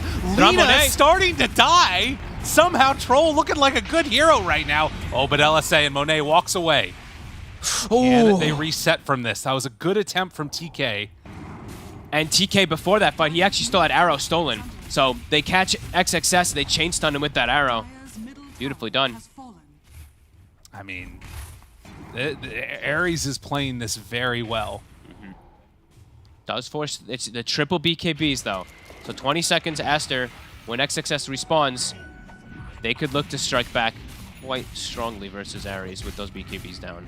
Yeah, I mean, the Blink being able to find that Lina is absolutely key to this. And so I guess that from Monet, what do you need to do in that situation? Is it more about like not being that first person in, waiting like until Troll uses Blink to show yourself? What's Monet need to do? Probably just has to stay a little bit further back and just, yeah, wait for Troll to show. Because they don't even have Force Staffs, right? I've been seeing Baboka, he's just going for his full greed after Wraith Pact, and the Mirana, he's had it queued up for a while, but finished up the Greaves instead of going back for it, so probably need one of these defensive items. Maybe he just builds his own. He just goes Hurricane Pike on Lina, and yeah, that is going to be the case. So just some way to distance himself is necessary. Right. Yeah, because so many of his items right now are about just blowing up that one target. Yeah. The embodiment of a glass cannon. With the sidekick, though, not as... he's still glass cannon, but can sometimes, you know, you can get caught off guard with how much they lifesteal. Right. That makes sense. Aster. Given respect. They're backing away now. The smoke not going to connect. Yeah, I mean, it's really impressive how much they've been able to pull this one back. I mean, you sort of keep your eyes on the graphs of this and how it was going there for a little while. It was such a huge advantage. And now it's sort of back to a, you know, this 9K gold lead, not completely unheard of in terms of comebacks this season. Yeah, the win rate went to 96% for a good like 5 minutes or so, and then right afterwards they did find that catch on Monet. So starting to trickle their way back up. Still, it's an uphill battle. Yeah, but a pretty decent last few engagements. 1 minute left on the Aegis. Another Blink Dagger now done for the Primal Beast. Okay, all 5 heroes have a Blink. So everybody has a way to gap close onto the Lina or jump into the Mars ult and join the fray. Dude, maybe this is just the answer for Lina. This is how you do it. It's the, you know, it's the old sniper counter, right? If you're playing for sniper, everybody kind of wants a Blink. Even like Death Prophets, you see them always going for it. So yeah, definitely an attempted answer that has worked in the last 2 moments. Just they have to still look to just keep playing almost at perfection because Aster still has this comfortable lead. Right. Dire's top tower is under attack. Well, and maybe with this Satanic coming out after the Hurricane Pike, Monet can just stand his ground because he's already at 3,000 HP. Yeah. And he feels like he's so much of the team fight, particularly when, you know, that first salvo of BKB damage is there. He doesn't really have much besides him. He has a lot of survivability now with the sidekick, with the Wraith Pack lifesteal. When he has Paladin Sword as well that he's picked up, so quite a lot of lifesteal. So 10 seconds on Aegis. Ares, they know something's up. They're going to back up to their base not to get caught. Likewise, you know, for the Troll, opted to go in for this Sanj and Yasha, and the next item is going to be a Nullifier. Yeah, So he's going to go down there. So that's the other thing that can help stop some of these, you know, displacement items to let them get set back up. Nullifier can really mess with the Force Staffs. Definitely. But we'll have to see if it happens. 6-12. Again, slow-paced in terms of kills. But some ups and downs in terms of the state of the game. Dire are scanning. Aster swinging. Going to clear them back, push them back into the base, get that economy going back up. And I guess the other thing that... Oh, hold on a second. XXS spots some people right on top, waiting for the rest of his team to get closer. Ulu in pretty far. Catch one, doing some damage. Spear back. Lift to try and keep him alive. Snowball save. It's Arrow deep. goes through. Still in trouble. BKB, blink away. White Album caught, though, in the arena, and he's going to get killed off. He saves his buddy, but gives his life and does give the gem back to the side of Aster. Yeah, that one hurts. Does save the Primal, but probably ends up not being worth it in that case, as now also, yeah, they lose that Ancient stack too, and yeah, giving back that gem. Monet, you said it, yeah, his Satanic going to be finished up in a couple of seconds here. So I got a crazy idea after seeing that one, and I'm sure I'm not the first person to think about it. 25 Talent Tusk, Snowball requires no target. You can just put it wherever you want, wherever you click on the ground. How broken would that be? I mean, you always can save, even through BKBs, right? So could definitely be pretty relevant. Could be cool. All right. I'm down for. I want some. Let's do a patch, people. I'm always down for like lots of talent reworks and stuff like that because it's been a bit since we've gotten quite a lot of changes. And I really like hero-specific talents. Like, when we got all the big changes initially, when talents were added, we had a lot of these like 10 strength, 100 mana or something. Like these were very, they're kind of boring. Now I think we've gotten to the point where we have so many really interesting talents that are just hero-specific. So I'm always down to just experiment. Okay. I like it. I like it. I mean, if everything's broken, nothing's broken. That's the specialty of Dota. So it's a motto to live by. We also saw recently get picked up this Primal Beast Halberd now. Is all of their damage pretty much Lina at this point, particularly when BKBs are out? Or how much do they have to worry about the other heroes on Aster? I still have to watch it. I mean, the Void Spirit can trip them up because the double silence if they don't get BKBs off. He can actually just mess with the Troll and the Primal a lot. Okay. But still definitely relevant. But yeah, most of physical is just going to be all Lina. There's Monet getting close to that 6 slot and always has the buff up of the Marcy. Still waiting now for this second Roshan to respawn. And you can see that even though the lead has regrown back up to the point where it was, Ares may be feeling more confident to be out on the map after those couple of successes that they've had are outside of their base. It's Nullifier done on Troll Warlord and some good vision down. And they have Ags now for Tusk, so... Oop. Okay. Are they thinking about it? They are. XXS is thinking to go. LSA from long range. Hurl Boulder. Nope. Rock Throw. Hex. White Album. Jumps in. Punch. Doesn't kick on the right person. White Album in and already killing off the Void Spirit. Monet, he gets kicked back. Oh, needs to run away. He's disarmed for a really long time in that BKB, Ulu. But they find the Troll, kill off Ulu. Didn't have a snowball save that time. They buy back on Rubik, try and get away on everybody else. And with the buyback from Void Spirit, do they have a way to get him? Oh, they couldn't get in range for Bobica. Uh-oh, White Album. For the kickback. And so he has to kick him after the snowball. Ooh. Oh, he messed up a little bit on the range there. I'm actually surprised they even kill XWY. He has his Aeon disc locked literally for the last like 8 minutes. Oh yeah, he didn't unlock it. He didn't unlock it. I think he just lives if he does, but either way, they get the kill. He has buyback, so maybe that's more what he was saving for. They get a slight opening there on the side of Ares of kills, of kill at least, but they lose significant damage here. Troll dead. And now likely a Rax, if not more. They have one glyph. We'll see if they use it here or they try and save it for that next one, it looks like. Maybe they can hold on to a second set, but with 20 seconds left, it looks like Aster are going to retreat for now. Yeah, Roche is on the horizon. 10 seconds for that third respawn. Oh, it's such good timing for them. They're literally going to walk in it. Ready? It's going to... 2.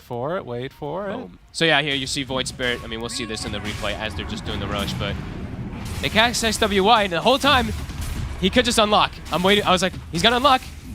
Nope, doesn't go for it, so it does just get comboed down, but either way, they end up winning the fight. And Monet there, the kick in with the halberd right on top of it. It didn't matter, though. Ulu didn't get any damage off in that fight on the Troll. I think he gets arrowed, too, as well, toward the end of it, so just gets completely finished off as they give the Axe to the Mars. Hell yeah. Let's go. Always give it XXS. I'm a big fan. He's going to have a refresher. Yeah, huge. And he can siege easily, too. He can just walk up and hit those buildings with this, too. Hitting multiple buildings at a time with the Bulwark. So now the gold lead has almost doubled from the last time that we were in this position. And Ares, not really that many answers for them here. No. It needs to, again, be the perfect fight. And to be honest, even at this point, I'm not sure if that will be enough. Yeah, probably not. I mean, they might be able to kill the Void Spirit, and then he won't have buyback, especially if XWY doesn't unlock his Aeon disc. Yeah, that was interesting. I mean, he's been keeping it, in the lock position so he can do it in the middle of the fight, but I just didn't get it off. It happens. Yeah. So the wrap through, Ares trying to find somebody here, and they're actually running right into the area of XXS and Monet. Uh-oh. Run away. Run from this man. XXS is too scary. It actually wouldn't have been that terrible of a point to fight if they could get control on him right at the start, since the rest of the team wasn't really there, but no such luck, and obviously didn't have the vision that we did. Yeah. Deceptively tanky, too. Yeah. If you don't 100 to 0 the Mars, or pretty much anybody, they get sidekicked He rebukes once, full HP. As XWY, a full Lincoln's now finished up also, so does have more protection to not get chain stunned, and will get that unlocked probably. And they didn't even go for 4-staff on the Mirana, they actually went pipe. So. Okay. More survivability. Greaves, Pipe, Mirana. Looking for a Holy Locket next. Why not? Lincolns, all Lincolns now. They're all just being they're all afraid of getting kicked back, so yeah. Put Lincolns on the Lina. He also has a Lincolns. They're going to go triple, quad, maybe 5 Lincolns if they get to that point, just to ensure that they don't get kicked into the base. Single-mindedness is what I like to see. Hex out, finds one. White Album gets the punch, looks for the kick, back on XXS. Pops the second BKB and retreats with his team. So Aster, they look to have another tower taken here, as Ares, really tough for them to make any move. Now they will have a kick again, probably need people a little bit closer to get him into the pit itself. Yeah, you have to kick XXS at this point. Yeah. Because they'll just bail each other out otherwise. So, Tier 4. Monet now just wanting to go straight for the end here. And spamming out the voice line. Bobica feeling himself after a good game number 1. 34,000 gold into their favor. And God, they're just shredding through that Primal Beast. Doesn't have a great way out of Round there. 2. Hex down, going to drop. And now Ulu on target, but not nearly doing enough. As Monet, well, does start to fall, but then one Laguna Blade, another couple punches, has Satanic. GG is called. Aster, they're going to win game number 1. Clean. I mean, they had the one little fight there, of course, from Ares that started to maybe find themselves some saving grace. They get a little bit of luck, of course, with that Roche right afterwards, but 99% of this game was Aster domination. Laning phase looked hot. Great itemization. Yeah, their draft just looked really kind of like straightforward and really, it ticked all the boxes. It had everything, and they did so well in those lanes. I think that little bit of a lane thing was, little swappage that they had in the beginning was top-notch. I think that, like, that one fight where then they turned things around with the Roche, that was almost like how good it could have looked if they didn't get destroyed in lanes. Yeah. It's like, okay, I see the idea that you're going for, but you're like 10,000 net worth behind, and you're able to make up for that because of how strong those units are at this moment, but it doesn't end up mattering. So yeah, rough situation.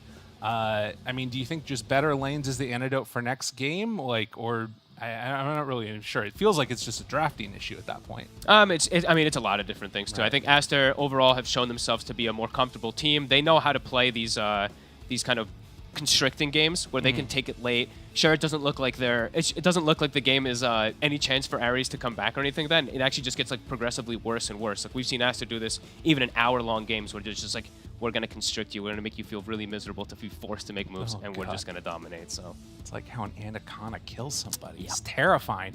Well, we'll see what ends up happening in game number 2, if there's more death and destruction and damnation on the way or not. Back to the panel.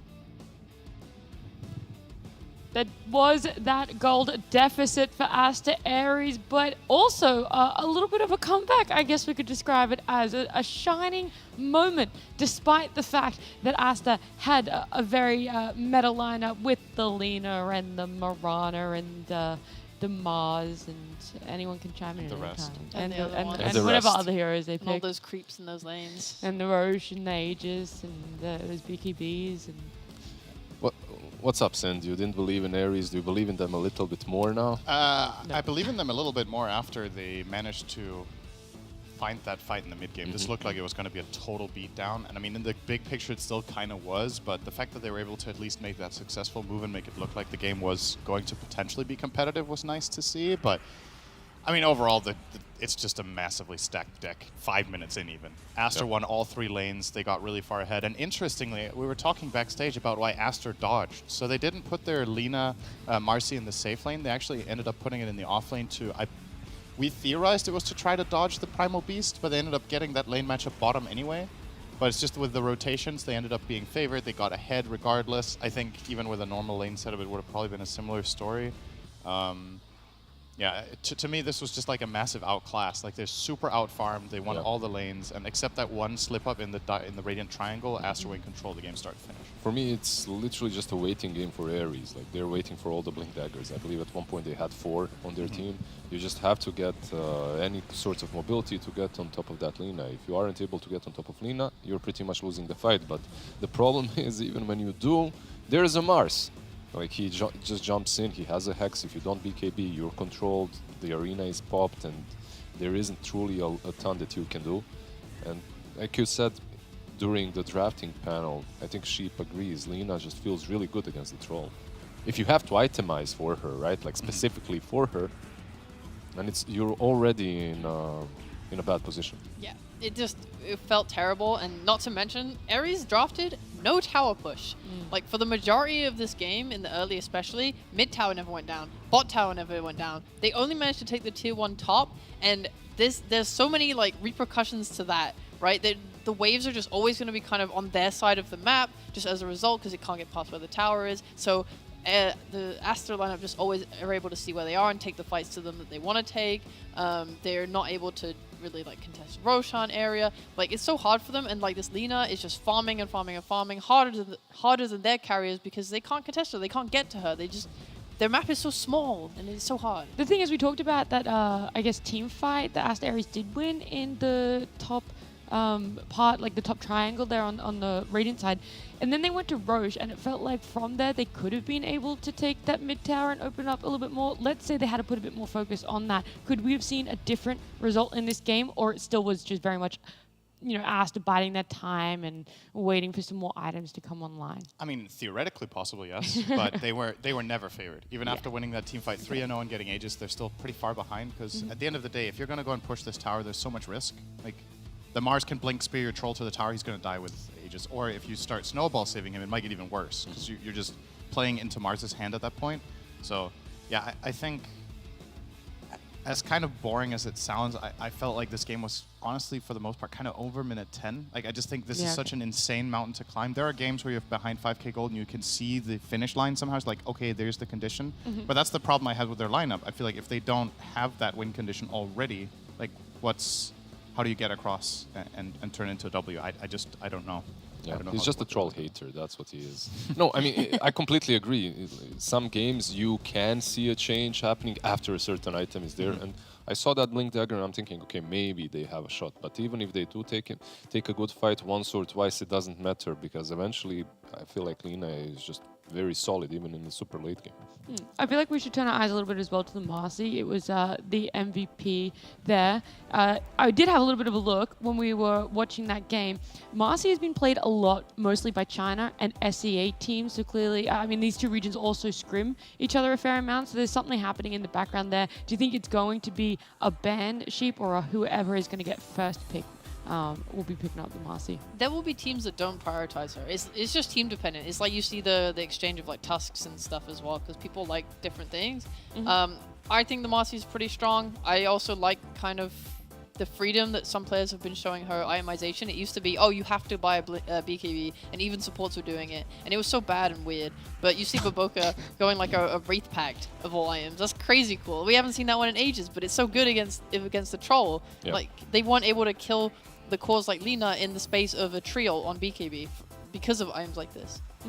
Well, game 2 is going to be happening after this break. We'll see if Aster Ares is able to come back against Aster.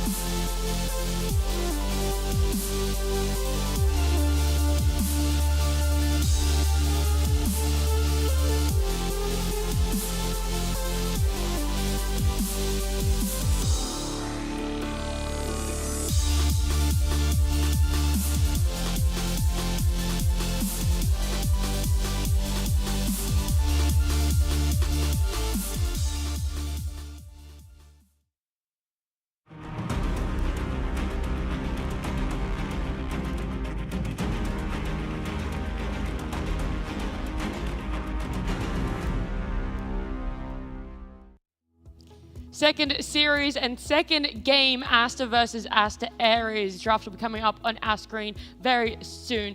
We talked about any potential importance placed on Marseille after we've seen it 4 out of 4 games today. Spoiler alert, it was neither first phase banned, tongue twister there, and has not yet been picked. Okay, well, I guess that answers that question. She sucks. Yeah, we can ignore her. I must be it. Throw her out. Instead, we get to talk about Tiny Disruptor and Rubik. You guys have never talked about this. Where's the Tusk? We just need him to complete the 4. That's it. So what I was wondering is whether we Give us were... the Tusk, Sind. Yeah, I'm picking it right now. Since Press start the the game. Alex, I need to Press the find it in Tusk the hero button. list. So I think I was wondering if we're going to see a development in meta where... So the problem that teams have with Lina right now is that the hero gets overall first picked. The enemy teams don't really respond to Lina in particular in their 2 response picks, and then in the second phase bans, you ban out the cores that are good against Lina, right? So I wonder if we're going to see at some point some team figure out that you can give away Lina and then there is actually a core counter pick you can get in the first phase, like somehow enabling a Spectre as a first phase hero suddenly. The problem with that is I just think Spectre inherently has too many weaknesses against the solutions that the enemy team can come up with. And if so easy to pick a Viper. so if you go through this right? if you go through this like mental list and you're like, okay, the core counter picks to Lina that you can get in the first phase are too counterable inherently, and they get banned in the second phase, then you kind of just have to ban Lina. Just like, ban her. Dude, something will come up. Like something will, I like don't know. Axe will Well, reemerge. Tundra came up with some things. Yeah, but I think Tundra picked a second phase Spectre in that game when they saw multiple heroes and they used that as their solution. Yeah. If Tundra It's were not to the play first against phase, Lina yeah. again, they're not going to get that matchup again, I think. So It was also like an overall play style. It wasn't just like we picked There this was hero, it's DK good. as well, jumping on top of her, stunning her up, but Yeah, Yep. but it was like the way that I like they DK a lot against like her. greeded and got like the Midas on the DK and got to these big item timings, and that was what allowed them to take the fight. Like the whole thing was so but complicated. from that game, every single team is banning out Spectre. Yeah. Pretty much. If they have Lina, they are banning out the Spectre, so... Viper being picked up in that first phase. Yeah. You slightly mentioned it. I Lizard. got it. Yeah, I was going to say I touched called on it. it. I called it. Wow. do you like it Obviously. against? Is that because of Tiny or? I called it the last game, but I got it this time around. Actually, in the Chinese region, Viper in the first couple of days was really contested hard. Yeah, it was banned a lot. It was banned a lot. It was picked in the first stage no matter what he's playing up against. Teams apparently cannot find a solution in the laning stage against him. It's a Viper after all, right? Okay. And later on, with the belly flop or whatever, like it looks solid. Nosedive. Nosedive, yeah. Belly flop is Tide's taunt. I like belly flop more. Close enough. It's It does seem solid, and you are negating them the ability to pick a lot of these heroes that usually can lane against anything. Does he feel a little bit more vulnerable when we get into the mid to later parts? Is that where you can try and break down a Viper a little bit more rather than focusing on lanes? I just think that the hero is very one-dimensional, right? You can counter it with playstyle. One of Viper's biggest problems is if the map is constantly being split. He's very slow at moving. Yep. He thrives in specific conditions where the fight is in one place, he gets to front line, and you kind of have to go on him. But a lot of teams, like a hero that comes to mind that I think is amazing is Viper's Nature's Prophet. Like Yeah. you crush Viper in lane. The way you play the map is really annoying for Viper's team to have to deal with in general. So I would actually love to see Aster exploring that idea because XXS does play a good Nature's Prophet. So But they could go that's that route. not true, Sin. We saw the Nature's Prophet versus Viper mid matchup. We saw it. Viper went even, weirdly. Yep. It was okay. It was like I think that came down to the player performance as well. How dare you? No, I'm sorry. they're all equally skillful. Sheep was playing the Viper and it was a draw, so it was not about player performance. Historically, Prophet was good against Viper. Like Yeah. you picked that. Also, Naga was Naga pretty is very solid good as well. Yeah, Like- it got banned here by the way. Yeah, So. it's exactly what you mentioned. Like, he struggles. He's very slow, and that's it. Like when he gets into position, his team needs to be around him, or you can end up having this Viper that's literally just pushing in the wave until he dies. So you need to play around him. It seems like Aster Ares have the right read on that too, right? They're banning Beastmaster as well against XXS. That's another hero that can kind of play that Furion style on the map by just constantly being annoying pushing waves. Hard lockdown is also great against Viper, of course. Yeah, I wonder if we're going to see the Prophet banned. I feel like that would be such a nice pickup right now for Aster. I think it also plays very well with Baboka on a 4 Tiny if that's what they're exploring as an option. Obviously, a flexible hero they can put at mid carry A4. This team has players on all of those positions playing Tiny. What else could they be deliberating ban here? Aster's turn Like Doesn't? Yep. another, I mean, again, Summons. it's kind of the same logic. It's another hero, Helm of the Dominator, split pushes side lane. He runs Viper completely over in fights. It's a really bad matchup for Viper, so I don't mind it. I think all their bans are good. There's a lot of bases to cover. You can tell, right? Like they're effectively dedicating 3 bans to protecting their Viper, and it still feels like there's more heroes in the pool that will be good. 5 So seconds remaining. I'm not the biggest believer in this being a first phase hero, but I do think when the game goes in the direction Viper wants, it's really powerful. But I think at this level of play with these absolute best teams, they find a way. Can to you solve it. downscale him a little bit? Like, don't put him mid. Could you see him? It's possible to put him on the offlane Yeah. as well. Yeah, That's he what I was can thinking. he can be the offlaner, but then you really have to make sure that he has a good lane. Because if he's on the offlane and he isn't having a good lane, Viper just doesn't feel like a hero any longer. Yeah, like especially if you're in some position where Aster has an offlaner that can kind of be left alone. Like the ability to play with a Glimpse and like Tiny into a Viper offlane, like he will chain feed if they have an aggressive carry. Yeah, so what teams often do when they identify that Viper is going to a side lane is they start trialing for 2 minutes, and they just shot Viper down on the first 2 or 3 waves, and then this hero that is extremely snowball reliant falls behind and is playing catch up the rest of the game. It's extremely punishing. And what's interesting here is what Aster have identified now is, well, if this Viper is going mid, we're going to pick it an awful matchup. Batrider is really terrible for Viper. You might think theoretically, oh, it shouldn't be too bad. You outrange the Bat, you have slows, can't you just run away from him? Nope. No, because you're not fast. So if he gets a couple of stickies on you, you're in big trouble. I'm wondering what Ares are considering here. If they're going to maybe, because of that, put the Viper offlane with Tusk. It looks like a solid lane, right? Like you can put the Viper Tusk off lane. Yeah. Both of them combo really well together. Got to be careful against the possible tri-lane then, though. 10 Yeah. seconds How do you remaining. take advantage of seeing Bat, though? Like, There's Queen of ways, Pain. right? Queen of Pain is obviously one of Storm as well is in the pool. Not something that we see very often, but definitely a hero that deals with Bat. do you like Quap against Disruptor Team Tiny? Aster's turn to pick. It's rough, right? Like whatever is mid, there's a ton of catch on Team Aster, so you'd rather have something sturdy that can just live through all this catch, but if you pick something sturdy like that, it most likely won't be good against the Bat. Yeah. Right? So that's Feels the like problem. a 10 seconds damn it if you do, remaining. damn it if you don't kind of situation, honestly, in the lane. And wait, with the Marcy 5 pickup, seconds. I was gonna say they have a little flexibility, right? Because you could have Marcy as an off lane. You could still make her a support. Tusk could go mid. He could potentially go off lane. Viper so- could go mid. Viper could Okay. go off lane. Okay. Sheep, You want me to they- list all the combinations? Let's relax, let's relax. they have a lot of combination sheep, right? But I have a feeling that we're seeing our mid laner here already.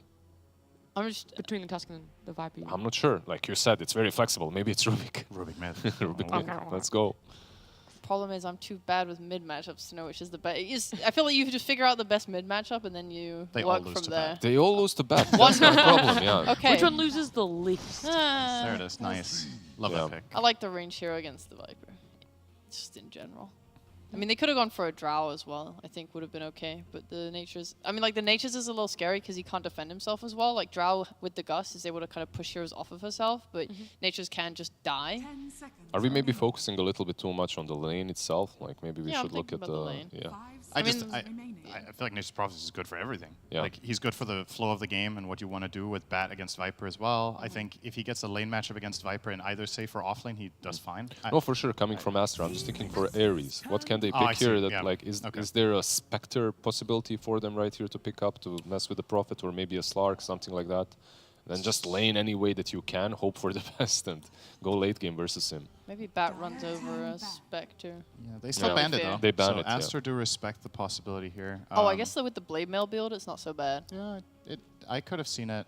I think the Slark is. I'm a little bit hesitant to pick Slark into Tiny Disruptor. I just think until you have BKB, A you're lot very. of AoE, yeah. It's what Slark hates is when Dark Pact is difficult to use, and against Disruptor, it's actually kind of impossible unless he is taken completely care of in the fight, because you can always get caught in the Static Storm field combo, and then you're just dead. And against Tiny, it's a AoE ground stun, so even if you're an ult, you can't necessarily reposition yourself, and he has a lot of burst damage, and Slark is a very frail hero. So He's so frail. not the biggest fan. I mean, Team Aster's at the same turn time, to like bat. what options do you really have, right? Naga Siren you banned yourself, which would have been a good pick here.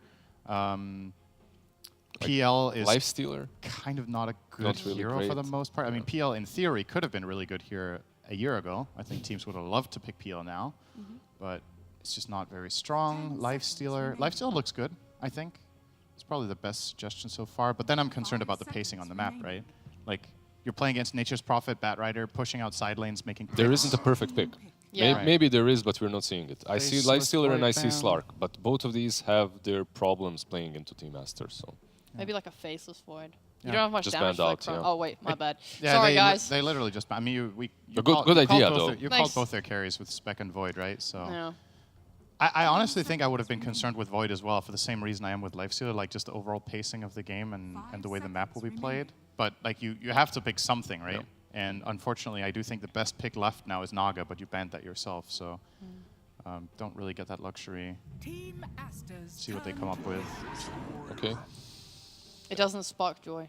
I was gonna say, the none pace- of you look convinced. Pacing is a little bit better, at least, right? Like, Yeah. Not a Marie Kondo pick, that one. yeah, Okay. I think we might see a very quick game with this Visage last pick. Overall, it's Visage into Viper. Overall, isn't that great, but the whole cast of Team Masters just plays the game so fast. Yeah. That I just can't see Aster Ares keeping up with that. Their mid game is insane. I think the Visage matchup against Ursa in the side lane should also be pretty enjoyable for the most part. Visage tiny, toss back Yep. into Soul Assumption. It's so much burst damage. It's really good. They're just gonna nuke them down like pre-raindrops. It's so hard to lean into that. Okay, it's definitely, I don't know if I want to poke anymore. I don't want to know any more about how little faith you guys have in Aster Ares. I want to just jump straight into game 2. Head on over to our casters. It's Fogged and Lyrical. Probably wise not to poke the bear. There's already a bear in this game. What are you doing? Get out I of poked here. the bear. Rawr. Okay. There's also an Ursa in this game. What am I doing? There's an Ursa in this game, and it might be in some trouble in this one. There's Yeah. some really strong, fast tempo heroes coming from Aster. What are you seeing?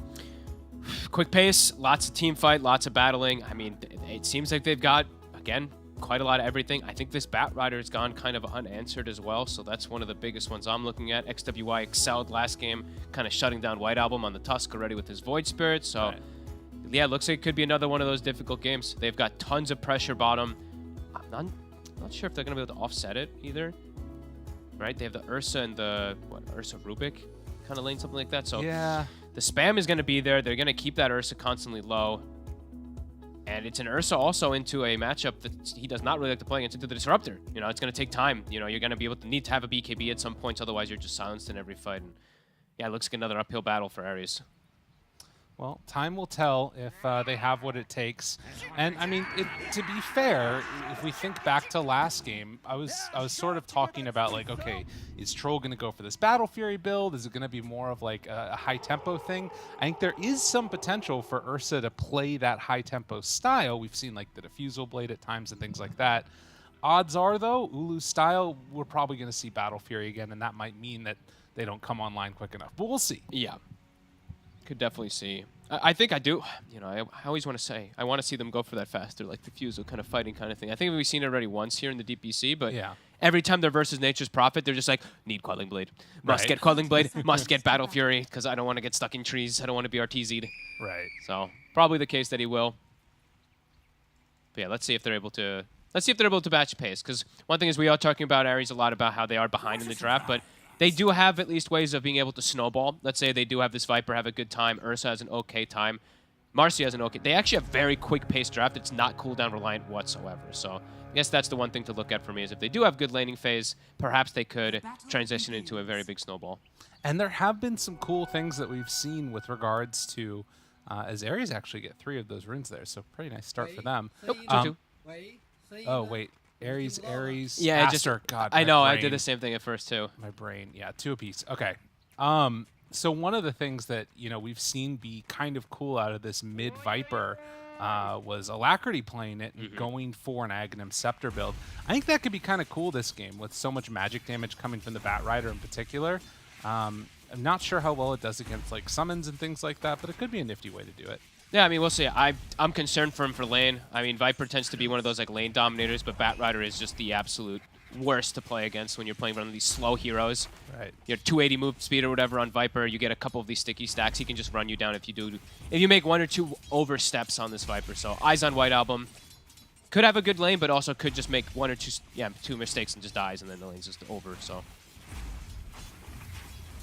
we'll see, as already stacking up a lot of rounds of that sticky napalm, of course. Yep. And has the stick charges ready to go on White Album. Yep, and he's got the boots already queued up. First few waves are very important for this Viper.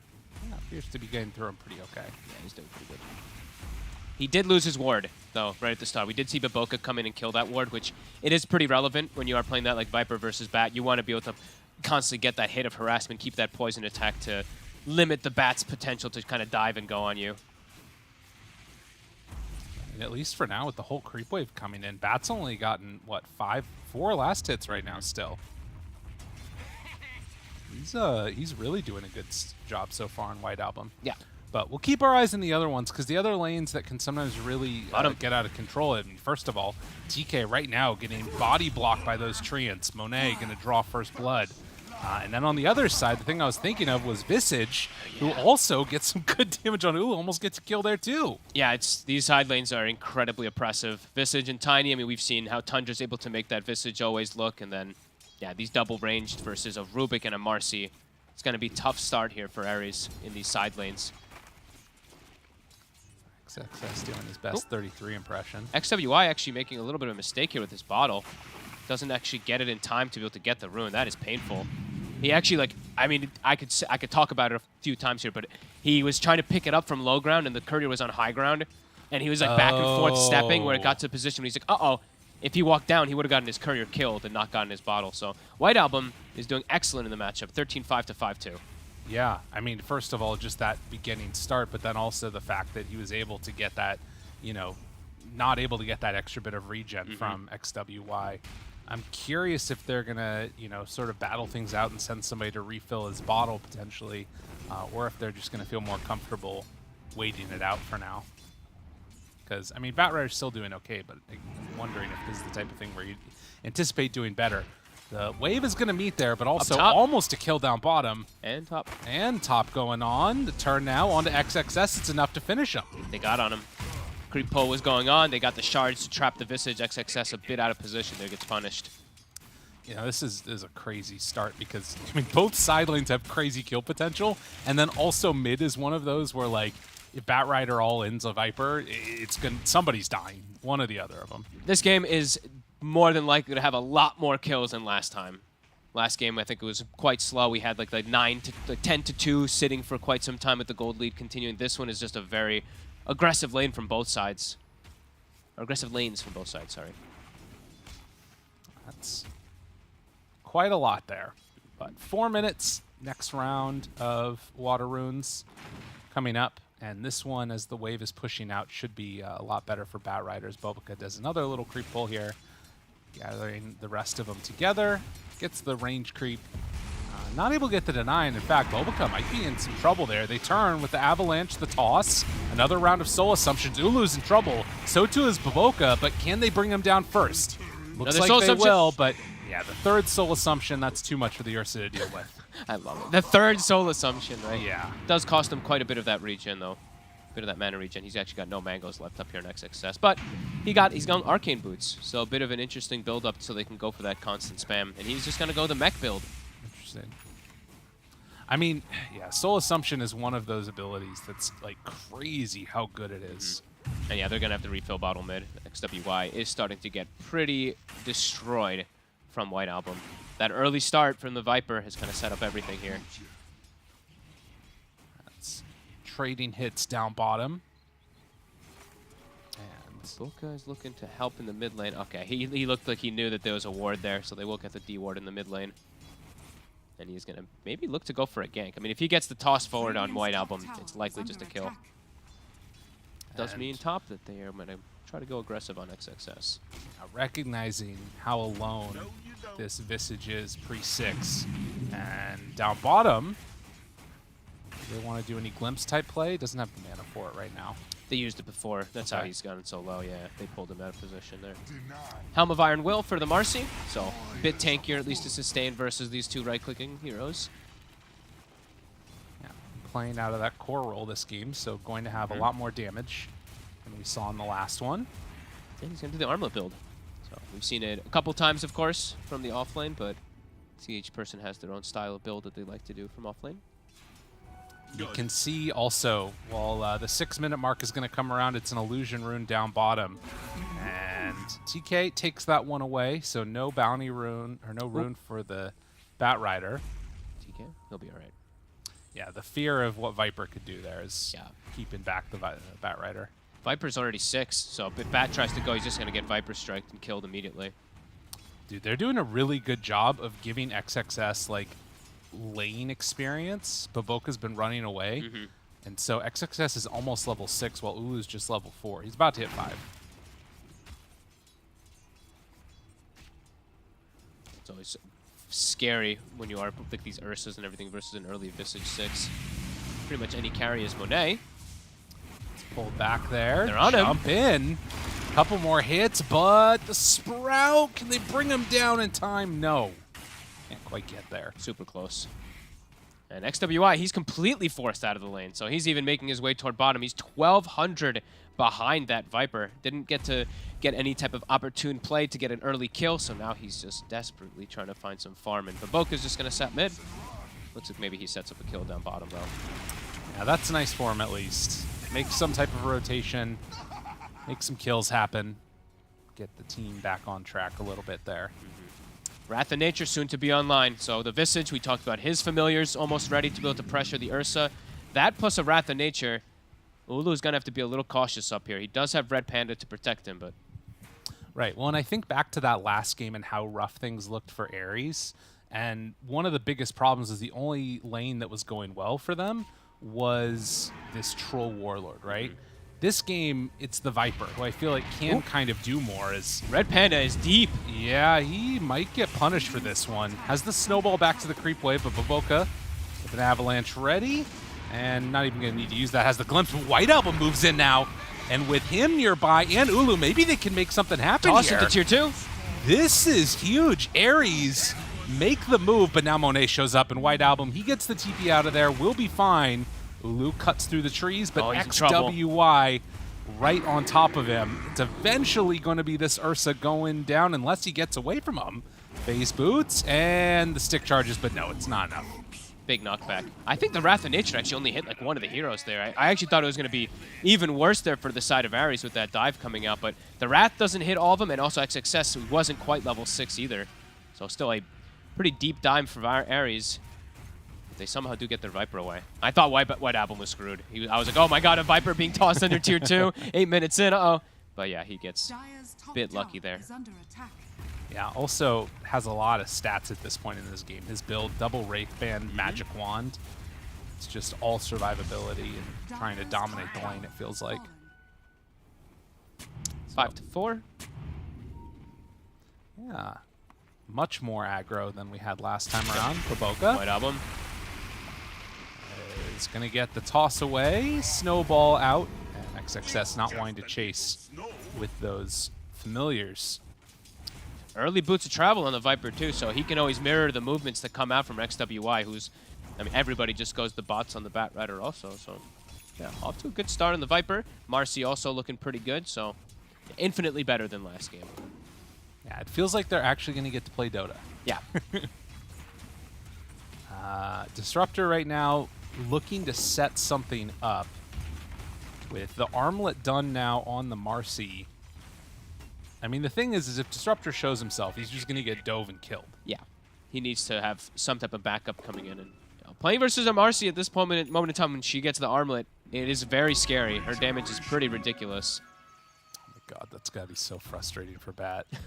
Just gets that regen stolen right from under him. And we did see Ulu, by the way. He has queued up the build. So the phase boots are done, and yeah, it's going to be the Battle Fury as we expected. Right.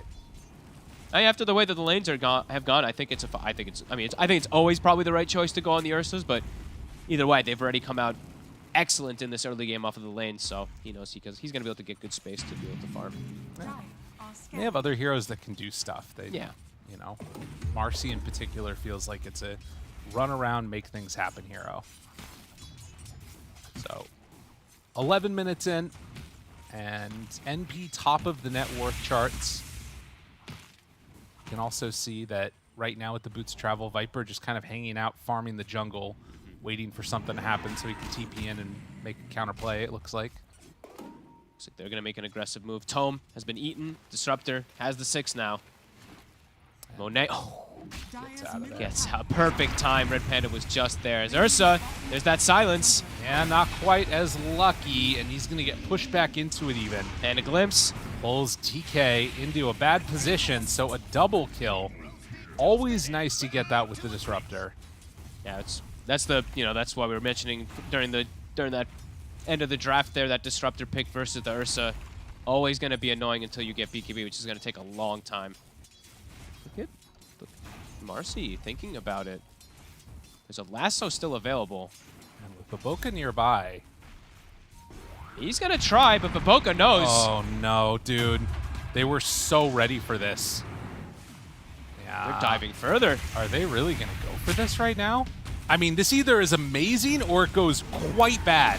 And so far, it's looking quite bad. White Album is also now caught in the jungle. Oh, man. Ares. Their stomach's a little bit too big. Nope. Mouth too big for their stomachs. That's the word. Wait, what's the expression now? I've lost all sense of anything. I think that's it. Okay. Something along those lines. It's close enough. We know what we know. It didn't go well, Fogged. It didn't go well. No, they overextended. It was read perfectly. Baboka, he just knew that it was coming in. They do get the tower at least. I think, did Ulu get the last hit? He did. So, okay, that's the positive gain, of course, there for Ares, but losing the Viper, always costly. Yeah, that one really hurts. And Disruptor Static Storm's online. It's time to hunt for that Ursa again. See if they can make it happen. And he is trying to get out of there. It looks like he's going to be out of harm's way. Oop, they know there's a sentry there too. XWY down bottom as Monet get a gun on top. This time they should have him. So they get a little bit of return. Ares back on track slightly after the misstep down bottom. Yep. Nice little money too. That's the dominating streak there going White Albums. Yeah, those kills feel like they're really important. Particularly when you're able to dodge the gank onto the Ursa. Yeah. But Disruptor Static Storm still up. You would imagine that Aster want to get something done with this. You can see already at 13 minutes queuing up the item just straight into Aghanim Scepter. The usual dream for these Disruptors as smoke's coming out. They want to try to catch the Ursa on his next movement. They saw him farming bottom. They saw him probably farming, well, not saw him, but they understood that he's probably farming Ancients, so the likeliness is he's going to go farm his jungle next, so perhaps trying to get that read, or maybe finding White Album. Yeah, they see him down bottom now, and still going to commit for this movement. White Album is who they're going to run into, so we'll have the glimpse to pull him back in. The Abba, the Toss, still a very tanky hero, has stick charges, and even going to commit the lasso for this, but with the Marcy moving in, having Red Panda in the area, they get a return kill, although now Marcy's kind of in no man's land. Glimpse in 2. Has stick charges. The Glimpse pulls her back in. The rebound, a couple of seconds away, and can't armlet toggle through all that damage. Bringing the numbers, Aster, they have all 5 up top. They will lose 1, but a good aggressive move. TK, not able to respond, and the Ursa, Ulu, he wants to just be able to farm.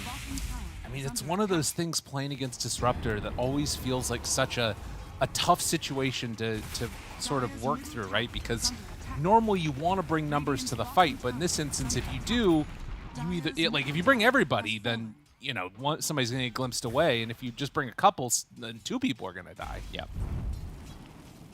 Power of the Disruptor. You have to be very coordinated how you're going to go for your moves, otherwise it looks like like these double mistakes. They find the Disruptor, should be able to get the kill. Red Panda gets the punch up into the high ground, rather up into the air, and gets brought down.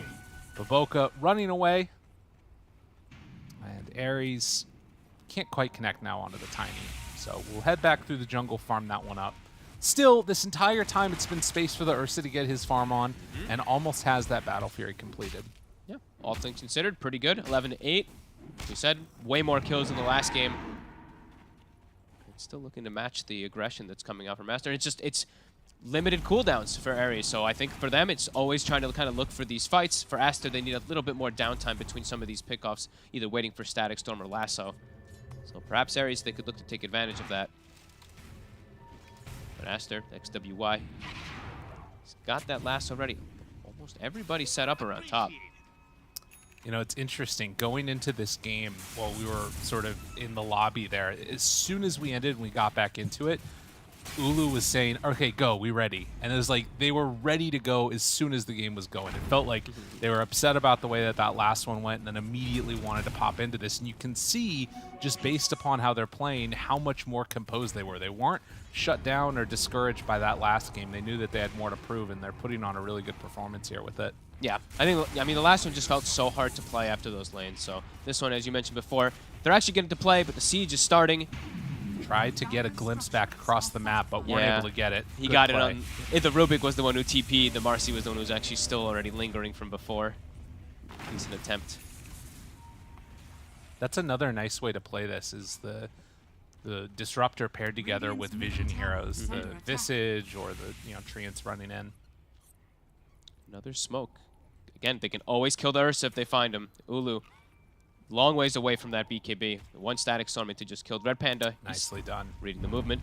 Yeah, and everybody else gets out now. And now they're bringing the numbers.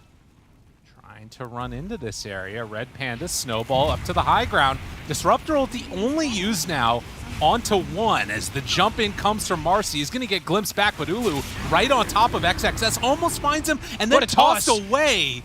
Dude, Baboka keeping him on target, but Monet, now he's onto him. But the avalanche to cover yet again. Baboka doing great follow-up, but Ares, they're too strong at this point in the game with full vision. They pull back in the Ursa. That's going to be enough for the kill, but Baboka, he goes down to 3 for 2. A good fight for Ares. A buyback from Red Panda, though. But yeah, a great aggressive play. This is how you play versus that Disruptor, right? Don't let him wait. Let him get his setup for his static and stuff like that. No, make the initiation, immediately jump him, cause him to kind of panic. Ursa almost survives, too. I saw the sidekick come out onto him, and then he actually got a decent amount of lifesteal. Is now bottom. They could find this one, too. Pulls back in. Got him. Fade Bolt for the finish. That's a big money there for the Rubik. Red Panda, his buyback becomes incredibly worth it now. Really nicely played. And, of course, the thing you're always thinking about with this Ursa lineup is, can you go and do Roche? I think that Batrider kill is not quite enough for him. If it was Team Wipe, obviously, would have loved to go on in there. But trying to get that BKB right now on the Ursa.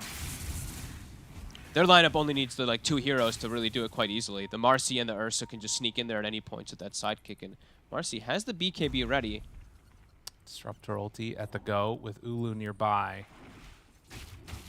They're the ones who are going to start it. Looks like Aster's like, okay, if we can take this away from your Ursa draft, it'd be massive for us.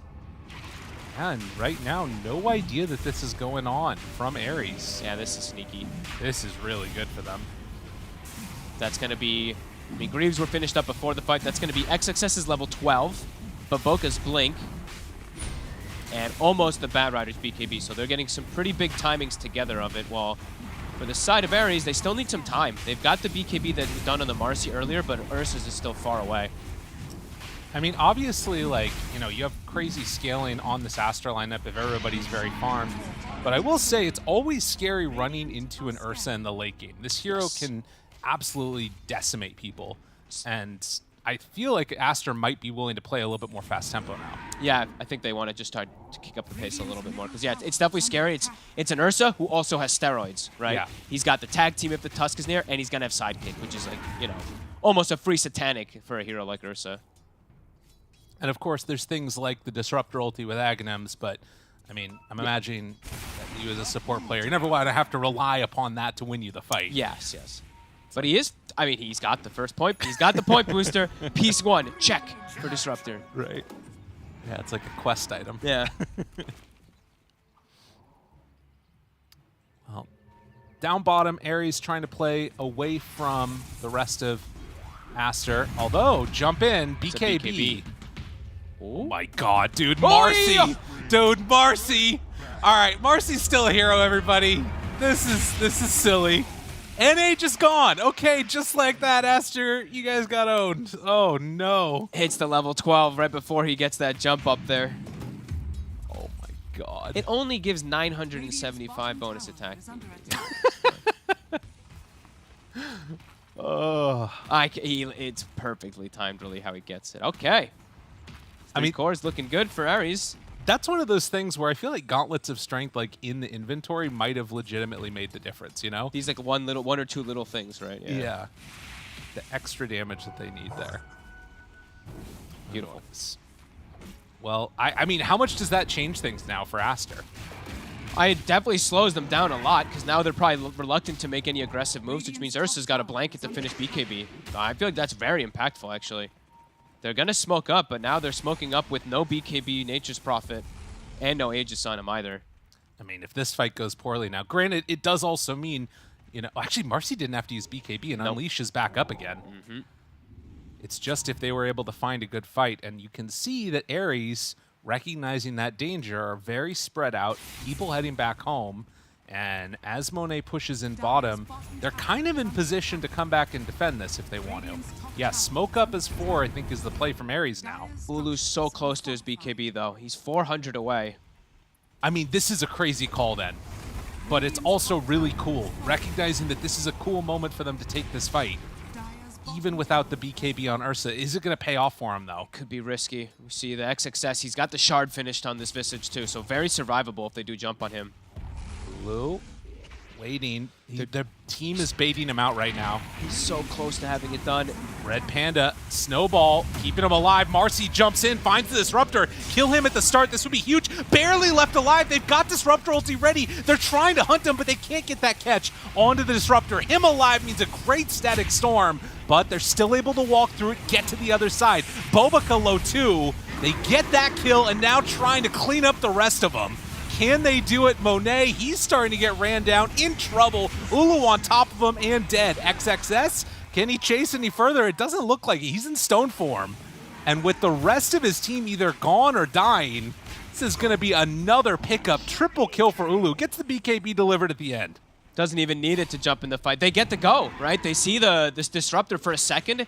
He tries to get a glimpse. Red Panda instantly snowballs. Marcy jumps, and it causes complete disarray on the side of Aster. They're kind of panicking how they want to get the initiation because they've already been initiated on themselves. Everyone's in their face. Great play from Ares in that fight. This is looking great for Ares. Yeah. The lasso's used, but as you mentioned, it's like barely even saving the Disruptor, and the Marcy barely dies at the end of everything, too. He's able to reset, walk away. The Static Storm doesn't really catch much of anything inside of it, and then they can re-go with that second initiation. Right, they have all the tools on Aster to take a good fight, but they're starting everything on that back foot. Yeah. And it doesn't work from them there. And of course, if Ulu's sort of allowed to run around, the Bearman loves to sort of live in that chaos. Yeah, he didn't get Static Stormed, right? That's the name of the game. If he gets Static Stormed there pre-BKB, perhaps they can actually set up for him, but the way that they initiate, they cause all this panic really on the side of Aster. It's perfect. Really, I mean, Red Panda's doing such a good job on this Tusk. He has 12 deaths, but he's 2, 4, and 12. Or sorry, he has 4 deaths, sorry, but he has 12 assists. Okay. My bad, yeah. He's been literally like always the one initiating, charging in, and kind of causing this panic always on Aster. Really liking the way he's playing. Yeah, sorry. I was going to say, yeah, no, my bad, yeah. That would be insane. No, 4 of those deaths. But yeah, he's always just jumping in. And now they have the Ursa with the Blink and the BKB finished after all that, so a big momentum swing. I mean, yeah, that's crazy. You just finished that BKB, and then you're also able to get the Blink Dagger because of how well the fight went. I mean, it was almost done at that point, too. So, 2.5 minutes until Roche is capable of respawning. And, of course, a lot of this set up just because of that Marcy go up on the top lane. And, you know, again, you kind of think about the story of this game. There's been a couple of points where Monet's just been caught a little bit out of position, always been known as an aggressive player and getting punished for it. He doesn't have any bailout, right? His Disruptor is going for an Aghanims. So if the Disruptor perhaps maybe was going for something like 4-staff or something, maybe Monet could have more ways of resetting, but it's more of a greed. But Boca is going to be going for his own 4-staff, but does mean that Monet has to be very careful of his positioning. Right. On his side, he's going quite near BKB. And there's more Blinks coming out, too. Red Panda's about to have Blink done on the Tusk. So further ways to get in their face. TK almost Blink also.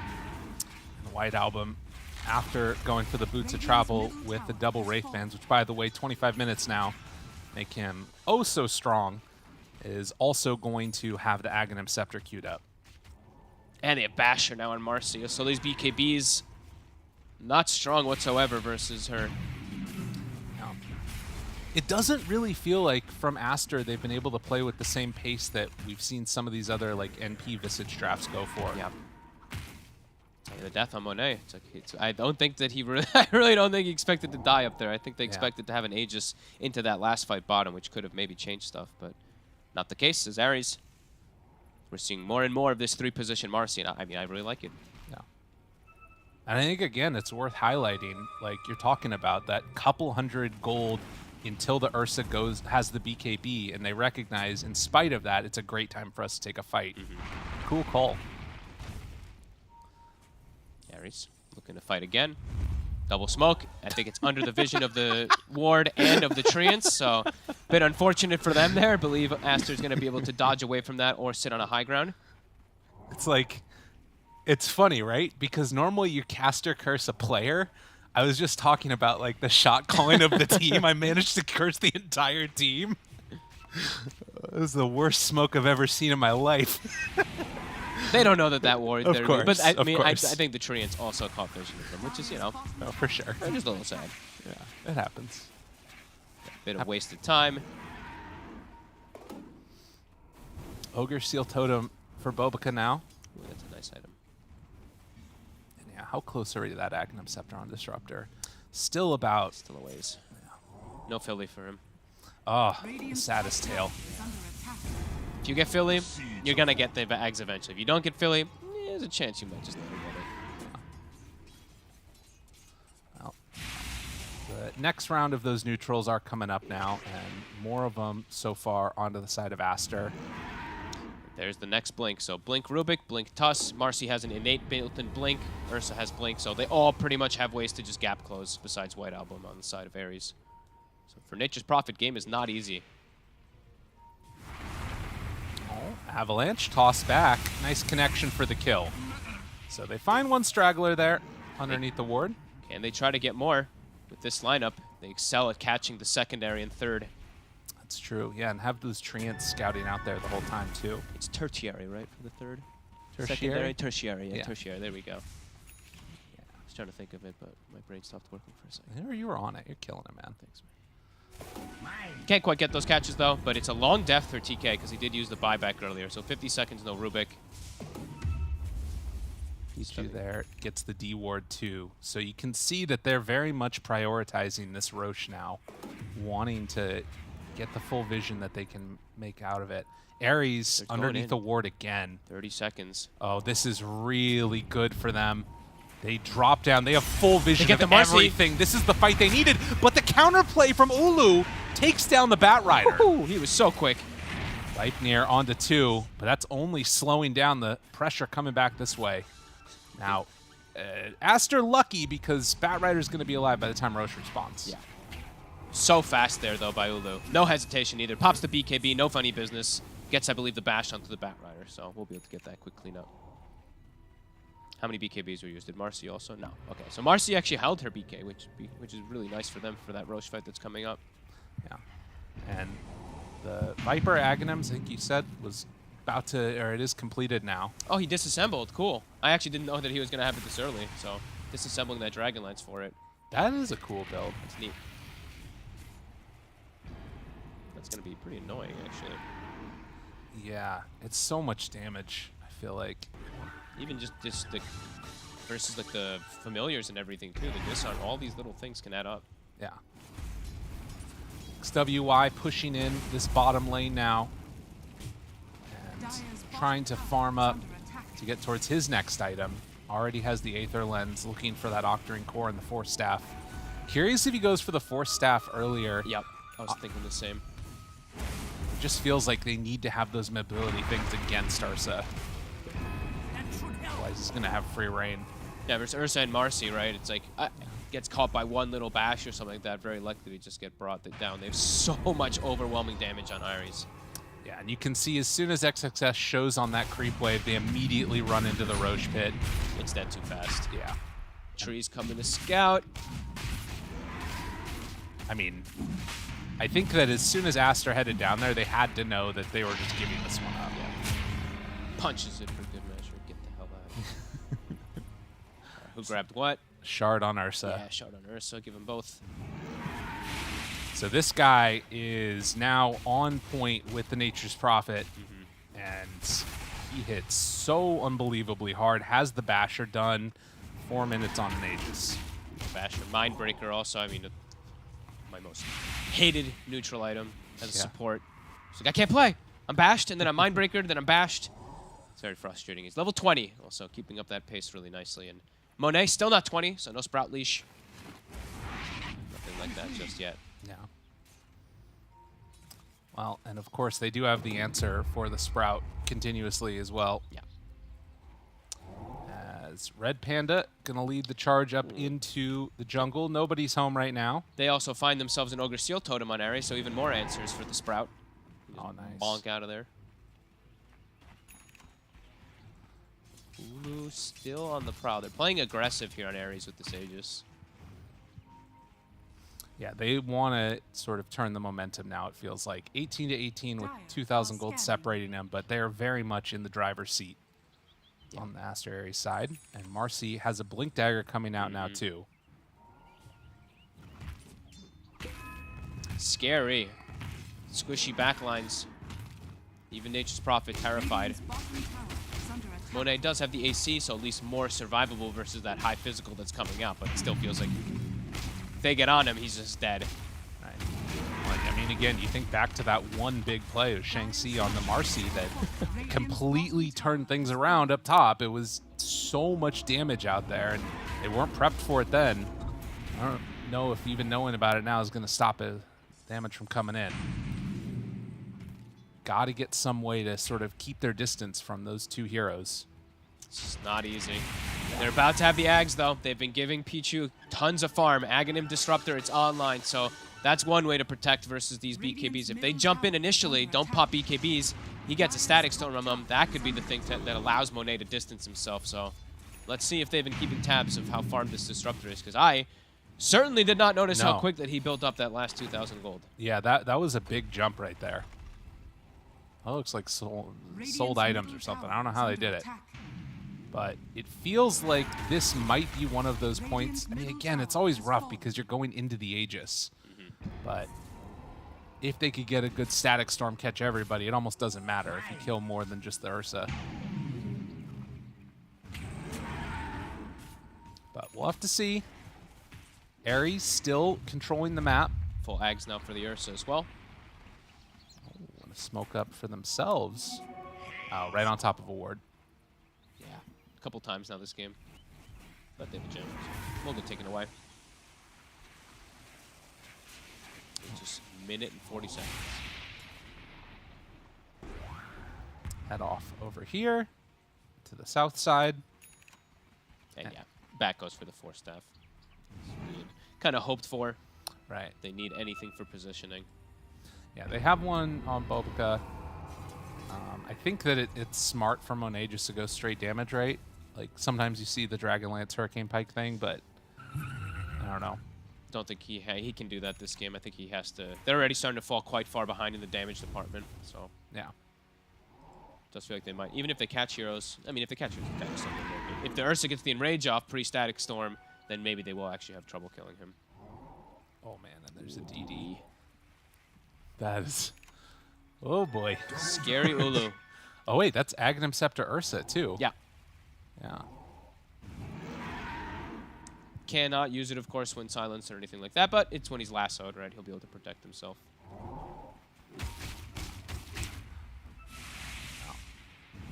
Do they finally want to head out now on Aster and try and take a fight? They're going to leave their base and at least be willing to farm up some of the rest of the map. 30 seconds right now. They don't have a gem of their own. They have a couple wards and sentries, but they're going to be under vision. Yeah, now that reveals the Aghanim Scepter is there. And they miss on that ward. Even though they dropped the sentry? Okay, just out of vision there. See it, I guess, or something? I guess he just didn't. Yeah, it's just a little out of vision. I thought he'd stepped close enough, but okay, whoops. All right. Well, that one will live. So giving really good information there for Ares. Disaster, you can feel they're a bit scared to take that fight. Aegis is reclaimed. XXS has hit 18, has his own Aghanim, so hunting the backlines, keep your eyes on like the Rubik for TK. That's probably the target that we're going to be seeing XXS put the focus on, just because you can just delete him in an instant. Silent as the Grave done now too. And I mean, this is the other sort of thing it feels like, is if Aster can wait things out, they kind of hit another power spike eventually with their next round of items as well. I think Visage can become very strong also. Yep. Sprout Leash is online too. Right. But I guess it just depends again upon where these fights are taken, who gets the jump. And speaking of getting the jump, right away they find the one and only Viper, but lifted out enough to get him alive. No, not quite enough. Nice try there from TK. Yeah, TK instead is going to get punished, but the jump in from Marcy now. Buyback from the Viper. Good toss away from Bobica, but he's going to get caught and killed. So after the buyback from the Viper, they need to get something here. Doesn't look like there's much, though. Still. Almost saving White Album. That was so close. Yeah. Showing the value of that Rubik Shard. I think this DPC we've seen the most Rubik Shard and how beneficial it really can be. So close to getting him out. He did some extra form of regen or heal there, but this is why you buy Holy Lock. Please no. Please no. I don't think I like that item on anybody anymore. It's too expensive. Yeah, that's fair. Mech's just too good. It's too value. It's too cheap. It's a dire tide item. Yeah. 20 coming out on Viper. And, well, another round of neutral items. Tier 4 this time. We already see the Trickster Cloak from Marcy. Timeless Relic, it's a big one. So Aster, they've done a pretty good job of kind of stalling things out. The moments that Ares felt incredibly powerful could probably just take over the whole map.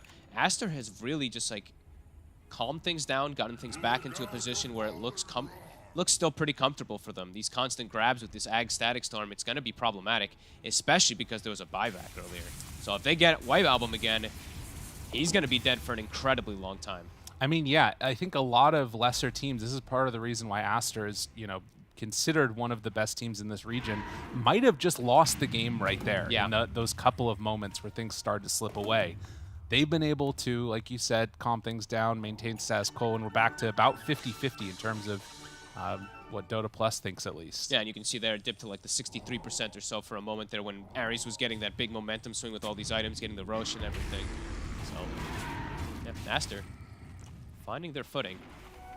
Ares still in a comfortable position, but have to be cautious of these next scaling moments. Right. Ag Static Storm just breaks the game, right? It can literally just make it so you don't have a lot of different heroes. If they get caught with even multiple heroes, it'll be even more disastrous. And, I mean, depending upon how late this game goes, we might be blessed with a level 25. Probably not for the Disruptor, but I can always dream. I can always dream too. It is huge. Like Yeah. it's like the whole damn screen when you do get that 25. But support's getting 25. Low. Yeah, fair. Almost never. Dude, I don't know. He queued up the Aghanims. Can't you just It's the buy dream. a You know what? Midas next? Please no. Still very even in kills. A long window here with White Album having buyback on cooldown where things could happen, but you have to imagine that at this next couple of minutes, Roche is going to be the battleground. Ares, after the first couple of matches losing them, would love to get an upset here over Aster to try and right their season a little bit. Yeah, I mean, poor Ares, really, with the start of their season, right? They play versus LGD, Extreme, and Aster, the top 3 teams in the region. So it's a tough start for them, but this could be the game that they bring it back and start getting some momentum. Still just very close, and it's scary. This game, it feels like it's starting to get down to a lot of initiation and vision control. Yeah, and you can see that they're also sort of holding this next set of gold. A lot of gold being held by both teams, I feel like, to wait and see what people are actually going for, what items is coming up, and then they're going to try and go for the counter at that point. Yeah, and I think it's buybacks for the next Roche. This next Roche could be a big decider. Smoke up. Let's see what they find. They're all grouped together. You get a second paired together like that against the Disruptor, and it's all going to fall apart. Look at Baboka. They He see sees him. They all are spotted. Yeah, Ares, as soon as that smoke breaks, has to run away. White Album, the only one that feels confident kind of hanging out in the area. He's got an Aeon disc ready to unlock if they do make the move onto him. They can look at items. Do they have a disc? They do. They have the Witchbane. So Monet, he has Witchbane. If they get the hit, if they get the Aeon disc proc and then he dispels it immediately off of that Viper, they still can look to bring him down through Static Storm. Also has Nullifier queued up, but obviously wants to save buyback, particularly on that Nature's Prophet. But that'll be huge. Same thing, right? Then he doesn't have to walk up and use Witchbane or anything like that. He can just pop the Nullifier and focus his This Roche. is huge too. Ares just getting it. I mean, XXS now running into the pit, but I think he's going to be too late now. Snowball moving in. They have the Enrage, and it's down. It's in their hands. Where's the cheese? Oh, he's there. Okay, Marcy gets it. Oh, buddy. Kills it way too quick. Aster scared to walk into the pit. I mean, that shouldn't be allowed to happen, I feel like. But Ares taking full advantage of it. And now, granted Aegis Cheese, a Refresher Shard. What can they do with this? It's White W. And he get chased out. I think realizes the danger of his position, and it's going to back away.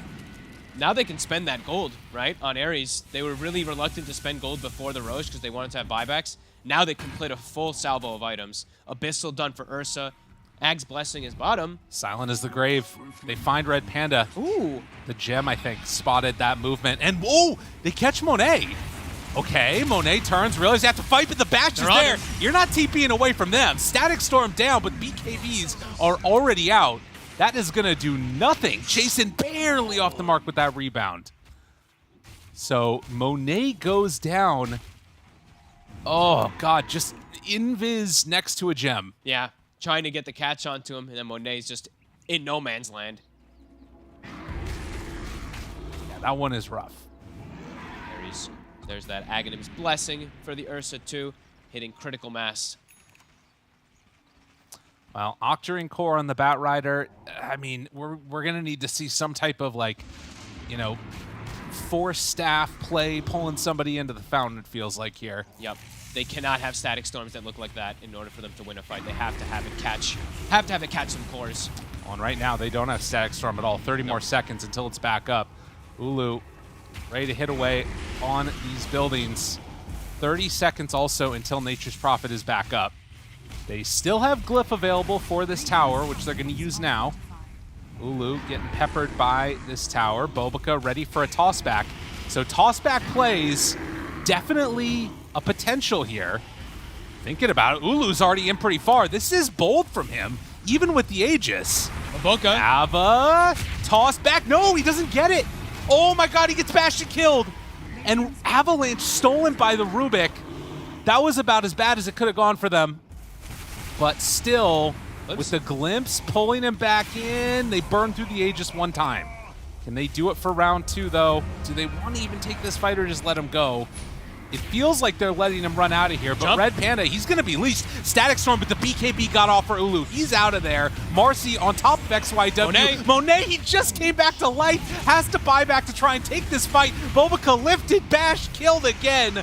Tiny does not get a chance to do anything here, as they bought back on two, but still can't defend their racks. Red Panda, again, time and time again, gets the jump on the Destructor, causes panic. Monet ends up being in no man's land. He's in the middle of these bruisers, the Ursa and the Marcy, and just gets brought down in no time. Aster starting to run out of windows in this game. And Aster Ares ascending the throne of the Aster totem pole. We'll see what else they can do here. If they can finish this game off, as, you know, obviously one rack's pretty good, but if they could get a second one here, that would be really solid. 50 seconds, no Tiny.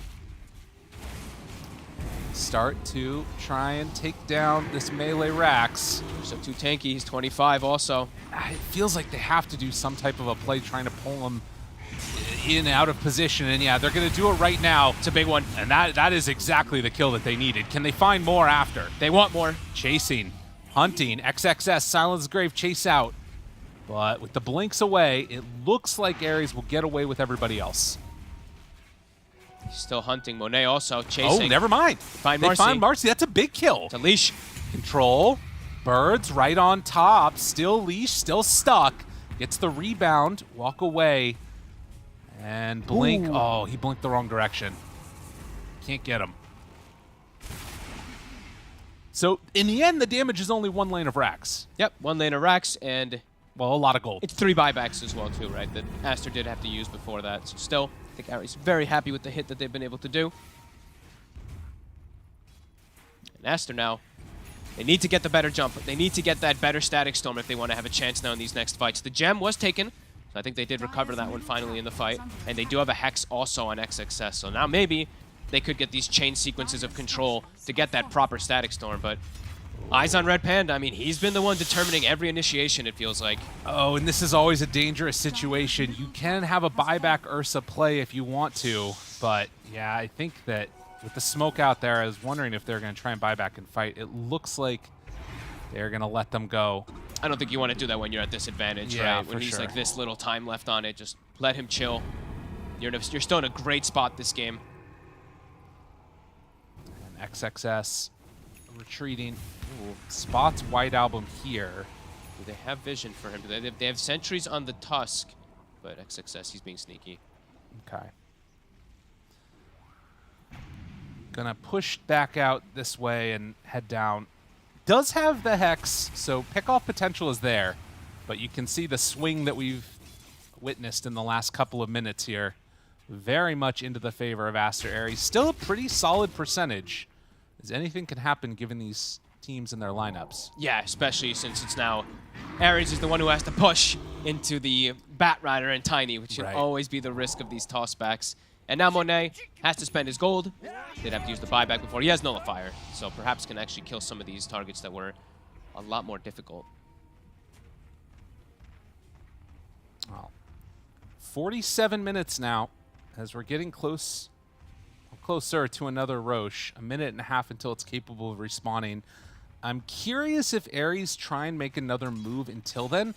I don't know if there's something else big that's coming out. Is there anything for Aster that like they're really waiting for that would change the dynamic at all, given what they've got? I guess maybe Refresher Bat is something. Yeah, I think that's probably the biggest one. But right now, I think they've got the tools to fight. They just have to land this. They have to land them properly, right? That's the thing that's kind of been a little bit of the downfall for them is Ares getting the initiation. The Tusk is just always getting on this disruptor. But now Pichu has a blink.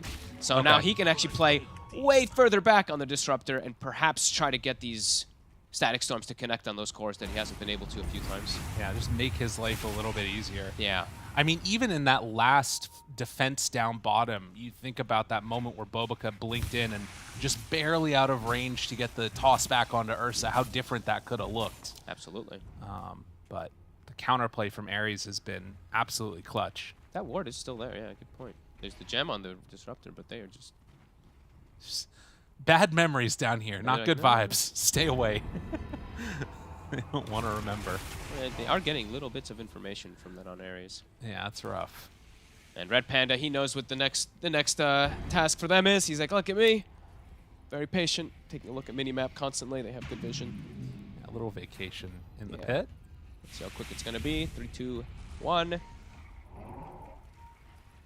It's it's full 3 minutes. Don't see that often. No. Okay.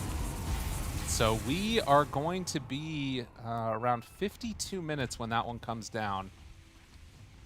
Aster, they're looking to smoke. Did that ward catch tabs of the edge of it? I think it caught the tail end of one of the heroes there. So Ares, they might just position themselves on high ground. Maybe look for the fight, but Aster going for a big wraparound. They saw that one. They saw White Album there. Feels like they know they're in this spot. Look at this wrap. They get the ward up there. Find one. Break the Lincolns. Get on top of them, but a lucky bash. Static Storm down onto everybody, actually. They're leashed up, but Ulu gets pulled down on top of Monet. Might get kited a little bit here now. White Album finds Monet again, tries to TP away with one. XYW tries to escape, and it looks like Aster are out of there. It was a buyback on the Tusk, and they do lose Bobica, but at least one buyback expended. 1 for 1. Aster's teamfight looks so complicated. The Static Storm, I think, catches 2 pre-BKB, but the Ursa did get his BKB up, so he was under coverage. and Monet, they got on top of him. I Right. think this Rubik, again, we're seeing the shard coming to play. He lifts the Ursa, throws him onto Monet, and Monet's like, oh my god, help me. But Boca tosses him away and then just has to panic TP out. So Aster, it's a 4D chess they have to play. For Ares, it looks a lot simpler. Yeah, and I think that, you know, in these moments, if you can also, White Album, getting the Lincolns broken, they have Batrider Lasso back up in about 10 seconds here. Okay.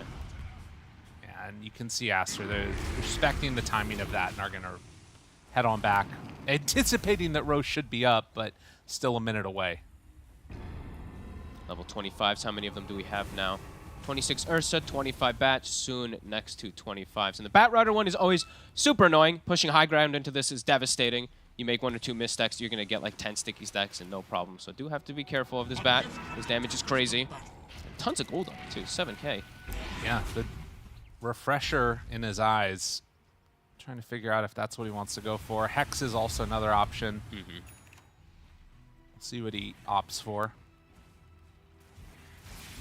But I think even, you know, there's these times where we've been seeing the Ursa get caught in the Static Storm and still have the BKB on him. It would be interesting even just a lasso just to make sure he can't get out of it or something, or keep him in that same spot if they have to.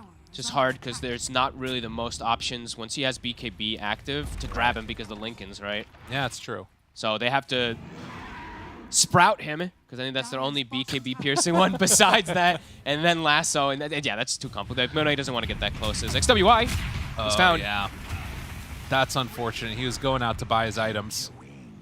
Now, does have buyback here. Roche is back.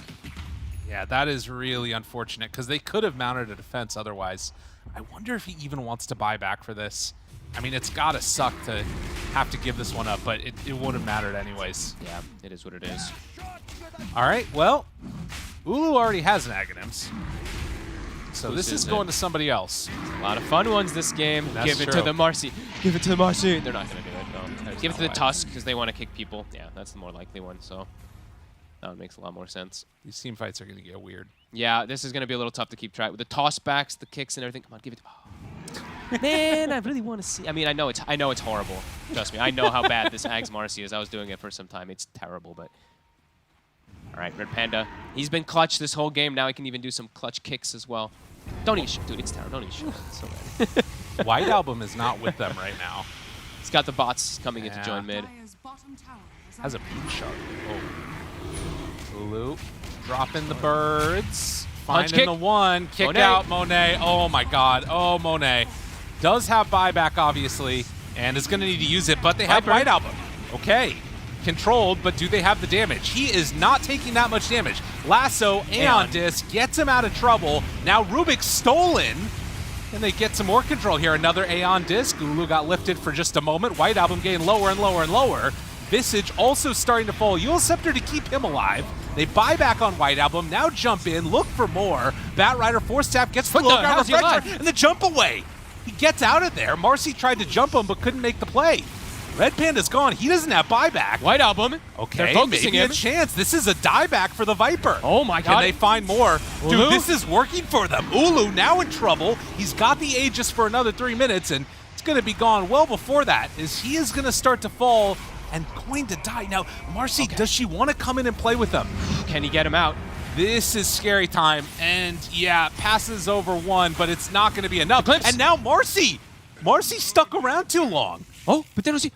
Oh, dude. No vision. Oh, that hurts. But still, 4 dead, and 3 of them don't have buybacks. This was the sequence here, I can't even name all the spells and stuff that happened because like the Rubik got lasso, lifts himself and like pulls to try to pull Bat out, and somehow XWY, I think Refresh and blinks out in the middle of everything. I mean, there's so much going on, but big winners there. Aster, these hexes coming out from XXS. His Dude. damage is crazy. That extra familiar, you really got to see how much he was doing. I mean, again, that's some Doctor Strange, every different scenario. They had to find one type of play right there for Aster because things were looking absolutely hopeless. That was one of the more insane holds. I think if we watched that fight like 5 or 6 times, we could pinpoint 4 different things that actually were the exact scenario that causes them to save there. That was crazy. Now 50 seconds. Viper dead, Rubik. They're going for tier 4s. They're going to end it. I mean, this is the end of the game right now. They don't have enough time. It has to be these two to do it alone, and I don't know if they can do it, although this is a good way to start. BKB already out. Bulbaka, he tosses to save his buddy, but the chase down. Ulu does not want to give up this game in this way, but sir, I don't know if you have a say in this. As the chase down is there, the bear will fall. No buyback, 2 minutes. Aster find the avenue for success and are going to end this in the most dramatic of 2-0s. Holy, that had to have been one of the best holds I've ever seen on a high ground, honestly. That is insane. Ancient Falls, they win the game. GFG, Baboka's like slamming the keyboard. I mean, that was, I'm sitting here still like, there was so much that happened in this fight. That was unbelievable. The buybacks, the saves, the tossaways. Oh my God! I mean, panel. Awesome. Good. They're gonna have to go through that one like 10 times to watch what everything really happens. It was. I cannot believe they actually bring this game back. That was awesome. Yeah, and I mean, they win the game with a net worth loss still deficit. That's exactly what you want to see. Some good old China Dota. And just these bailouts. This is insane. Like the way they covered each other. These tossbacks to save Monet. XWY, I mean, that one too. He, I think, refresh blinked mid-auto attack or something. It saves himself, and then somehow they end up getting these chain sequences. I mean, ends up being able to TP back home. Yeah, very impressive. I'll give a little clap too. That was amazing. Chat, honestly. clap. Everybody clap in chat. That was Ares. That was Ares' game, 100%. And Aster comes in with some clutch, unbelievable team fights. Wow. I can't believe that they managed to pull that one out. But we're going to have to let the panel break down that action because there was so much to see in all that time. Let's head on back to them to end off the day. There's so much to break down. You guys just missed out by a second. Lizard singing over there. But this game, I don't even know where to start because. Throw it to us. All right, throw it to us. Sheep, you just start for me. Oh my God, I can't believe it. Of all of the outcomes, Aster winning this game was not one of them that crossed my mind after like the 30-minute mark. Okay, oh my but God. Pre-30 minutes. Yeah, I mean pre-30. I mean at the beginning of the game it was okay. For the first 3 minutes, it like was the okay. First, during the draft, it was all right. But like, oh my God, I just can't believe how well they held their base and took these fights. Like the use of buybacks, and sorry, it's so hard to break it down because so much was happening, but I felt like the amount of fight conditions that Aster had was super limited compared to Ares, especially given like, you finish the Ags on Disruptor, you're like, okay, we can use this. And then for some reason, Rubik Lift lets you throw an ally over kinetic field, so it just totally took that tool away from them. And they're still able to fight despite that. Do you want to add Sind? Break it down in a different way. Sorry, I just went, energy, let's go. Yeah, I'll be myself and be calm about it. Just take it easy. I'm taking breaths. No, I mean, honestly, this base defense is pretty crazy. And there's so many small things that I think Fog was also saying that. Like, there's so many spellcasting details here that you can't really go over everything. Even when we have time now on the analyst panel compared to in casting, I still feel like I can't cover like the complexity of this fight. There's so many key things. And it comes down to just individual clutch plays. The Batrider refreshing into Blink and TPing back with the perfect timing. The way they force both Eon discs without dying and then are able to follow up afterwards and get the kills. The Glimpse is clutch. This escape from Marcy actually also clutch. Unfortunately for them, doesn't end up mattering in the end as they do push down mid here. But yeah, just crazy defense overall. Obviously, you're going to be kicking yourself if you're Ares, right? There are just so many ways to put your enemies out of position. Like this positioning them was so simple for Aster, and pushing high ground is always difficult versus these heroes, right? Like you have Tiny with the tossback, you have Batrider with the lasso, you have, if you try to escape, there's Glyph. If you try to go too high up the high ground, there's Root with Prophet. It's just very difficult to push into. And Visage can always be that frontliner that's just up there. He can Stoneform, he can Stoneform his birds. But in all honesty, I expected this game to be over 10 minutes ago, but Aster Ares taking it. In all honesty, I expected it to be over 20 minutes ago and Aster winning it. But that was before the game began. Before the game began, before we saw the laning stage. So if we want to roll it back a little bit, there's a couple of things that we didn't get to see in these clips because obviously we're focusing on the late game highlights, but I think it's kind of important to understand why we even got to this point. So we expected the Batrider against Viper to go very well in Bat's favor. It's historically a counter pick, but I think either White Album played first of all, he played a great lane, which is one thing, but I think the nature of this matchup has also changed since Sticky Napalm does damage, because every time you Sticky the bat, you take a stack of corrosive skin, and that means that you're constantly that little bit slowed, you're taking that damage, and the overall like economy of the lane changes quite a bit compared to what it usually does.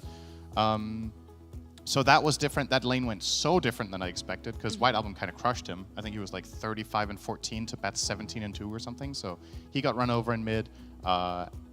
Monet had probably not his strongest game ever on the Nature's Prophet either, got caught out a couple of times, and Ares just played a really good game. Like, I was very impressed with how they managed to construct that out of the laning stage and pull ahead. So, yep.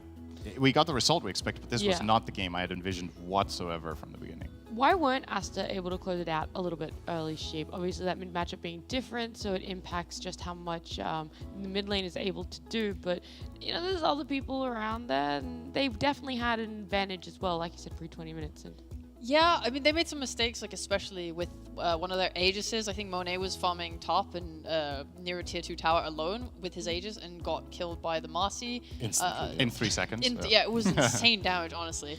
But like stuff like that is just giving up the advantage you have. And whilst you say there's loads of like ways to reposition, I actually think over time it got harder because, for example, Ursa buys Ags and suddenly he can break out of the lasso, you know, and that has to then be countered like 15 minutes down the line when Visage finishes a Hex and then he can silence him during that pullback.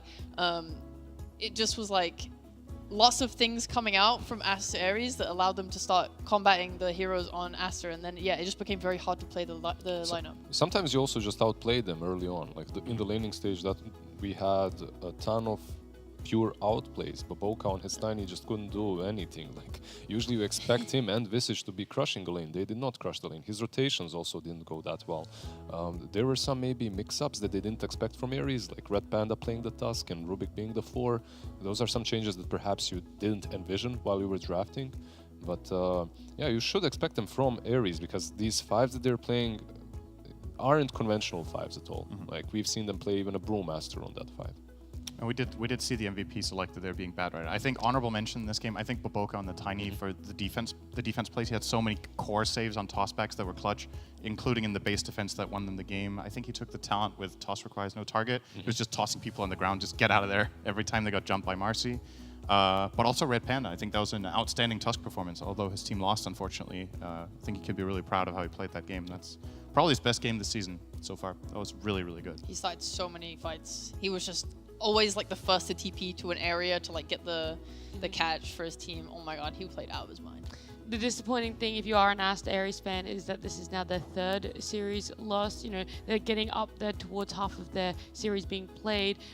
What is one of the best things, I guess, something that really gives you encouragement for them, or something that gives you hope that the second half of the games that they're going to play will have a different result? They played the 3 best teams. I think that would give me hope. They played against Aster, XG, and LGD, which are the 3 favorites of the region, at least from my perspective. I think most people would at least put those 3 somewhere around the top 4.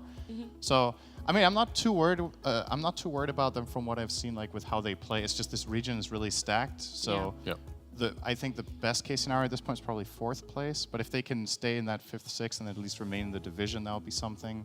But it's tough, right? Mentioned earlier, probably. I don't know if you would agree with this, but like I think Dawn, as it looks, are probably not staying here. I think they're just a class below the rest of the teams. Right. Then we have IG and Aster Ares that are probably there in that like coin flippy. Yeah, they're in this like danger zone, and then I don't know if there's anyone you would add that could get relegated aside from those 3 teams. I don't think so. Yeah. We can talk about it a little bit more, because I do know right now what we have ready for us is an interview. It's going to be XXS joining us for this. XXS, thank you so much for joining us. Congratulations on a win here. Game 2 definitely didn't go the way a lot of us thought. From your eyes, did it go the way that you expected? And how did you guys hold on for so long in this game? 拿下这场比赛的胜利，然后就是想问一下第2场比赛，你们觉得跟预期哪里出现了一些问题？然后你们最后是怎么样的一个策略去坚持了那么久的比赛，最后翻盘成功的？就我们先知阵容本来前期还是比较强势的嘛，然后我们前面没有打好，就是变成带线了，结果就是最后对面上高地手犯病了，然后所以我们很侥幸的赢下这场游戏。we were supposed to win the early game with our profit lineup, and we didn't manage to do that. That's why we were trailing behind, and we don't really have too many chances until they choked as a high ground push. That's why we win the game. How do you coordinate in the late game in these sort of situations where you're behind? Like, what's the communication like on how you want to bring the game back? 想问一下，就是在这种比较大的劣势的局面下，大家会采取一个什么样的方式来沟通，来确保自己能够去找到一个翻盘的机会呢？反正就是我们在高地下面完全打不过嘛，然后我们有蝙蝠、有萨尔、有小小，我们在高地上面的战斗力是很强的，所以我们等到对面来上高地，然后我们找机会吧。It's just we just realized we could not win the fight under the high ground. We would lose definitely, but we have heroes like Disruptor, Tiny, and Bad Rider. As long as we stay on the high ground, there's always going to be the chance. We are really strong high ground team fight. Okay. Yeah. So we're about halfway through the season now. Do you want to give your predictions for top 4 in order in Chinese DPC? 我们现在的话，赛程已经过半了，你能帮我们预测一下你心目中前4分这个有次序的前4，就是中国赛区的前4？有次序的老干爹，然后 Esther， 然后叉 G， 然后那个 Ares 吧。LGD, Aster, XG, and Ares. Okay, so Ares top 4. I'll ask you this question. Like last year, we all kind of felt strongly that the Chinese region was possibly the strongest one. There is some doubt right now. What do you think? Are you guys still the strongest region? And are there other teams from other regions that you're drawing perhaps a little bit of inspiration from when it comes to drafting? 想问一下，就是上赛季其实很长一段时间，大家都觉得中国赛区是最强的赛区，你现在还是这样觉得的吗？然后对你们来说的话，你们尤其是在 BP 和策略这方面，有没有特别去欣赏去其他赛区的战队？我觉得最强赛区肯定是西欧吧，因为去年 TI 的前3都是西欧的队伍，然后他们的打法也很值得我们借鉴吧。这几天汤加、Liquid 还有 OG 他们秘密在打比赛，我们也会看他们的比赛，然后学习他们。I think right now the strongest division is definitely Western Europe as they obtained top 3 from TI last year. Yeah, we've been watching a lot of European teams, like I said, Tundra, Liquid, Secret, and OG. I also need to ask you, can you please shed some light on why this rise in priority for Marcy, why she's getting played more or being banned? Seeing her every game today kind of has us wondering what's changed over the past week for China. 我想问一下，就是尤其是今天的比赛，马西的出场胜率都特别高，就是你能帮我们简单分析一下，为什么短短几天之内，马西好像今天一下子班选都变多了吗？感觉是其他的4号位太弱了吧？就是虽然马西也削弱了，但是他的健体数还是能给这个版本的小黑、影魔这些核心带来很大的加成吧，所以这个英雄还是很厉害。I feel like it's other position for becoming weaker. Although Marcy got nerfed, I still think she's decent, and her buff is really good to the popular carry like Draw and the Shadowfin. I think that's the reason. Okay, thank you so much, XXS. We will let you go, and congratulations again on another win. 拜拜。接受我们的采访。Bye. Bye. Oh, gave us a cheeky little smile there at the end. Didn't catch it on camera, but I liked hearing about the Marcy. They're favoring it more because of what carries everyone else is picking. It's not 200 IQ, but it's just nice to know now. Yeah, I think part of it is also the flex potential, right? I think a lot of the teams that we've seen in both Western Europe and in China seem to be favoring very open-ended first 2 to 3 heroes that can do a lot for the most part. So that's one of the benefits. And it's also sometimes the dynamic in Dota drafting is about what heroes just get nerfed or just fall out of favor. Then other heroes, even if they're unchanged, can just make a comeback off of others just being weaker, right? It's not... You just scrap to find something that's just not just as good, but nearly as good. Oh, well, we can't get Tusk. What's the next best Best right? thing, yeah. Kind of, so. Yeah, that is one. Did you want to add anything? Don't have to. All right, we'll just jump straight to results then. Let's just look at results. Let's have a look at our day number 6 here in the China region. It was 2 best of 3s. We started out the day with LGD up against eHome, went all the way to game 3. LGD securing it though, and then of course the Asta Aries series we just watched, having a 2-0-4 Asta there, changing up the ladder, the standings in a way that puts Asta very clearly, I say very clearly, out on top. 3 wins, no losses. LGD, though, having 1 loss in their back pocket there. And eHome moving down a little bit further with a 2-2. And then Asta Aries joining Dawn Gaming right now with 3 losses at a... yeah, it's just hard. It's just hard. It's so hard when you work down the ladder because you know that you're going to end on the teams that aren't looking so hot. But the schedule for the next day of China is Asta versus Dawn, and then Asta Aries versus IG. Asta Aries, IG, that coin flip, that danger zone that you talked about there, Syndrome, coming up. Or if you wanted to jump in, Lizard. No, I was just going to say I found it interesting in the interview with XXS that he said Asta Aries for 4th. Yeah, because they're 0-3. That means effectively, more or less mathematically, they have to win out. They need to beat everybody else. And but they did lose to the best 3 teams. Like they did. But one of the teams that's remaining is also, there's still eHome. And there's the fact that, again, they need to clean house. If they lose any series, they can't get top 4. So I think that's kind of a tall order. I would probably still put eHome in that top 4. But yeah, against IG, I mean, it's crunch time, right? Like you got to win every game at this point. If you're IG as well, I think, what are they, 1-2? I think, if I remember correctly on the score. So they could technically still tank 1 loss, but they have some really tough opponents left. So there's like a couple of games that are must wins if you want to make the major. Yeah, I kind of agree with that. I also, is it possible? I'm bad at maths. Okay. Is it possible to tie break on the 4th slot if they lose another game? With 3-4, yeah, that's possible. Yeah, so that could happen. Maybe not the end of the That's true. world. It is a possibility. We make them play more Dota, have them all tiebreak. Was there anything else you'd like to add on there? The games today are pretty good. No, sorry.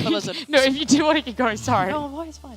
Are we just looking towards the tiebreakers already, or what's up? No, I was just thinking because the way you made it sound, it was just like, yes, do or die. If they lose, it's over. It's like that doesn't sound right, but no, there is just still very room, still a lot of room for tiebreakers. Yeah, we've had in the last couple of seasons we have had a ton of tiebreakers, and they're always fun. You know, best of 1 to just tell you if you're going to a major or not, or if you're dropping down or not. Yeah.